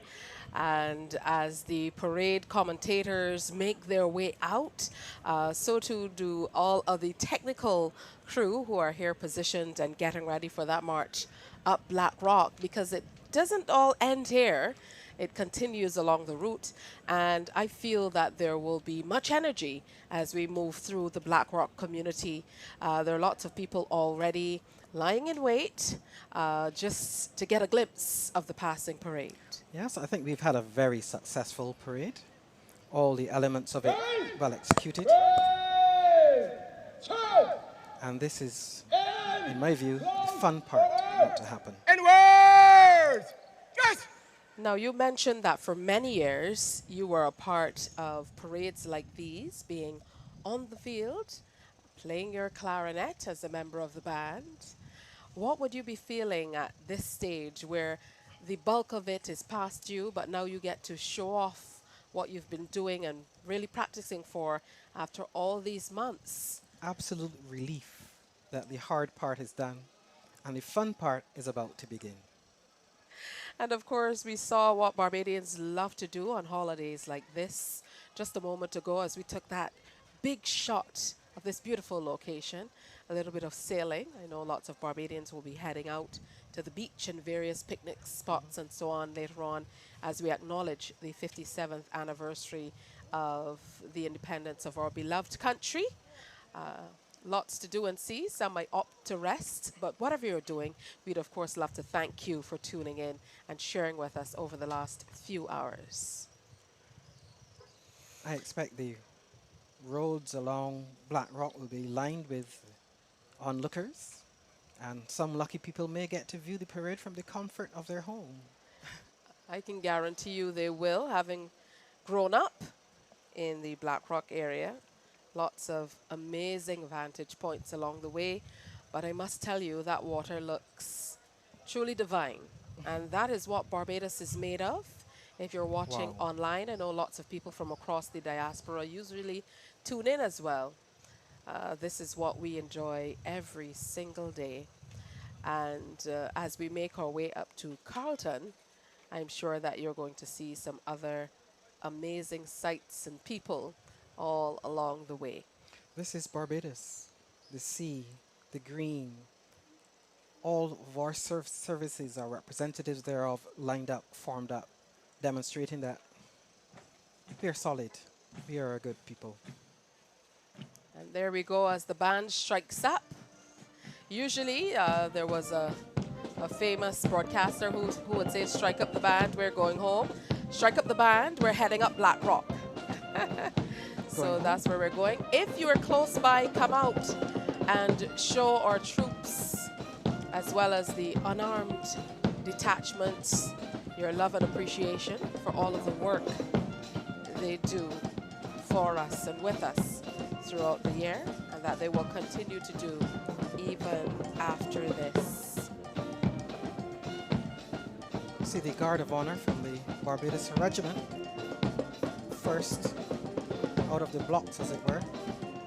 They'll be accompanied by the band of the Barbados Defence Force, with wonderful support from the band of the Barbados Cadet.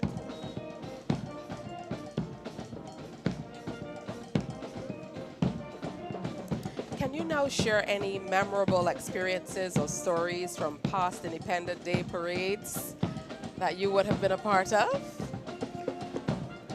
Wow, that's a good question.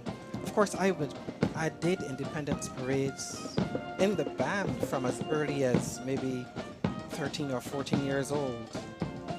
So I remember being a young cadet and being absolutely honored to be playing in the big band under, at the time, the Director of Music, Dr. Christopher Atherley. The parades are always somehow different, but there is a consistency about them that's reassuring. And I recall some parades were very warm, some parades were very wet, but all the parades were fun. I love that. And many Barbadians, maybe the older ones, will tell you that around this time of year, we usually expect some rain as we reflect on that first independence celebration. It was a wet time at the Garrison Savannah, so we usually expect some showers of blessing around this time. Very happy that these showers held back.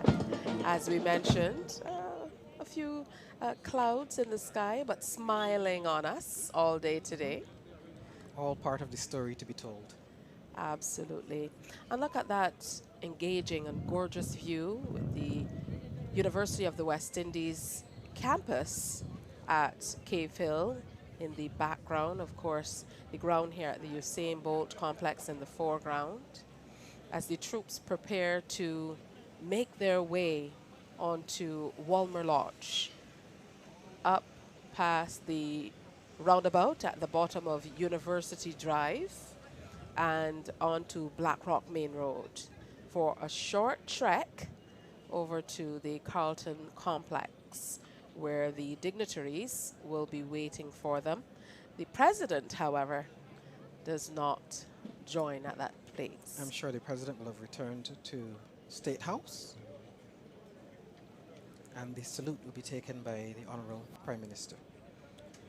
Now, this is not where it ends either. Even after that, as you mentioned, the president goes on to State House, and that is where all of the honorees are then feted, if we can deem it as such. Or some other such, shall we say, posh activity. Absolutely. The military is not exempt. I know at your various bases, you too make merry. Well, this is the reward for a job well done. I suspect there's going to be some eats and some, or should I say plenty, drinks. All right. I may take the opportunity to invite you to come to the Barbados Coast Guard base at Pelican to have a little one with us. Well, as long as it's a little one. I accept the invitation. And I must say, this might be a surprise to you, but I've never been to the military base at Pelican before, ironically. So I look forward to looking at it. I'd like to say a special salute to our entire technical crew from the Caribbean Broadcasting Corporation and the Joint Services of Creative Junction, the service provider today. It takes a great deal to be able to put on a production like this or cover a production like this. Lots of involvement. I mean, so many rehearsals, and no matter how many times you do it, there's always something you feel like you can do better. There are many moving parts, as we like to say. Fantastic job by the crew. And here they go. So here's where we get to more or less let our hair down, so to speak. No hair from you, Major Taylor, but I absolutely can do that. And enjoy our troops and the music of Barbados as they continue to feature some of these amazing songs that truly capture who we are musically. It is traditional that the... So let's take a look back at some of the songs that were featured during the parade today. And what I particularly love is that some members of the Barbados Police Service have been able to arrange them in a different way, so you are sharing them to a new generation of Barbadians in a different way. Yes, and I must tell you that this is not at all a new thing. We've had many of our musicians compose marches and all sorts of other music. But today is the first time that I recall that just about everything on the program has been written by a member or former member of the bands, apart from the traditional folk songs. And even as they move, look at the precision with which they make their way out of the compound to join the main road, Highway 1 on Walmer Lodge. These songs truly embody who we are as a people, and in a number of instances take us back to our collective and individual childhoods. Yes, in fact, whenever I hear the folk songs like Packs Your Back and Bromley, you know, you can't help but remember childhood days. But the use of these very almost characteristically Barbadian songs really adds a touch of something special to the ceremony here. And then, of course, we have the more contemporary music written in the style of a traditional march, but of course, very much Barbadian in content. Oh, and there they go. These are your first shots of them making their way. This is the front of the Usain Bolt Sports Complex, a part of the University of the West Indies CAFL campus. And again, the spectators have set up at various vantage points on both sides, lining the road as they pass through. And what's that chant we can hear, Major Taylor? Seems to be coming from the troops. Of course, it's in the distance as we make our way along. We're going to try to bring you continuous coverage as well. But as you know, once you're on the move, then there are many possibilities. I think that chant is the troops trying to buoy themselves up, get ready for the journey. Absolutely. It's been a long time. It is quite a spectacle, and to my mind, actually part of the ceremony, that march through the streets. Another great one, struck up by the band of the Barbados Police Service. Proud Barbadian.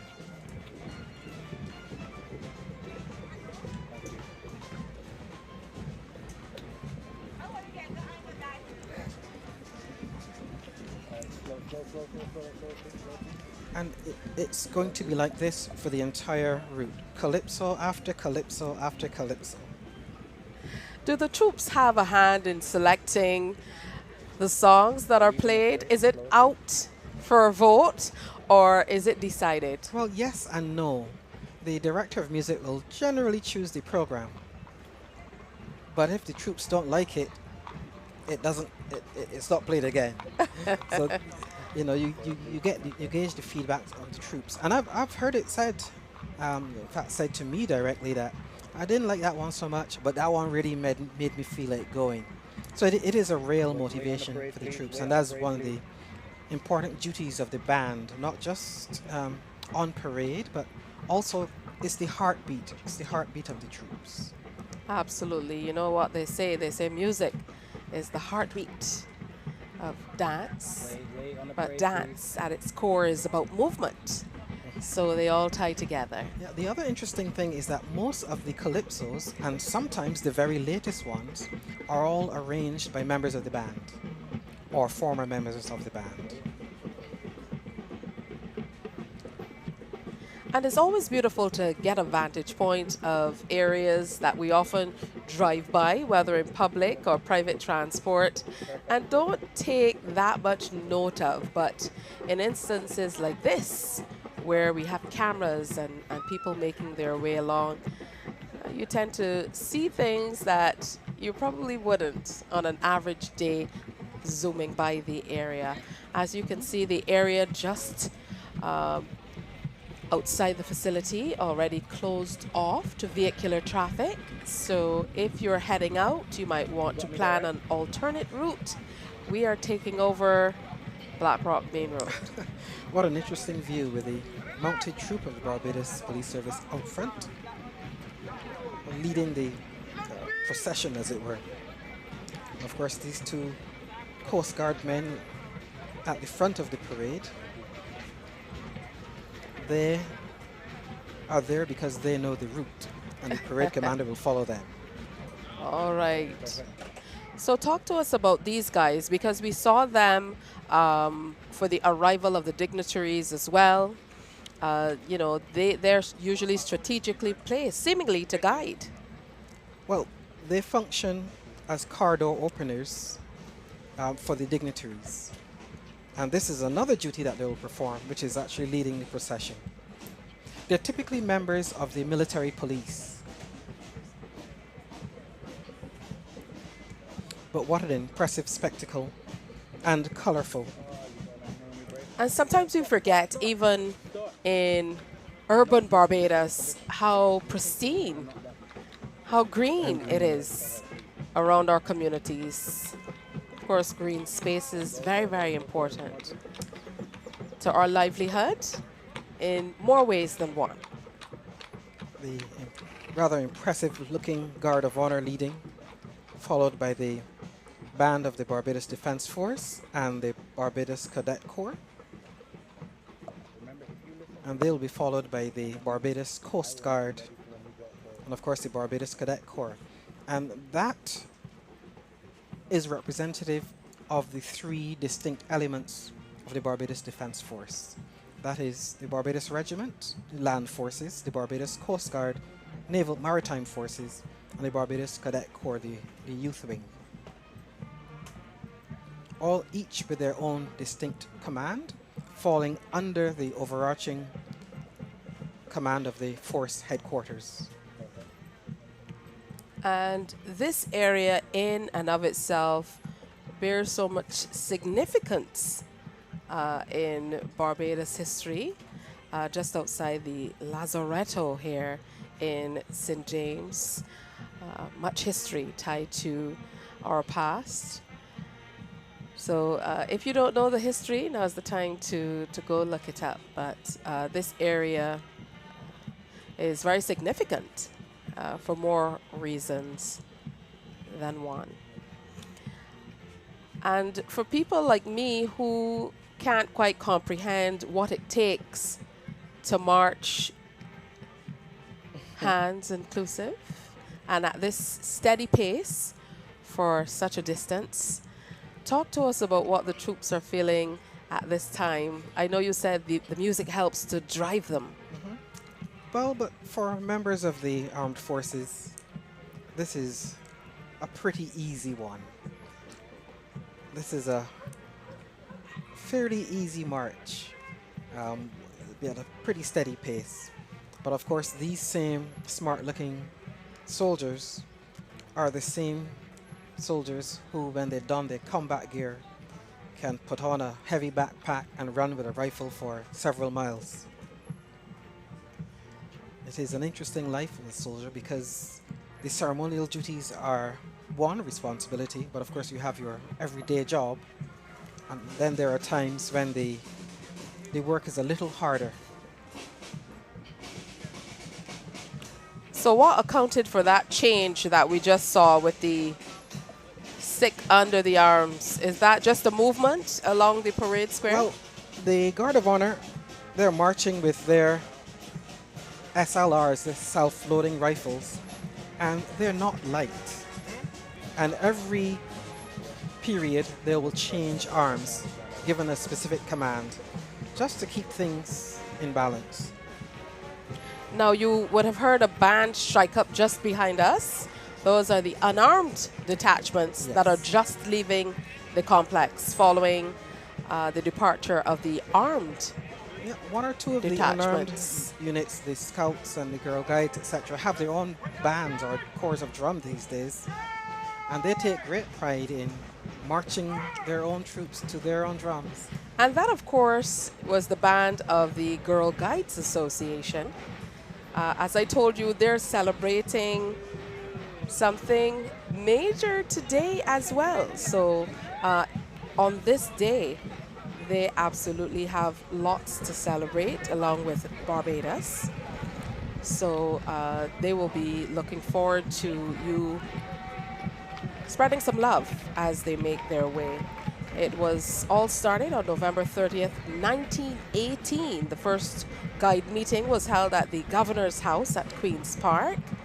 And our president, Her Excellency Dame Sandra, is the patron of the association. Today marks the 105th anniversary then of the Barbados Girl Guides Association. And here we are, just the mounted troop just passing outside of the service station on Walmer Lodge, giving you certainly a different view from what we're accustomed to. Happy anniversary to the Girl Guides. And I'm really enjoying these aerial views by the drone unit. Yet another facet of the Barbados Defence Force. Absolutely. So I know that these days, with the advent of that type of technology, you're able to look at areas, because before this area, it was determined this route would be used. Obviously, you would have scouted the area as well. Aerial surveillance certainly makes that easier. And here we go, a different view, of this area, but a gorgeous view. We also have coming up shortly the 120th anniversary of the Barbados Cadet Corps. Indeed. Share a little bit more about what's planned. Came into being in 1904 and has been continuously active since then. So next year we are planning a very big celebration where we will take the opportunity to showcase various activities of the Cadet Corps. And we most certainly look forward to that. Here the troops are. It's a different feeling to see them marching through the streets of Barbados. Even more so than seeing them here on the parade square. That's where we expect to see them. For a lot of young Barbadians in particular, a lot of them see the military and the Barbados Police Service in a certain light, sometimes not in the way that we would like. So for them to see a display of these organizations in this way, celebrating Barbados on this most auspicious occasion. And no doubt inspiring to youngsters watching on. Absolutely. It truly is inspirational, if only. And as they prepare to march past a few churches in the Black Rock area, here they go with a strike up here with a little more oil in my lamp. Another favorite of what we used to deem the breakaway churches, Pentecostal. All that's left for us to do is break out some tambourines and break out in song. But it's a true representation of who we are as Barbadians. There is always some measure of spirituality in whatever we do, and I think we should aspire to continue along that line. I completely agree. All right, and now because we've become so familiar with the various detachments, we can pick them out from these aerial views as well as they go along. So we could see the toy soldiers or the Barbados Cadet Corps in their toy soldier uniforms, as they're so deemed, making their way just behind the Guard of BDF. Honor. And then, of course, we had the Coast Guard following and the Barbados Cadet Corps as well. Not to leave out the Corps of Women who are on parade today. Oh, the first of them are crossing the roundabout at the bottom of University Drive. Just like you, I truly am enjoying these aerial views. It's totally different. I didn't realize it was so pretty. It is indeed gorgeous. Sometimes you don't see the forest but for the trees. We're so accustomed to taking in our environment in a particular way that we don't recognize the beauty that others see when they come to our shores. But it's wonderful to see so many little ones along the routes. A beauty each of us has a responsibility to maintain and protect. Oh, just look at that. And they're going to make that first turn. They're just passing the very popular Flash Zone Bar at Lower Black Rock. I suspect one or two of the soldiers are smiling as they march by. As we told you, this is the opportunity to kind of let their hair down. I mean, they won't break ranks, or they most certainly, you know, won't step out of line. There will be no bad behavior. However, this certainly is very different from what we've experienced here on the parade square. And there are some people, I mean, most people aren't just taking a stationary vantage point. They're kind of walking along with the troops as well as they make their way up Black Rock or down Black Rock, depending on how you look at it. There will be many well-wishers and family members and friends and supporters of various troops on parade who will follow them along the route and get a wave if they can. And here's where we get to the point where we can see the adjacent Mighty Griner Highway, the traffic flowing in the opposite direction, some of it on pause, obviously, for the troops and unarmed detachments to go by. And what a beautiful country we live in. These aerial views are absolutely stunning. And we've lost a bit of the music, but we're absolutely still enjoying the presentation. And we're expecting to see some closer shots as well. There we are. What the team has done is they've all loaded onto a nice little golf cart and they're making their way up Black Rock as well. So we are picking up some of the sound from the band. I like the way that the troops have opened themselves up in spacing and have commanded the whole road. And of course you can hear the well-wishers giving them some positive words of encouragement, even applause as they walk by, march by. Note how in a smart soldier-like and uniform manner they change arms. Explain further. Because the rifles are a little heavy, and in fact I'm feeling a little sympathy for the members of the Cadet Corps who are carrying the old 303 rifles from World War I days, and those things got a little heavy after a while. And so to prevent unwanted wear and tear on your hands and fingers, the arms are changed periodically along the route. Change the side. Now we've doubled back as we zoom out to get a view of the unarmed detachments who are making their way all the way up and through Black Rock. And not to be outdone, they have spread out and taken over the entire road. Well, it truly is beautiful to see. How do you feel when you see the public support and appreciation during parades like this? Well, I can tell you it is very reassuring for the soldiers because you do this as a matter of duty, but to have it appreciated by your people, by your friends, by your family, gives it that extra special meaning. On a personal note, though, what does it mean for you to serve the nation on such a significant day? I know you're not on the parade square right now, but you most certainly have guided us through this process.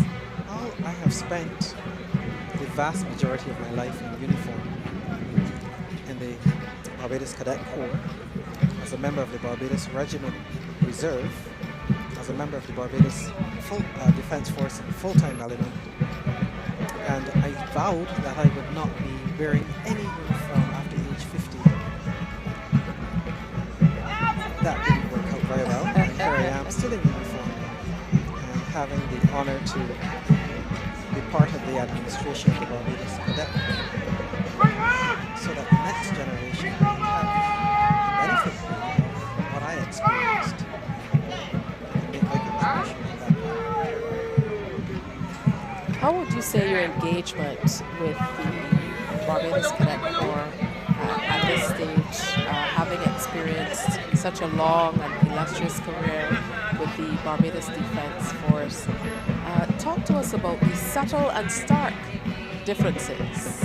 Long, I'm not sure about illustrious, but certainly working with the Cadet Corps, particularly coming out of the COVID interruption, has been very interesting because we've had to get a number of things going again. It has been very heartening to see the enthusiasm of the young first formers entering school and signing up for the Cadet Corps, and watching the ones who are already in move up the ranks and develop their skills in all kind of activities, including leadership. And I think that is the main aim of the Cadet Corps, to develop the next generation of leaders. Absolutely beautiful. So as you can see, we're practically on our own here at the Usain Bolt Sports Complex, as all of the detachments and spectators alike have left us for greener pastures. That means they're along the route trying to get every vantage point, and they themselves are making that trek as well up Black Rock Road. I'm sure there will be friends and family members and well-wishers of the soldiers, their cell phones out just trying to catch a little video of the activity. Yeah, but they're moving quite quickly. My goodness, look at this view. Never thought I could see my neighborhood in this light. It just shows you that when you look through a larger lens, it gives a totally different perspective. And that can be applied to all areas of life. Very good analogy for all sorts of things. And I must confess, I had no idea that the area was so large. And this is just where I grew up, right here, opposite the Nazarene Church on Black Rock.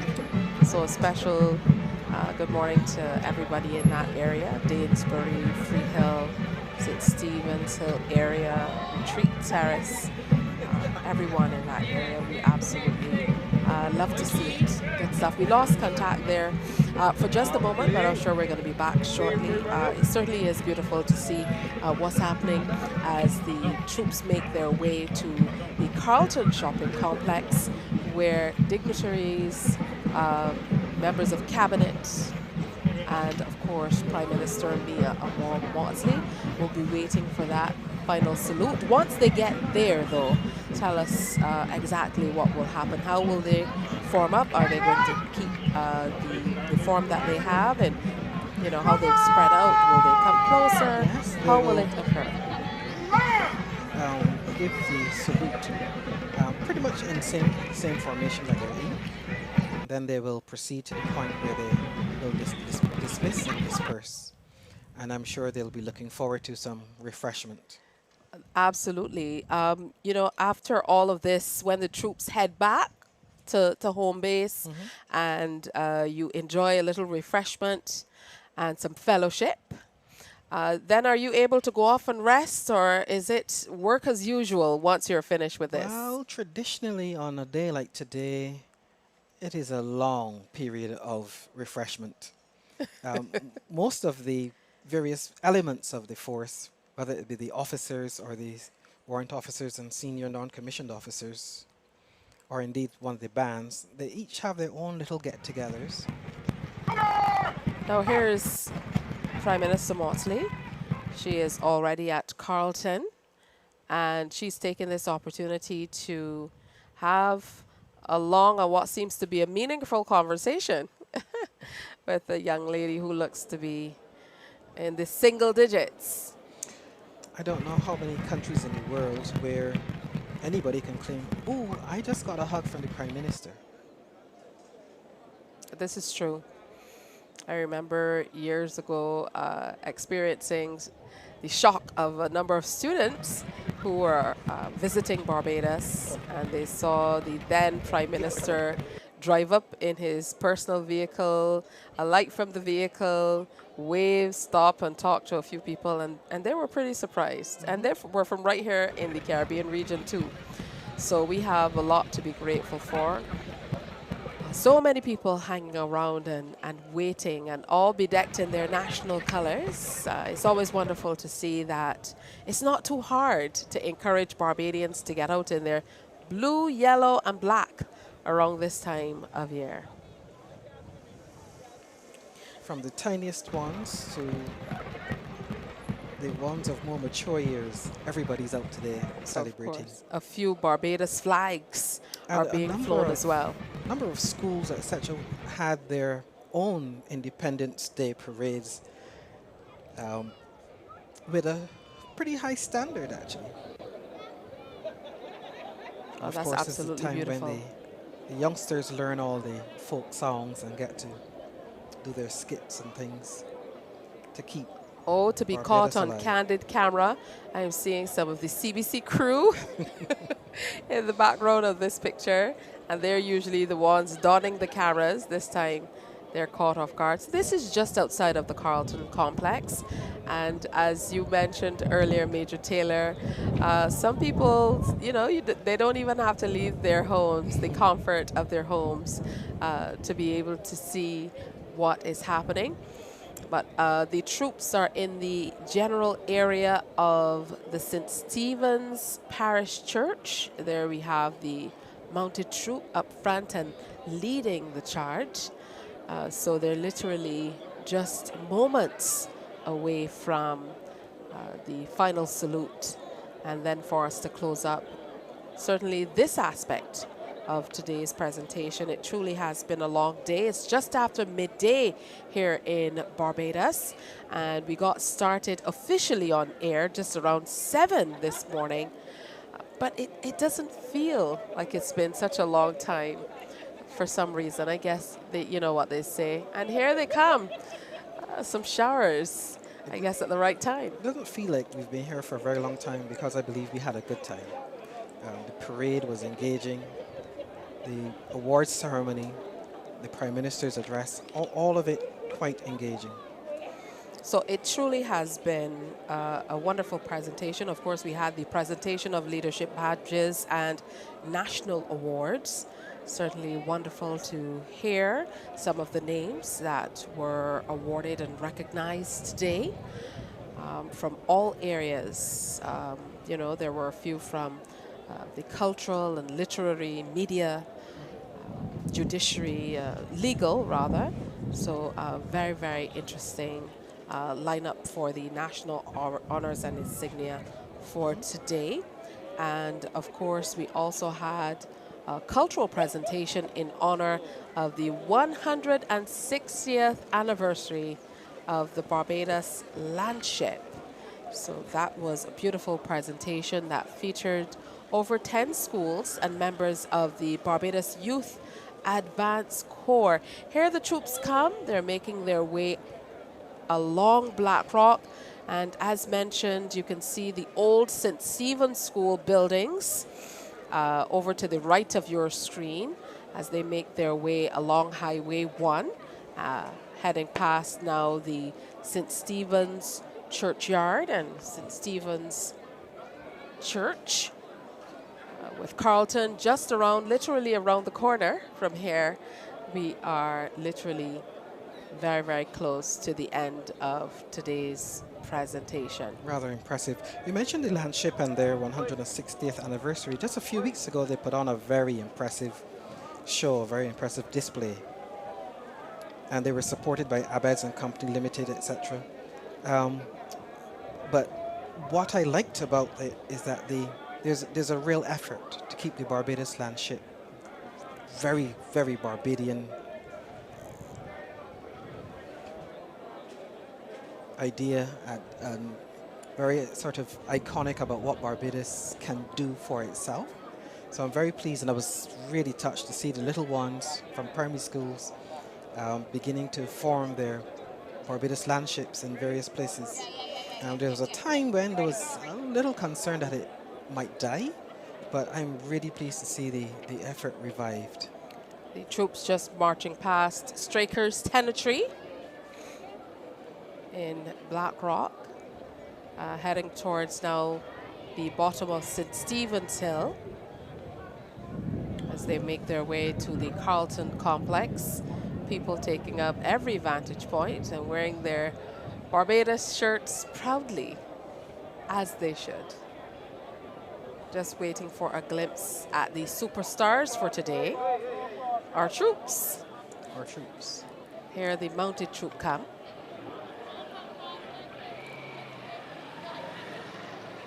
And in your experience with the mounted troop, have you had any interesting experiences? I know for me sometimes over the years, I certainly have seen a few of the four-legged members of the troop who have given quite a bit of trouble. I was hoping you wouldn't go there. I am terrified. No, not Major Taylor. And I used to be, of course, with a masked band right at the back where the horses exited the garrison. So they were passing right next to me. I held my breath all the way through it most times. And here the first part of the detachments are. First part's just making their way past the St. Stephen's Church at this point. Interesting to note that there were members of clergy in the honors today, as well as one of my colleagues from the Barbados Cadet Corps, Lieutenant Commander Carl Farley.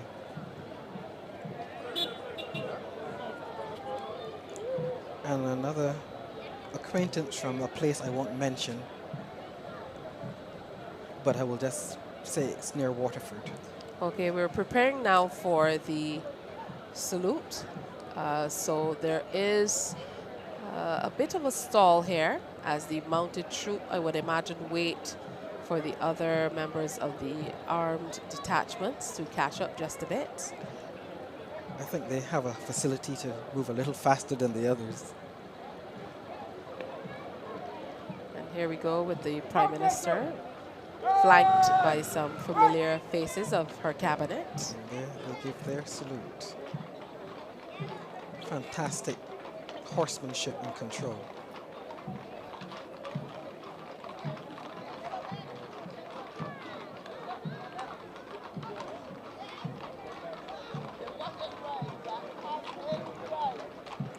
And immediately following them will be the parade commander and his guard of honor.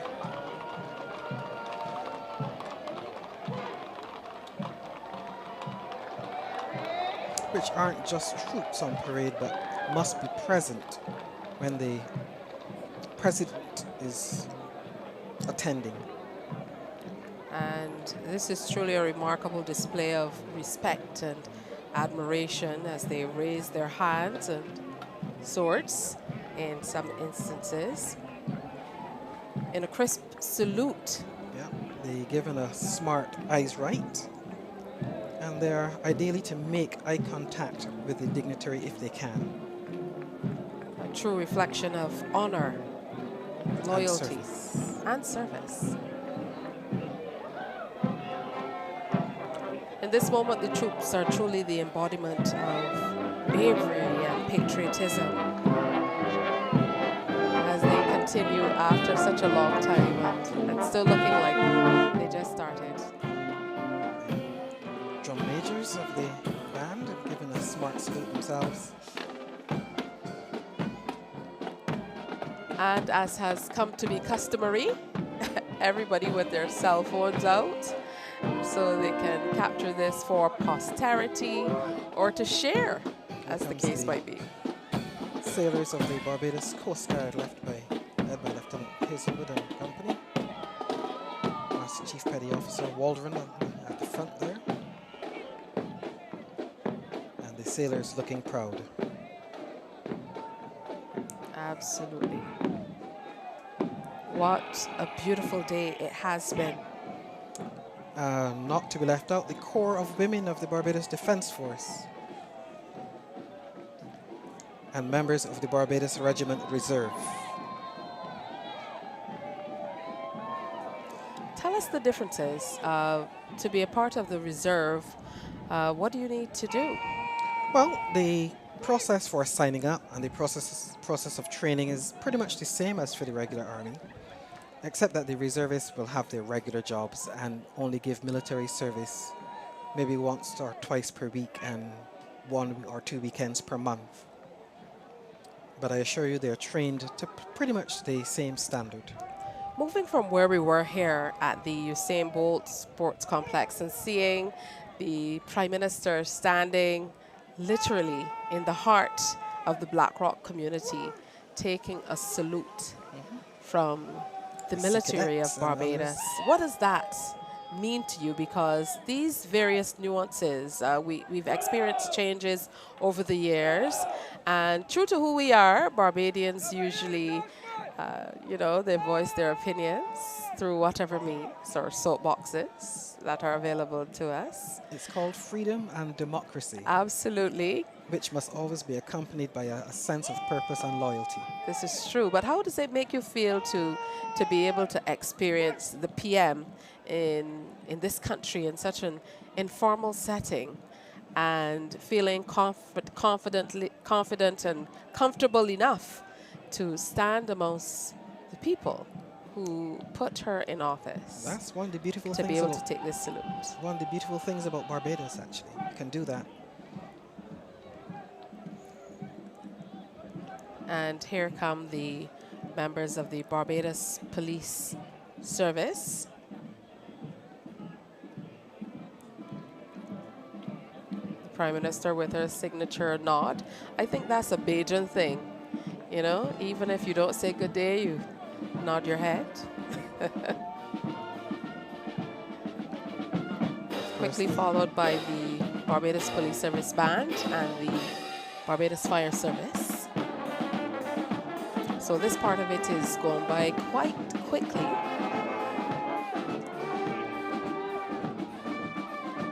Oh, again, look at these very proud faces as they go by.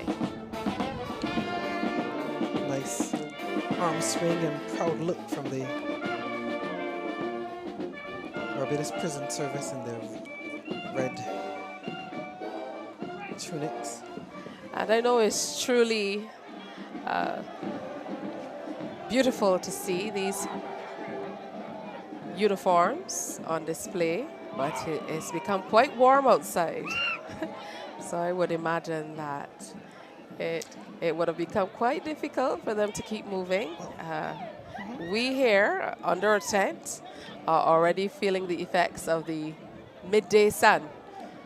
So it must be multiplied a couple times for them. Well, in earlier times, the uniforms were imported from the United Kingdom or elsewhere, where the weather is, shall we say, somewhat different. But most uniforms, especially for the fire service and the prison service, are made by local tailors who have a better sense of what would be required to keep our uniforms a little more comfortable. Now, I know you said that when you get ready, there is an internal inspection of sorts. Tell me what that entails, because your uniforms all have some quite intricate, some of them tiny pieces to make them all come together. And it's easy to forget a piece or two, which is why you get inspected. So before they even depart the base, somebody will be looking them over to make sure that the buttons are on straight and you're wearing the correct belt and your cravat is sitting right and all of that. And then there will be another level of inspection just to make sure that the juniors have not missed something. And on it goes until everybody's satisfied that by the time the parade commander sees you, everything is just right. All right, here are some other detachments making their way along the Black Rock Road, and members of the Barbados Fire Service just turning off at Brighton Corner. They're going to make their way over to the Carlton cricket ground having executed their final duty for the day. But I'm sure they're looking forward to a more relaxing time a little later on. And this detachment just making it to the Carlton complex area. So they too will prepare to salute the PM. So it has been quite a wonderful day, and as we wind down the day's presentation with the rest of the unarmed detachments making their way along, we'd certainly like to thank you for joining us for the 57th anniversary of our Independence Parade of Uniformed Organizations and the National Honors Ceremony at the Usain Bolt Complex, and of course the march to Carlton Cricket Ground live on numerous platforms. There we are with the Boy Scouts. Yes, and indeed we mustn't leave out the unarmed units at all. The armed units, because they have perhaps the trickier items to execute and the more elaborate uniforms, tend to get a bit more attention, but we must recognize the effort and the contribution of the unarmed units.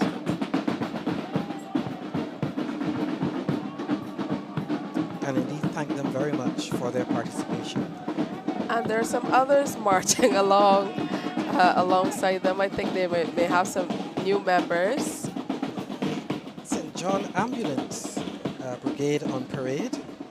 And that's a name we've been hearing for, as my mother would say, donkey years. They do very fine work across Barbados. Absolutely. And of course, the Prime Minister taking her salute. We see just behind her the Minister of Home Affairs. I believe the Minister of Labour was in close proximity as well. I also saw the representative for St. Michael Northwest, which is the area where we are. As a part of today's presentation, we also had students of the Good Shepherd School. That's just about a kilometer or so from this location, as well as the clergy who were present were from a church in the general vicinity as well. So truly heartwarming to see that we've truly embraced the community for this change, this move to the Usain Bolt Sports Complex. And here the troops are, still in form, arriving at the Carlton Cricket Ground. There seems to be a celebration of some other type planned. I don't believe the jumping tents and so on would be for those people making their way onto the field. Perhaps not. But that's to be expected on what we deem a bank holiday here in Barbados. And from this vantage point, you can see lots of people looking on. Now here we go with the Girl Guides Association of Barbados making their march past. In years gone by, we could have as many as 100 Girl Guides on parade.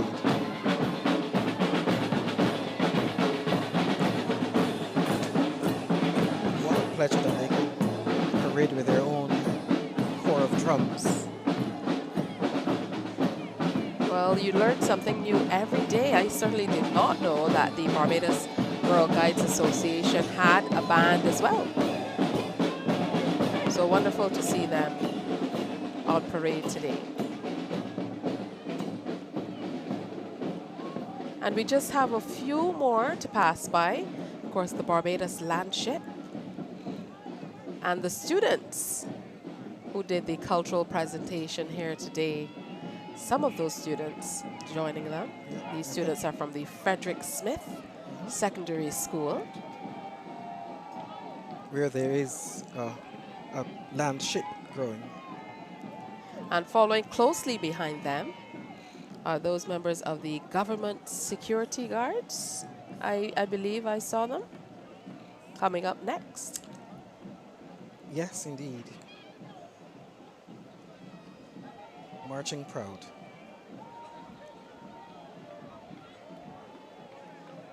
Well, we certainly are nearing an end We have to thank you for spending the last several hours sharing this with us, but this truly is a wonderful way to get our independence celebrations going, not only here in Barbados, but across the region and wherever Bajans are. You know what we say, Bajans are everywhere.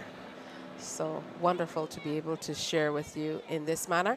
And we can already see some members falling out, so to speak. This is where you get to relax now and catch your breath for a moment. So, you know, talk to us about what this now means before you move on to the fetting and so on. I would imagine that you really want to take a breath here. Yeah, but the parade commander and the various detachment commanders will be telling their troops, thank you for your efforts, job well done, that kind of thing, which is very important. Because motivating your troops as a leader is one of the first essentials. So they would have been warned ahead of time that we got to get this right. But after the fact, they'll be thanked sincerely for making the effort. Look at these young people from the Barbados Youth Advanced Corps. It's so heartwarming to see them marching through the streets of Barbados, paying salute to our Honorable Prime Minister in 2 distinct detachments, large enough to carry their own sway, the young men and the young women. I think it's important for us to find ways to keep our youth engaged. What's the old saying? The devil finds work for idle hands.